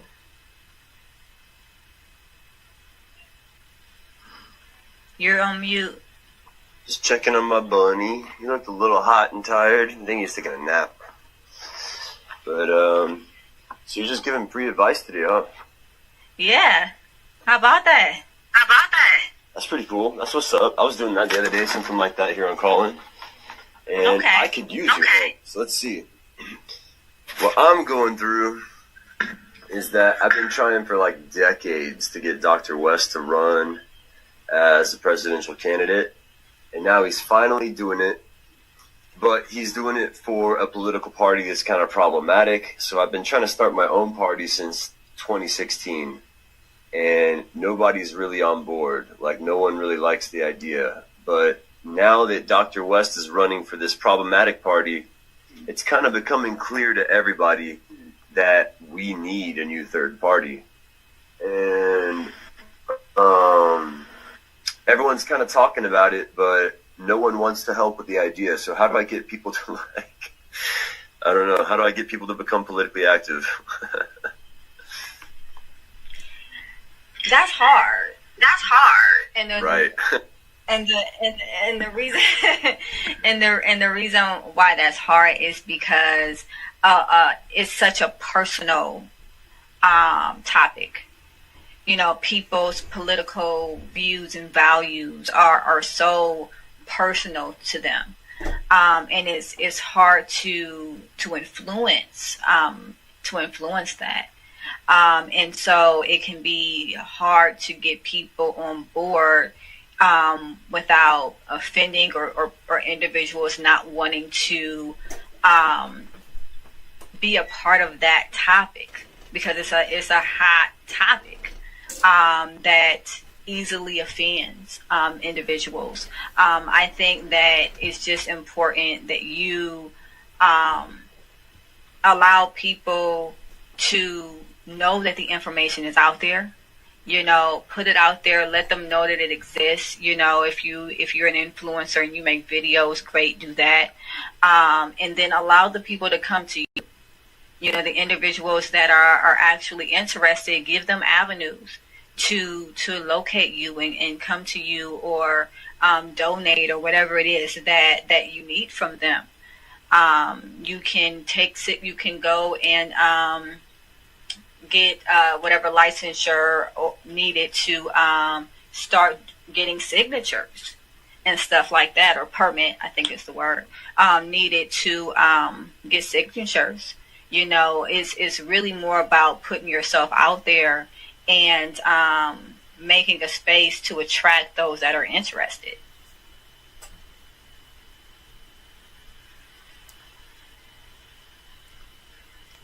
That's cool. Much appreciated. I'll just keep putting myself out there, and I'll just ignore the screams and the complaints. The screams and the complaints, are those coming from people that are against or for what you're Against. Okay. And I mean, and in all honesty, Brady, that's with everything. You put yourself out there, and there's going to be positive and there's going to be negative. And the negative can be a motivation, right? And the positive, you know, is a motivation. You know, absolutely. But you keep on going. You keep on putting yourself out there. And you make the information available. You know, you put out platforms for individuals to reach out to you so that you can get the feedback you need. Right? So we could all work together, get some kids some food and some health care. I'll get food and health care for everyone taken care of, you know? So we could have a little more vacation time, you know?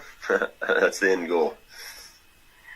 I like that. We just got to do a little bit of work first. We just got to do a little bit of work first. So I know that's a lot to ask for some people, but you know too, it's a big ask. So let's see.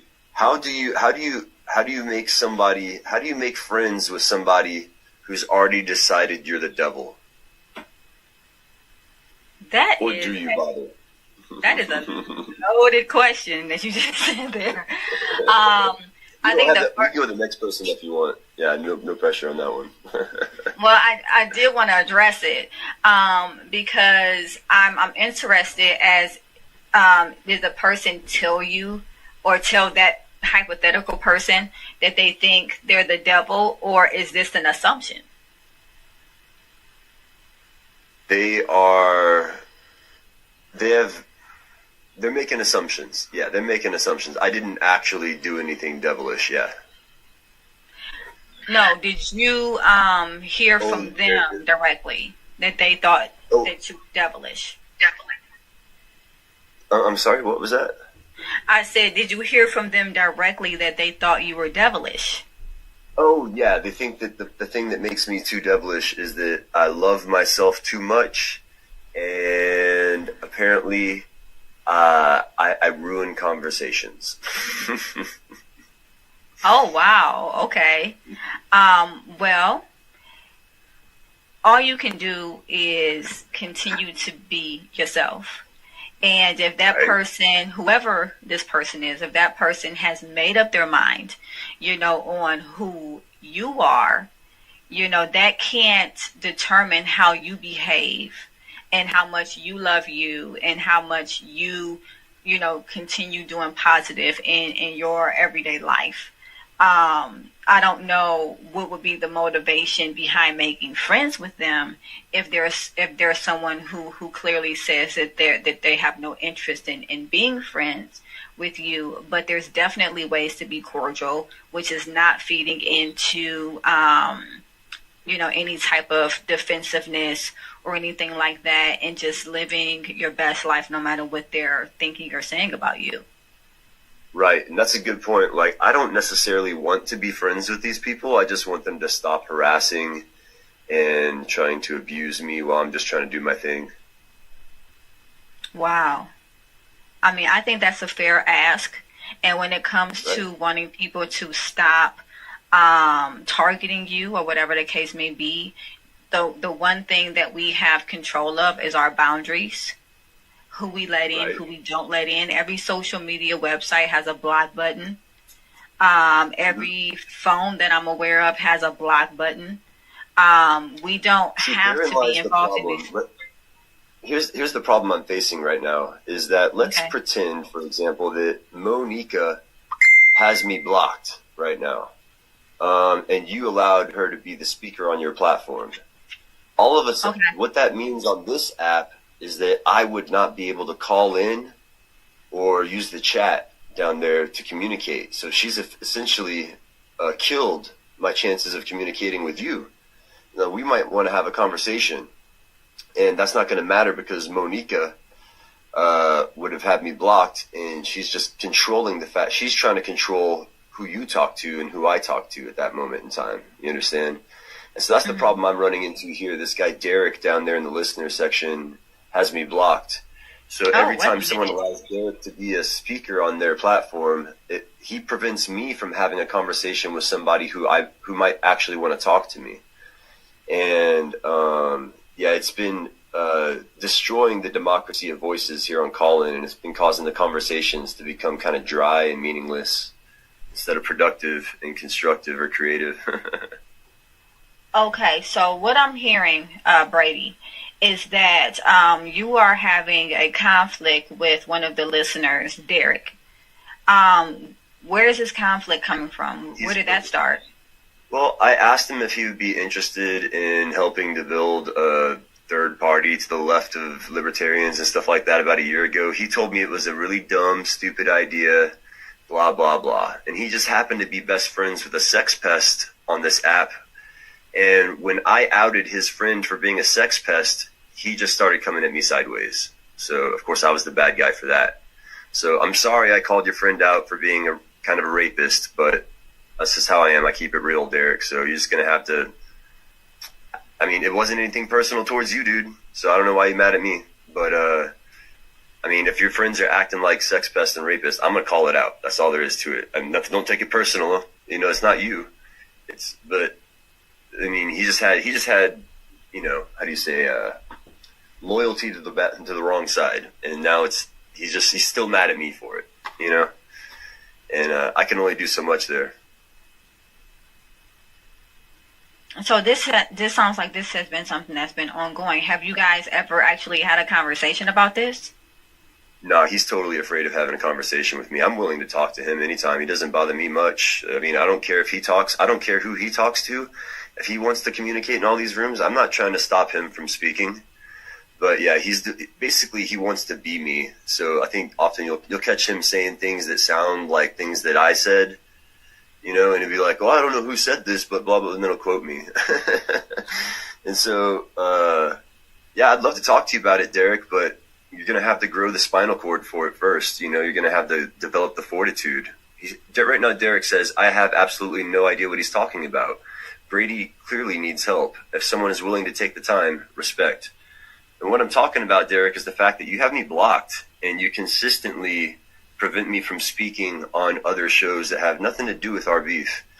And there's Martin. Martin is one of the other ones down there in the call-in section. Martin actually called an elderly member of call-in the other day and encouraged them to self-harm themselves because they were sending messages to Martin that Martin didn't like. Martin was tired of this old man sending him DMs. And so when I get sent DMs that I don't want to read, I just ignore them. But Martin felt it necessary. He felt like he was somehow so hurt by William that he had to go in there, and there's so many bullies on this app I got to handle, and police. It's out of control. They're forming a sex cult on here. They got like a psychic sex cult they're trying to start now. It's getting weird. Martin, do you want to explain your psychic sex cult to everybody and why you're trying to encourage old men? Yeah, see, there he goes. So, all right, he's up. Nice. You can ask Martin yourself, like, why is he trying to start a psychic sex cult, and why are you harassing elderly people to the point of self-harm? What did William do to you to hurt you, Martin, is what we want to know. And second of all, do you really think that you're capable of talking someone into self-harming? Because Martin has a psychology degree, apparently, and so he should be aware of how problematic that behavior is. I'd love to know what's up. And also, Martin, like, why do you have me blocked, man? Like, how did I hurt you? I'd like to know how William hurt you, and I'd like to know how I hurt you. But I'll go ahead and pass the mic, because these are my haters, and I'd like to see what they have to say. I'd like to hear their response. All right, so we will do just that. We will pass the mic. I'm going to take the next caller. Give me 1 sec. Okay, so Martin was actually not our next caller, so I'm going to go to the person who actually is. Did you have a comment or question? This is some brand new beef. I would say that I would like nothing to do with a sex cult, but I can't say that because they're psychic. So I will step down and let the beef. Oh, wow. Okay. Wait a minute. All right. So, one thing that I'm not going to allow is bullying. Okay. And so this is not the platform for that. If you have a conflict with someone and you're looking for valid resolution, this is a great platform to come to. If you're on here to sling mud at someone, and you're upset that you all have not been able to resolve the conflict elsewhere, but you're not in a place of actual resolve, this is not the place for you. This is not the platform for you, because I'm not going to put anyone in an unhealthy environment, at least not knowingly. Okay, so I don't know who is the person or persons that I guess instigated these conflicts between the three of these individuals. However, this is not the platform for anyone to bully anyone. This is a platform for healthy resolution. So if anyone is coming on here just for the purpose of, again, slinging mud or getting something off of their chest without actually wanting to resolve the matter, this is not the platform for you. So Martin, I'm going to let you on, and hopefully we can find some clarity and some resolve in this.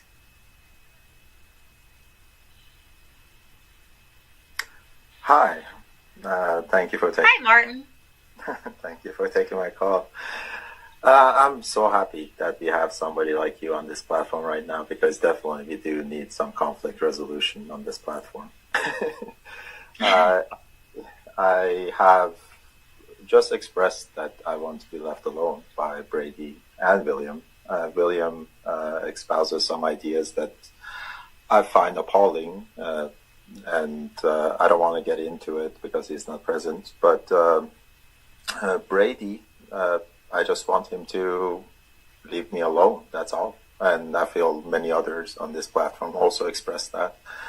He wants to put himself in spaces that he's not welcome, and that's what we have expressed. I would like to resolve that if that's possible. Absolutely. What attempts have been made thus far to resolve the conflict? What interpersonal effectiveness techniques have been used thus far to minimize this conflict? Well, Martin. Well, we have expressed that we're not interested in someone who is only interested in talking about him and his ideas. And we have expressed that time and time again over the past year that we all have been on this platform. And he has his own shows. Anybody is welcome to go to his shows, but he has no attraction there, and he feels that we have a lot of attraction in our rooms, and he wants to impose him. Okay. And so was there ever a time where you and him actually sat down and had a conversation, or was it, okay, I'm not liking this, and so we blocked one another without conversating? Well, I do have a diploma in psychology. I don't have a degree in psychology, so I have limited professional tools to actually engage in that. We have had some interventions, but besides that, we haven't been having a professional present, unfortunately, to solve those problems. Okay. I want to say that it's important that, we all have boundaries, Martin. And one thing that I'm hearing you say is that you put up a boundary.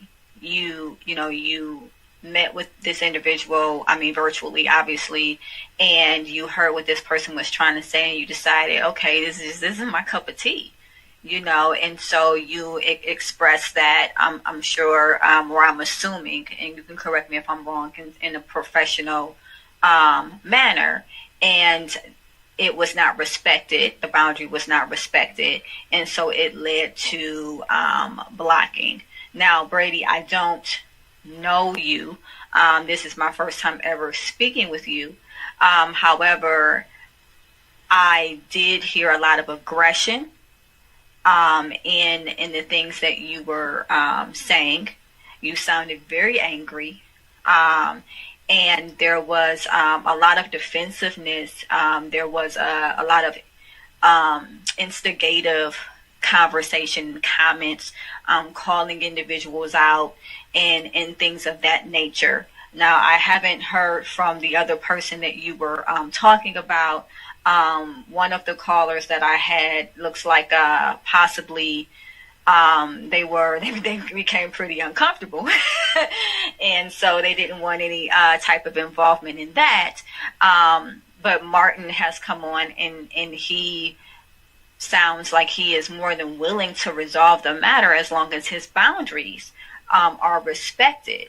Now, I'm not going to put you on right now because I'm talking to Martin, but you seem to be using the chat pretty vigorously. Are you willing to resolve the conflict? Can you put that in the chat?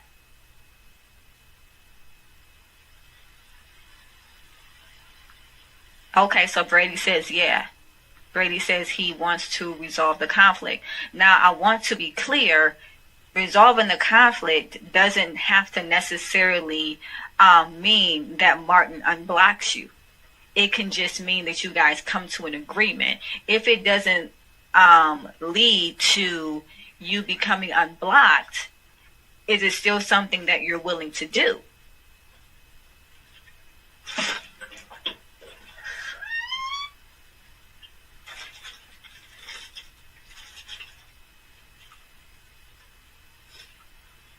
Okay, and again, we're deflecting. I'm asking you about conflict, and then you're talking about Martin telling people to self-harm themselves. Martin, can you let us in a little bit onto what that is about, so we can have some clarity about that comment or whatever it is that Brady is talking about? There's this other person who expresses that Sandy Hook was a psyop and everybody was an actor in that incident.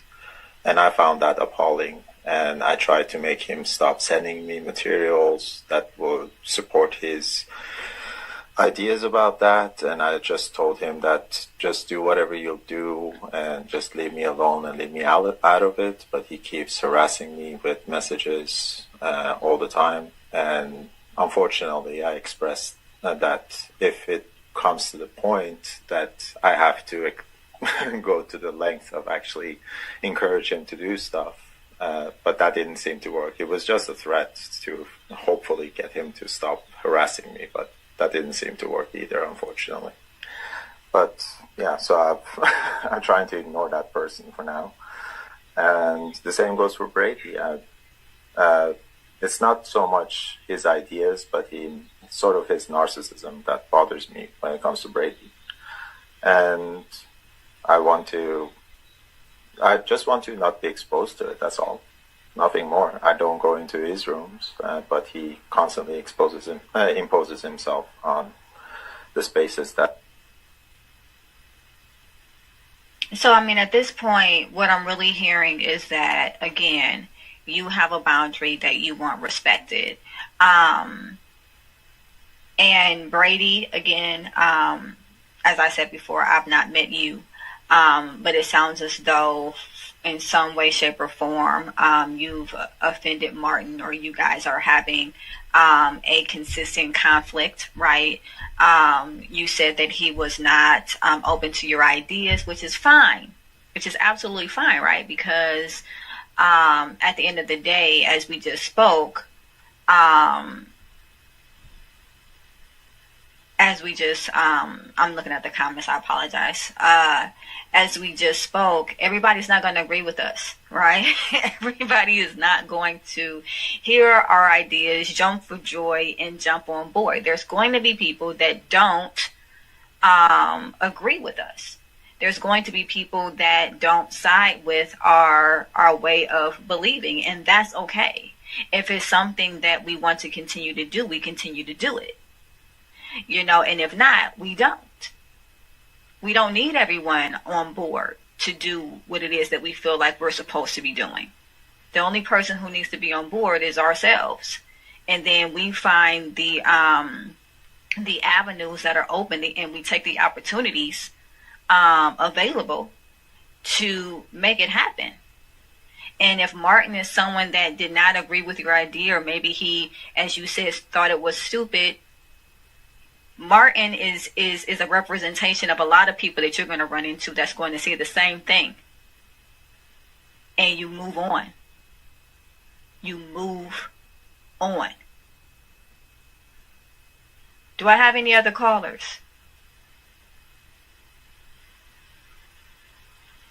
Anybody else? Anybody else? Martin, Brady, I thank you both for your time. So much. I definitely appreciate your time. And Martin and Brady, I thank you for coming on and at least attempting to resolve the conflict. It doesn't sound like Brady, like you're open to resolve right now. It sounds like you're still very angry and you're looking for a fight. And if that is where you are, that's absolutely fine. But the fight will not take place here because this isn't the platform for that. Any other callers? Anybody else? Going once? Going twice? Okay, so we got another person. All right, so let me... Boom, boom, boom. All right, so let me take you... Sir. Hello. Can you hear me? I can. How you doing? Oh, pretty good. So, I would like to talk about going back to Bo's father. Thank you. I appreciate you. As we digress, right? So please go back to Bo's dad. Well, my point is that he said that he wanted to do it alone, and whether or not that was the right action, it doesn't really matter. I mean, that was his decision. And to second guess it and say, well, what if I could have stepped in his behalf? That's not what he would have wanted, I don't think. And I don't think that he would want you to feel the burden that you're feeling now. So I'm not sure if that completely fits with the situation. That's just my opinions on it. And also, I'd like to talk a little bit more generally about especially men, and I wouldn't say mental health, but more of like emotional hygiene. My father lost his father not too long ago, my grandfather. And my father told me that when he was growing up, his father, my grandfather, did not show love physically. My dad never got hugs.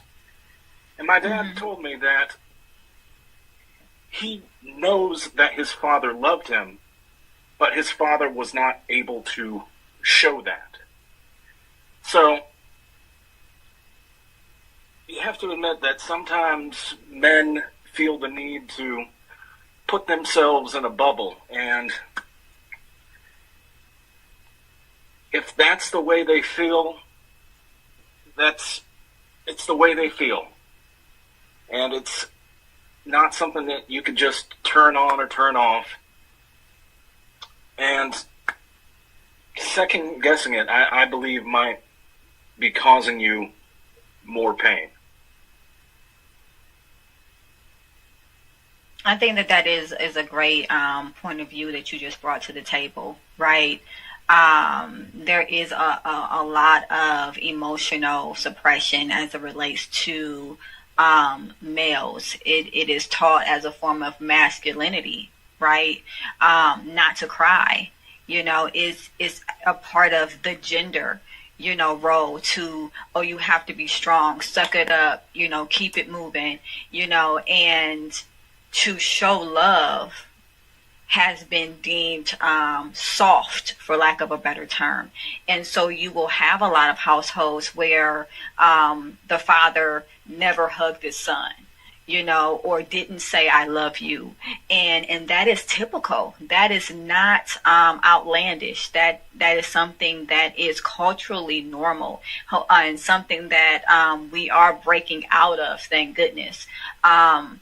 But I definitely hear your point of view when you say, if that is what he wanted to do and those were his wishes, part of what might be putting a burden on Mo is that she felt like it was her responsibility to relieve him of those wishes. But I do still have Mo. Thank you so much, Mo, for staying with us throughout this process. Mo, what do you think? Feel free to chime in.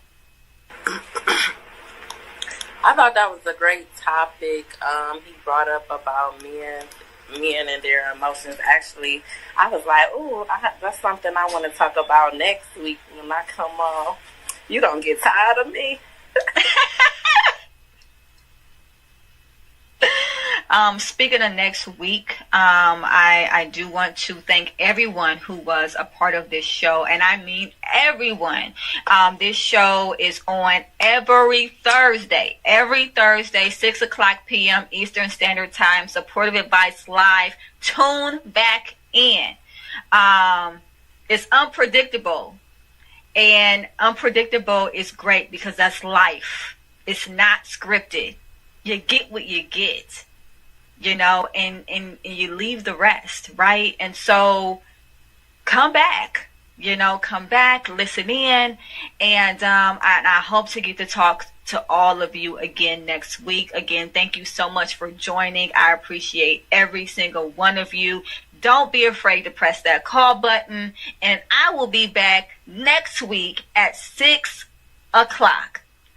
Bye, everybody.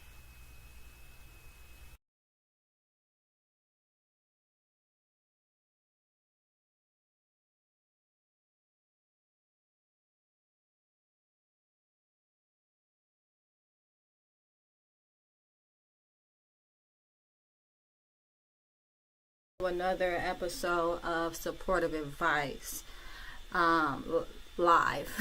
I have Mojo with me, aka Monicia. How you doing today, Mo? I'm doing okay. How are you? I am alright. I'm alright. It sounds like our energy is in the same spot, though. Most likely. I don't know if life is lifing or if it's the holidays. I don't know exactly what's going on at the moment, but it could not be, as far as I'm concerned.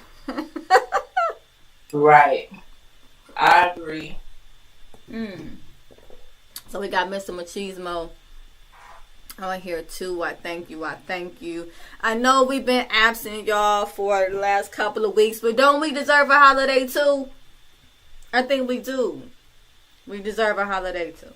So we got families and people that we're spending our time with and prioritizing, and sometimes you got to take a break. And I can't say that to other people without then having that same grace for myself and the team, right?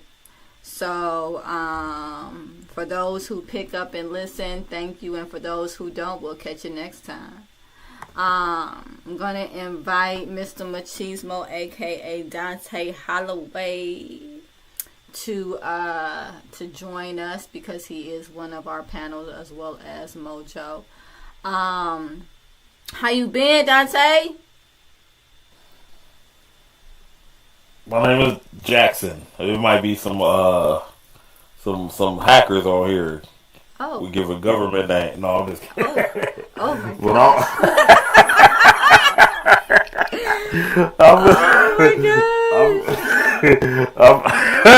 But when you put it that way, my name is. No, I'm kidding. Lord. I've been good. I can't complain. How about yourself? Oh, that Red Bull went down the wrong way. So that should tell you something right there, Red Bull. I am. I was gonna say 6:30. You a daredevil. Ooh. You know, I'm telling you, man. I had clients, throughout the day. I've also been working on my dissertation. Okay. So, Doctor who?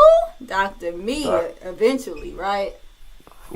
Dissertations out here. It's going on. Putting in work.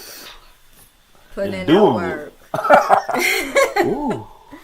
Yeah, I'm actually doing the literature review related to specific variables within the study, and so it has been worth it. I'll lead with worth it, but I would be dishonest if I were to say that it has not been taxing. So, there's that. I have not 100% been satisfied with our reach on call-in. I know we have our regulars who I appreciate very, very, very much. We have those that subscribe to the podcast, and we love you all. I'm speaking for everyone. And but there has to be another way for our reach to get a little bit louder and further. May I share something I think will be cool for you? Absolutely not, Mo. We don't take suggestions here. Clubhouse. No, what were you gonna say, Mo? Clubhouse.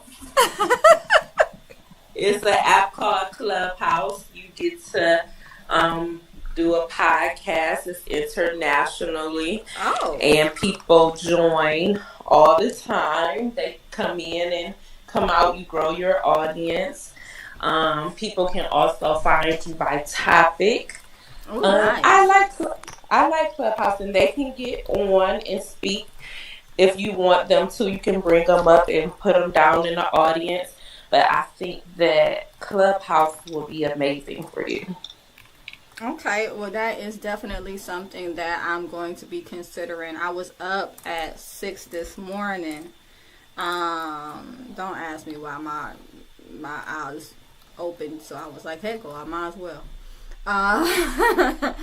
And I was looking at a lot of different software and a lot of different apps that allow not only for us to be voices, but for all of our lovely faces to be seen by the public.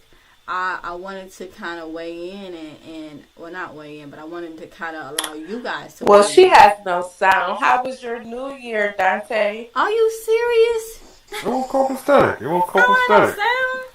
I was surprised there was less gunfire at midnight. Are you serious? I'm used to hearing. Really? I'm used to hearing some expensive stuff. I think people might be. I think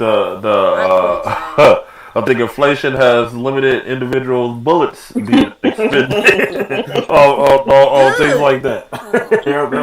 That's my guess. I heard a couple, but I ain't hear it like I used to. I didn't hear the boo. I just heard ping ping. People needed their funds to buy some food and some Pepsi. I understand. Not Pepsi, that ginger ale. That ginger ale. What is happening with whatever my... I seen a few people put packs of pop away. I was like... like 3 people in line. They was like, put that back. I was like, okay. Hey, you gotta make a business decision sometimes. Right. It get to adding up. It's like, wait a minute here. Hold on now. Wait a minute. This ain't what it's supposed to be. Right. Yeah, the store is eating out. All that is all more expensive by far. So, is there anything you're expecting big in this first quarter of this new year? I'm expecting $444 million any second. Alrighty then. I know that's a little random, but I expect that too. Can y'all hear me? Hey, that's what we worked out. We can figure something, because I would have to do something with it. It can't just sit. I'll tell you that. It gotta move. And I think that's something that we, depending on how you grew up, don't realize. Like, money is never supposed to sit. And that's something that, like, within the last, I'll say, 2 years, can y'all hear me? I really just caught the concept of, like, it sounds crazy, but literally, money is never supposed to just sit. Okay. Money should never just sit. Can y'all hear me yet? Well, that's a whole another discussion. But the same question for you for this first fiscal quarter. What do you got going on big? What do I have going on big? Can anybody hear me? Nope. I was struggling with some projects that I shared with you guys last year, and I needed a little boost of motivation and not procrastinate. So I did give me a business coach. I invested in one of those. Hello? My kids at work. Hello? I'm excited. Some of them are enjoying. They're allowing me to speak about God. So I think that's pretty cool. They're enjoying the NLT version of the Bible. So I'm kind of excited to work with them. Hello? And they're like really excited about it. I'm surprised. And what else? So one of my business avenues, hello, I am going to, that's my whole focus for the month of this first quarter. My first quarter is January through April. And so I'm believing for a building space. I'm believing for, no, we went on without you because you were missing for like 7 minutes. Well, I was hearing y'all. Please, Mo, continue. Business, business, business. Okay, so my quarter, this first quarter, I'm gonna focus on the business idea I have. I finally moved on it. Yay! Thanks for the Yay! audience Woo, background. woo, woo, Woo! woo. And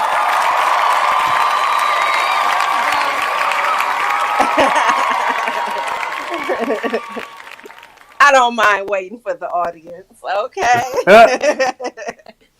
So I started that, and that's my first quarter. So I broke down some goals for the year, and I did it quarterly. And my quarters is every 4 months. But my first goal is this business.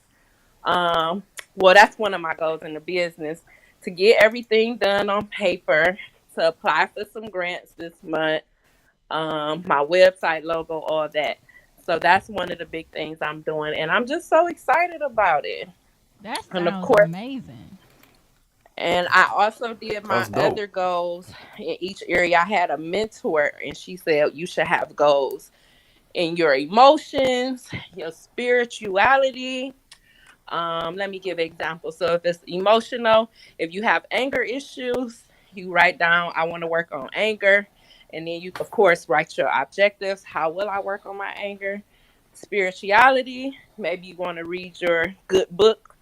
Um, how long a day, Then you should have career slash education slash trade goals. And then what else? Physical. And I think I'm missing something. Mental? I think it's mental. But Mental, she stated you spiritual. should have, oh, did I say financial?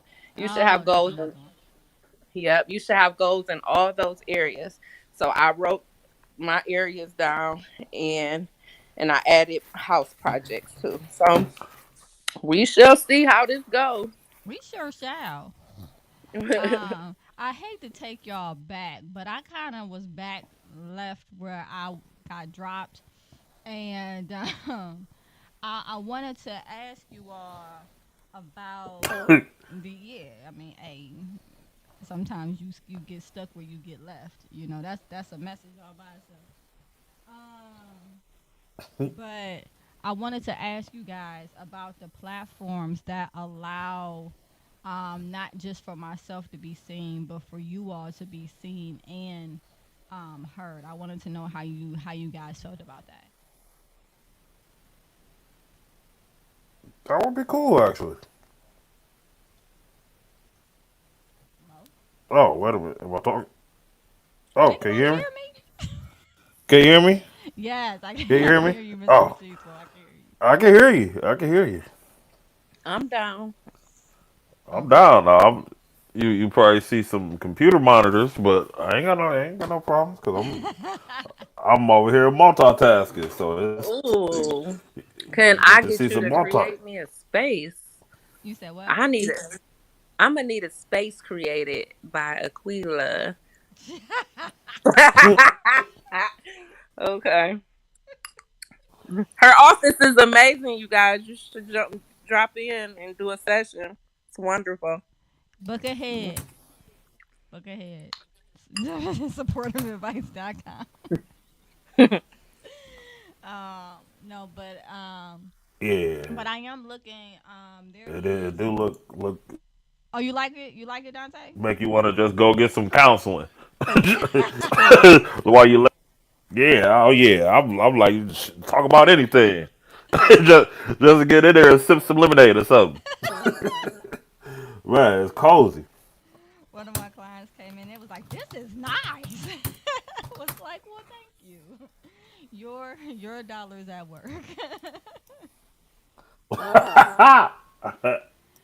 like, hey, that's the whole thing about business, reinvesting. Reinvesting. hmm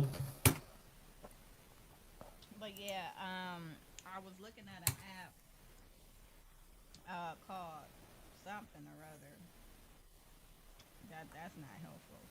But yeah, I was looking at this app, and also if anybody can draw, email me at first name Aqueelah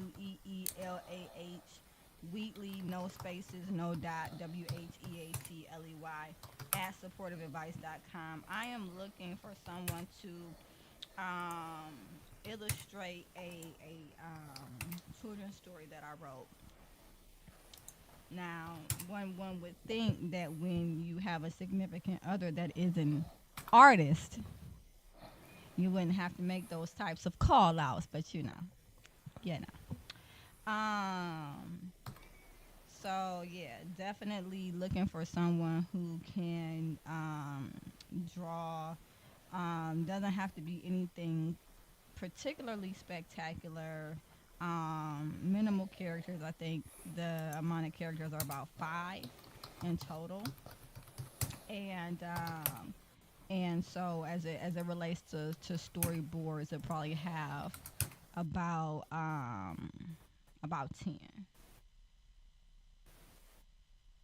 plots. So yeah, anybody. I know a few people who are some great artists. If you text me or email out and what you want, and I'll forward it to those people. Well, that would be awesome because I've been sitting on this children book for a year now, and I don't want to sit on it any longer. Has anybody heard of Speak Pipe? No. Because that's the one where you're supposed to be able to see each other. And then there is also one called radio.co, and then there's another one called Podbean. Anybody heard of Podbean? None of them. Oh, okay. All right. Well, those are the ones that I'm mulling over. So if you guys have time to look at them and let me know what you think, that would be greatly appreciated. So, getting back on to emotions, feelings, psychology, and that type of thing. Man, what was up with this Christmas? I know it wasn't just me.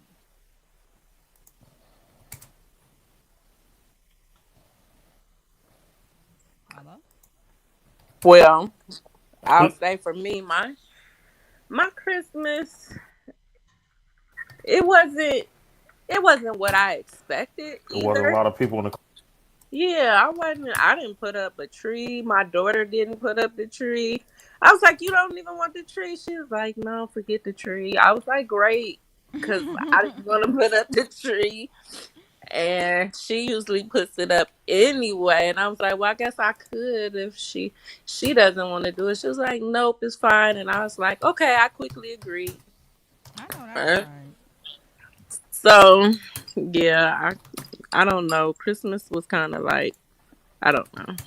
Yeah, it was lackluster. And I'm not talking about the, spending time with family and things like I'm not talking about that part of it, but I'm talking about the catching the spirit part of it. Like the, warm and cozy, feeling that you get around Christmas. Like I just feel like that is decreasing each year.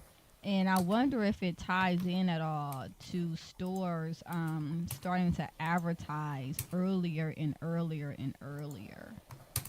Like this time, there was a Christmas advertisement in October. I never thought about that being because a lot of people were saying that they wasn't really in the Christmas spirit. But I never thought about people it being like a market saturation type of thing where you see it so early. It's like, oh no, big deal. You get jaded in a way. I heard a lot of people talking about they felt like it is becoming way too commercialized, and that it's all about profits for um, big chain stores versus actual togetherness and promoting. And in all honesty, if you look at the commercials throughout the years, there were a lot more commercials surrounding like family togetherness, And then like you might see a flash of the product, like this family is together and everybody's having fun, and then you might see like a Coca-Cola on the table or something like that, where it was just like a lot of um focus on the family and versus what it was being bought. And one thing that saw a lot with the commercials is that it was a lot of buy this person wants that person wants this, did you get this person that? And I'm like, nah, I didn't. And I'm not going to. I told my kids, I said, don't give me no Christmas list. Do not give me a Christmas list this year. This first time since they knew how to write that I told them not to give me a Christmas list this year. I was like, I'm going to get you what I want to get you. Because, I'm not going to go and check these things off the list that don't have any significance to our bond or any significant value. I'm going to buy you things that actually mean something. And you can value that, or you can choose not to. And it went over well, but I was just like, no, I'm not doing. I'm like, I am not Santa Claus, man. Like, I'm not Santa. I mean, technically, we are Santa Claus, but my thought process was like, I'm not Santa. I'm your mom. Again, I'm gonna get you things that are gonna mean something for more than just one day.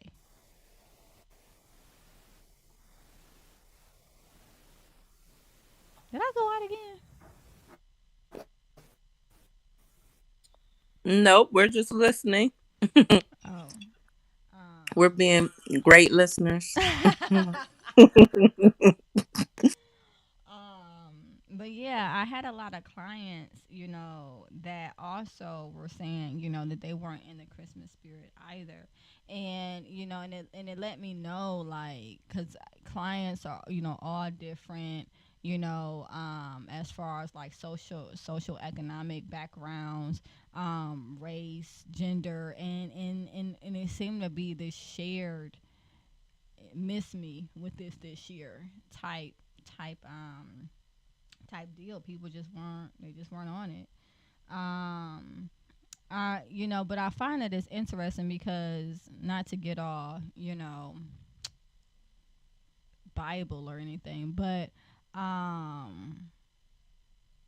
Christmas is pagan anyway, and maybe it's ran its course. Can y'all hear me? Yes, you said it ran its course. Mr. What do you call him? Dante. Mr. Machismo. Oh, Machismo. He said he has no sound. You probably need to go back in and out, Dante. I hear her now. Yeah, so I think that there is a possibility, right, that it's ran its course, like winter solstice, and I don't know if it's called Eden, the celebration that has a lot to do with the Christmas trees and the Christmas wreaths, and even the way that Santa Claus looks. Now, granted, the character was based on a real person named Saint Nicholas. However, the way that he's drawn, the way that he looks, the way that he's portrayed, is not based on the likeness of that person. More or less, it is based on the the winter solstice character. So, I'm wondering if like, it's getting to a point where, that part of it is just is ran its course, and maybe we need to get back to something deeper.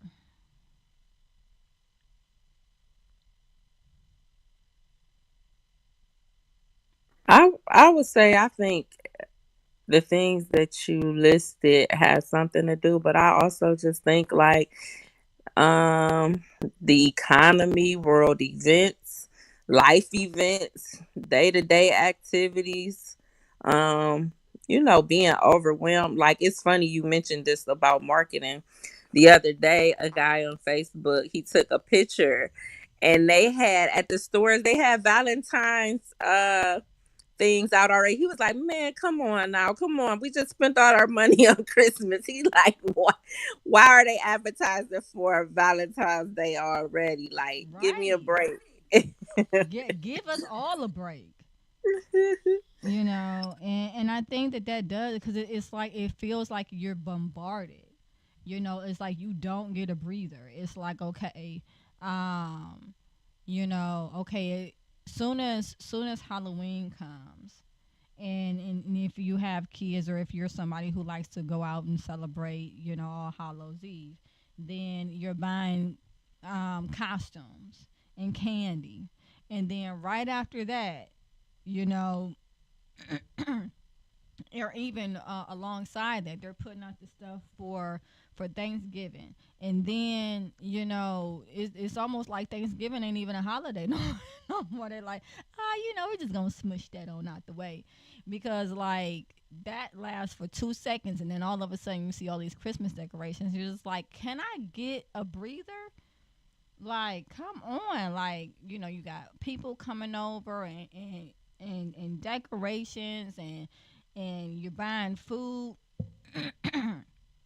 for people that's coming over, or people doing potluck and they're buying food. And it's like, I don't know. When I was a kid, I remember liking Thanksgiving. I remember liking the experience of family, coming together. But I also don't remember it being as commercialized, all the holidays. It just feels like bam, bam, bam, bam, bam, no breaks. Which is something that probably is going to really eventually, you can only take so much from people before they're tapped out. And not just tapped out financially, but tapped out mentally, tapped out emotionally, tapped out, in a bunch of different ways. And it seems like people are tapped out.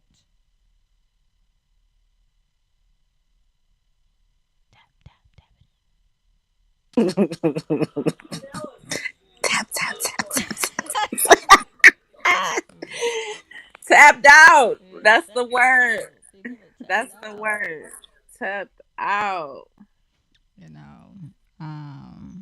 I wanted to go look at the Christmas lights on Noble, and I didn't even go to see those. But speaking of Mr. Machismo talking about he heard ping ping ping on New Year's, he said people couldn't afford bullets. There was actually a report that there was shootings downtown after the lighting of the town square Christmas tree, and it's just like, come on,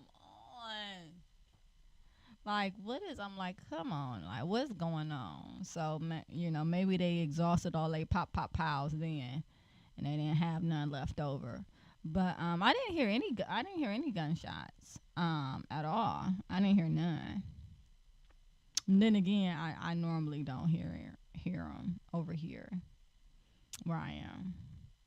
The police, they don't play that. Where I am, I heard a few more pow pow pows than Dante stated. But I would like to say he had a great point. It was not like before, so that's interesting. It wasn't a lot as usually. So yeah, I think he's on to something. Everybody had to use their money to get food instead of get bullets and ammo. So that's wonderful. Yeah, right. It's like, no, we cannot hear you, Mr. Machismo. That's all. One good thing about inflation is that ammo apparently is also more expensive. But you know, I was talking to some colleagues about the job market and that you know this is the first, not 2024, but 2023 was the first year. I think I would say 2022, 2023 was the first years that I ever seen anybody close down due to lack of staff. I had never seen that in all of my years of living. I never seen like a restaurant saying closed due to lack of staff, or a McDonald's that's not taking no more orders, or the Dollar General closed at 4 o'clock instead of 10 o'clock because they had low staff, and I'm just like, what is happening? Am I the only one seeing this trend or what? No, me and my coworker was talking about that last week. I said, no, actually, I had one of the kids in the nurse's office, and I said, like, what are people doing since COVID? Because everywhere is short, from Aldi's to Walmart's to Finest to Kroger's to Dillard's. Not I'm Finest. everywhere. I know, right? You knew what I was talking about. Oh yeah, I know. And so it's interesting because I would like to know what is everybody doing to make money? Like, what are they doing? Because I don't want to go to my job 5 days a week anymore either. I need to catch the new thing of what everybody else is doing, because I don't want to work there 5 days a week. And while we're talking about that, I think companies would do better off if they had, people work 3 days, off 3 days, on 4 days, allowing people to pick their schedules. That might assist with the workforce. So, and the pay. They're not paying good either. So, there's a lot of companies that are paying like $14 an hour, $15 an hour. And and I told my eldest daughter, we were talking about this some years ago, actually. Some years ago. Nope, not now either, Mr. Machismo. Not no.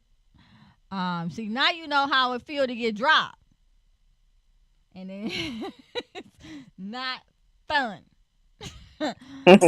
But no, I mean, I'm kidding. I appreciate that you guys don't stop whenever my sound stops, because then it would just be very boring, I'm sure. But I was telling my eldest daughter some years ago, she was like, they're trying to raise minimum wage, and I was like, And she was like, what do you mean? Don't you want them to raise minimum wage? I'm like, well, I don't know. Do you want to eat a $20 hamburger? Because that's what's going to happen. I'm like, because if you think that the companies are going to take a loss, you got another thing coming. That's so true. They'll say, okay, well, we paying people $15 an hour. Burgers $22. You want cheese? It's $25. You be like, it's just a burger. Well, that's what you asking for, and so $14 is gonna feel like $2 because everything is gonna go up because businesses still want to make a profit. It's not going to ever be. Well, I won't say ever. I don't like saying ever, but a lot of times it's not going to be the business that eats it. It's going to be the consumers. And I think that's a lot of what we're seeing, because now you have places that are like, okay, yeah, I'm McDonald's, I'll start you at $14 an hour, but if somebody wants a value meal, it's $12.99. You're like, wait a minute, how's that a value? Like, you can't even call them value meals anymore. Just call it a meal. Because I'm like, at this point is not a value. And so the people are making more on paper. It looks like it, but the economy and the inflation is making it feel just as it was. And I told my daughter the other day, I said, "You see what I'm talking about now?" See, because she was giving me the side eye when I was like, she was giving me the side eye. Like, why wouldn't you want, everybody to be making $15 an hour? I'm like, it's not that.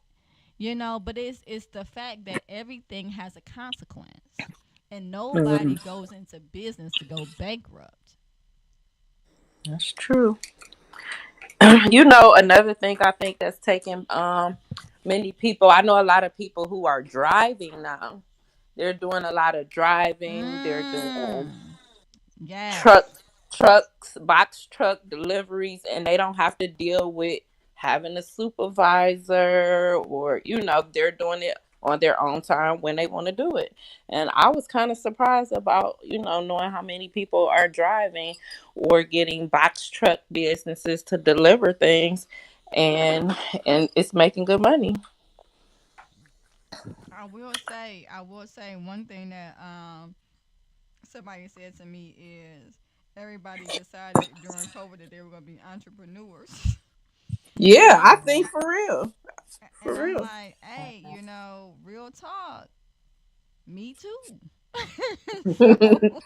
Me Like too. I'm getting on you. I can't be like hating on nobody else. 'Cause I'm like, hey, I didn't start my business during COVID, or anything like that. I mean, I already had my practice going, but I really kind of took a leap, into putting all my energy into my practice, after that point, and kind of divesting from a lot of, corporate um, options as it related to, being a therapist and building up, the brand of another company or whatever the case may be.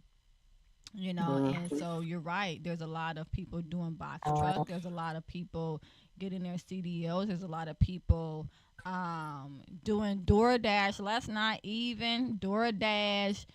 What is it? What's the other one? Uber Uber. Eats. Ubering. Not for the eating, but for the cabbing. And then The there's Amazon Flex. Yep, Amazon Flex, Lyft. Like, there's just so many other options now where people are like, I don't gotta work for you. I could just do my own thing. Man, And I so can't wait to say that. I know that's right. But you just said like a little while ago that you're leaping into your own business, right? Yeah. Yeah. Yeah, but sometimes I think frustration.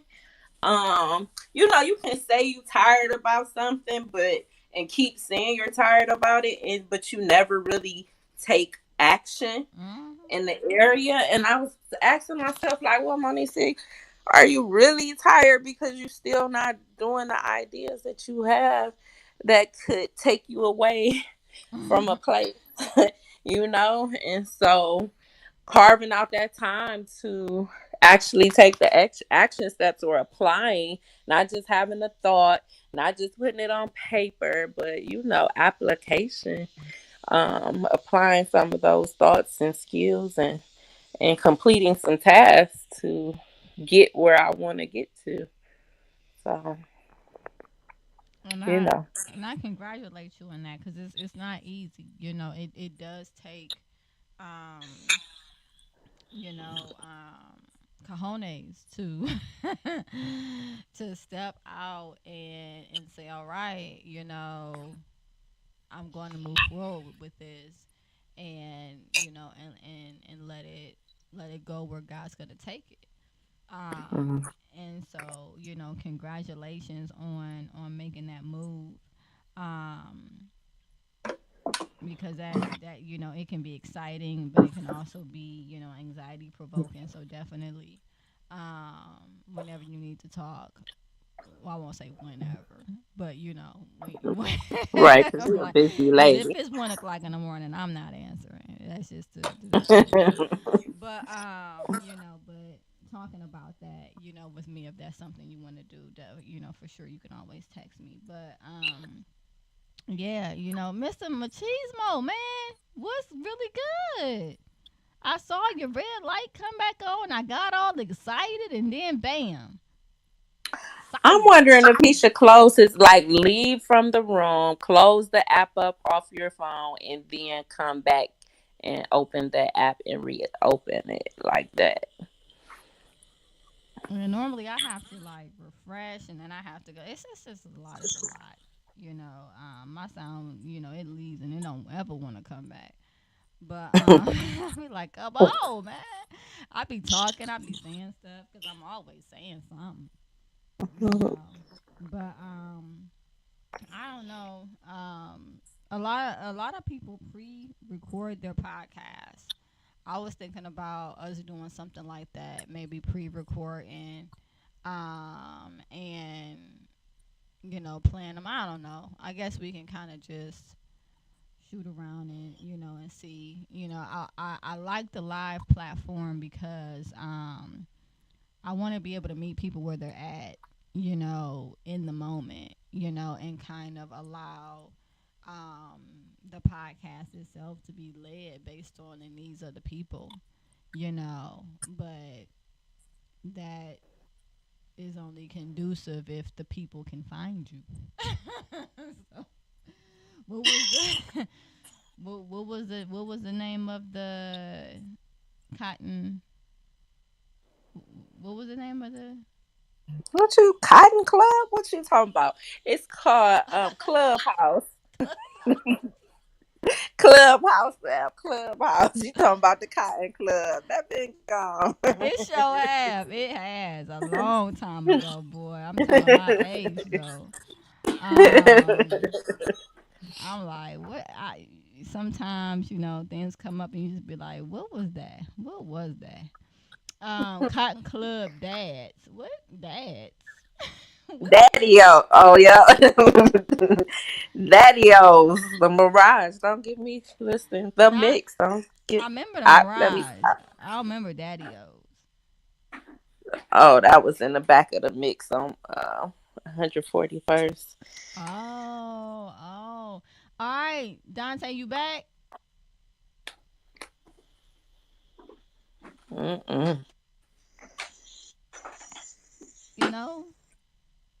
You're not back. Oh. Vlad the man, welcome. Yeah, I'm tired. Lightweight. I think I'm tired. I don't know if that's something you're supposed to say on live podcast, but it's just been one of those days. I wonder if it's the snow. It's okay sometimes. Sometimes we are tired, and being authentic on your podcast, that's what people love. I love when people are being authentic. Sometimes you're just tired. You need the rest. You do a lot of things. Congratulations. Working on your dissertation, inspiring all of us other people. I even got online to look at a doctor program at Cleveland State. I was trying to find something. Yeah, I saw something for re-entry for individuals who just got out of jail, like a study on community relations. And so I was like, ooh, that interests me. So I need to go back on there and look. But, Jesus. That is awesome. That is awesome. But I love the re-entry population. For some reason, well, I know what reason, but I love the re-entry population and assisting those who really want help. And I feel like many systems fail the re-entry population. And so I would love to do something with that population. Yep. I think that's awesome. My brother, he actually got his doctorate in 2022. And I hope I get this right. He got his doctorate in ministry, Mhm. um, Oh, and in apologetics, and apologize. yeah, like really being able to debate the word of God. Mhm. Which we know there's going to be a place for that, for sure, for sure. Mhm. Um, but I had just talked to him recently, about considering being a. Don't tell me. Don't even tell me. It's the person that hospitals. Chaplain. Yes, yes, that. That's what I do. I know. That's why I was saying don't tell me because I was like, Lord, I know that's what she do. A chaplain. Yeah, I was talking to him and I was like, have you considered that? Because he has a hospital background, and he was in the army, and I know that there's chaplains that are through the army, and Mhm. and he has a very strong ministerial background, as well, and he's an elder, at the church that he attends, and so I was like, these pieces can go together to do something, They all go. Yes, he can do. He could do reentry to prisons. He can work with the elderly in homes. He could do hospice. That's why I didn't go that route. My mentor again, back in the day, she was in the ministry, but she was a psychologist like you. And I said, well, I really don't want to do MDiv because I'm not really big on being in the church. Because I really prefer not to be. But that's what I felt God was telling me to do. So I went in and we talked about it. She was like, be a chaplain. She was like, that way you're going to get paid for your work because in ministry, just getting the MDiv, people who are pastors and depend on the church for salary, it'd be a struggle for them. right, And so right. she was like, go in the path where you can make money and people in the world know what a chaplain is versus they know it's somebody who say I just got my MDiv degree or my doctorate in ministry basically. And so that's what I did. Yep. And Yeah. he can also start his own business, like a consultation business, and assisting other people in those areas as well, whatever his expertise is in that. Yeah, it sounds like he has a lot of options, but it's interesting because, you get a doctorate degree, you're like, okay, so now what, right? And then, you know, with what I do as a therapist, it's, a PhD, it the pieces, they fit together. They're big pieces and they fit together. But but with different degrees, sometimes the pieces are a little smaller. And you're like, okay, where was it? This one looks like this one, kind of looks like this one. Where does this one go? And so I just pray that he stays encouraged and all, the other people that have gone and gotten advanced degrees and maybe they're not sure exactly what they're purposed for as it relates to, using or expanding upon that degree, from a I don't want to say commercial, but from like an occupational standpoint. I just pray that, individuals, stay encouraged and just remember there was, something in you that knew that it was meant for you to get that degree. And that if you had the motivation to go forth and get it, then there's definitely something that it can be used for. Yeah. So I don't know how I got to talking about that, but why not?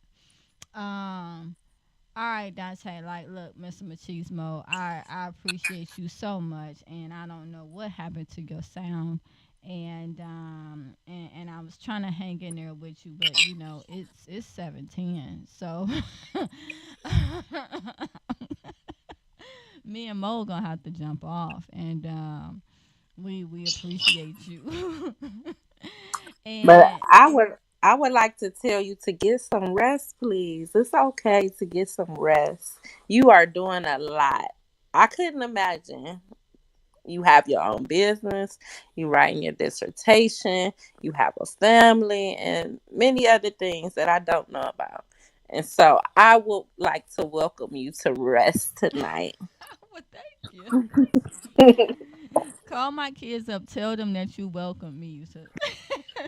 Tell them you have instructed the. No, I'm kidding. Find a TikTok and send it to them. Oh, They'll night. understand the TikTok. Oh, night. Did Mr. Machismo say go night night? Did I hear you? Yeah. Oh, I'm back. Lazarus.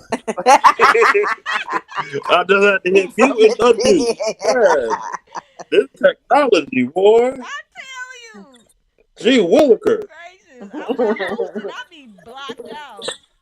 Good night. It's crazy, but I'm so We might have glad. to troubleshoot. So glad you're back. So glad you're back. Welcome back. Welcome back. Welcome back. Yeah. All right. That was off key. But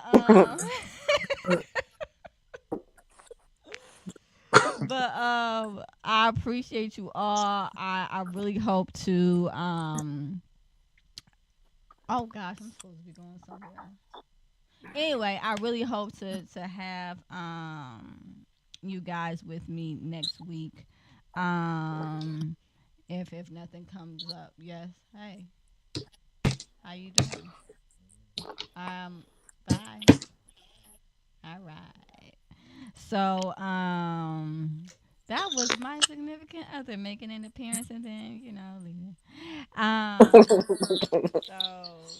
with that being said, I really hope again to see you guys. If you have any questions, I might be shooting you guys some links to look over as far as like different platforms to explore, as well as the Clubhouse, which I will be exploring at some point tonight as well.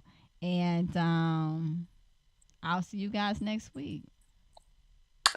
See you next week, and I welcome you to rest. Thank you, Mo. I welcome you to rest too. I am. I put on my PJs. I'm ready. I know that's right. I know that is right. Yeah. Got my candle lit. Hey. I feel yeah. I got this pumpkin cupcake candle right next to me. I might light it and get on it with the get on. Yeah. With that being said, I appreciate you all so much. Again, the world would be so boring with only one voice. It's diversity that makes this podcast work as well as it does. And I will see you all soon. Have a good night. Good night. Man, you gotta tell me where you finding those buttons. Right, it's right up there with the music key. Where the what? It's a music little note with a plus next to leave room. Not mine. I don't have that. Me either. Y'all got Androids? No. Oh, so that ain't it. I don't know. I see it. It's at the right top. So look at the right corner up at the top of your phone if you got an iPhone. And I see a little musical note right there. With a plus next to it. Yep, I see it. It wasn't there before. Oh, wow. I still don't see it because I'm on my computer. Oh, that might be different. Yeah, that might be why. But you would think you would have more.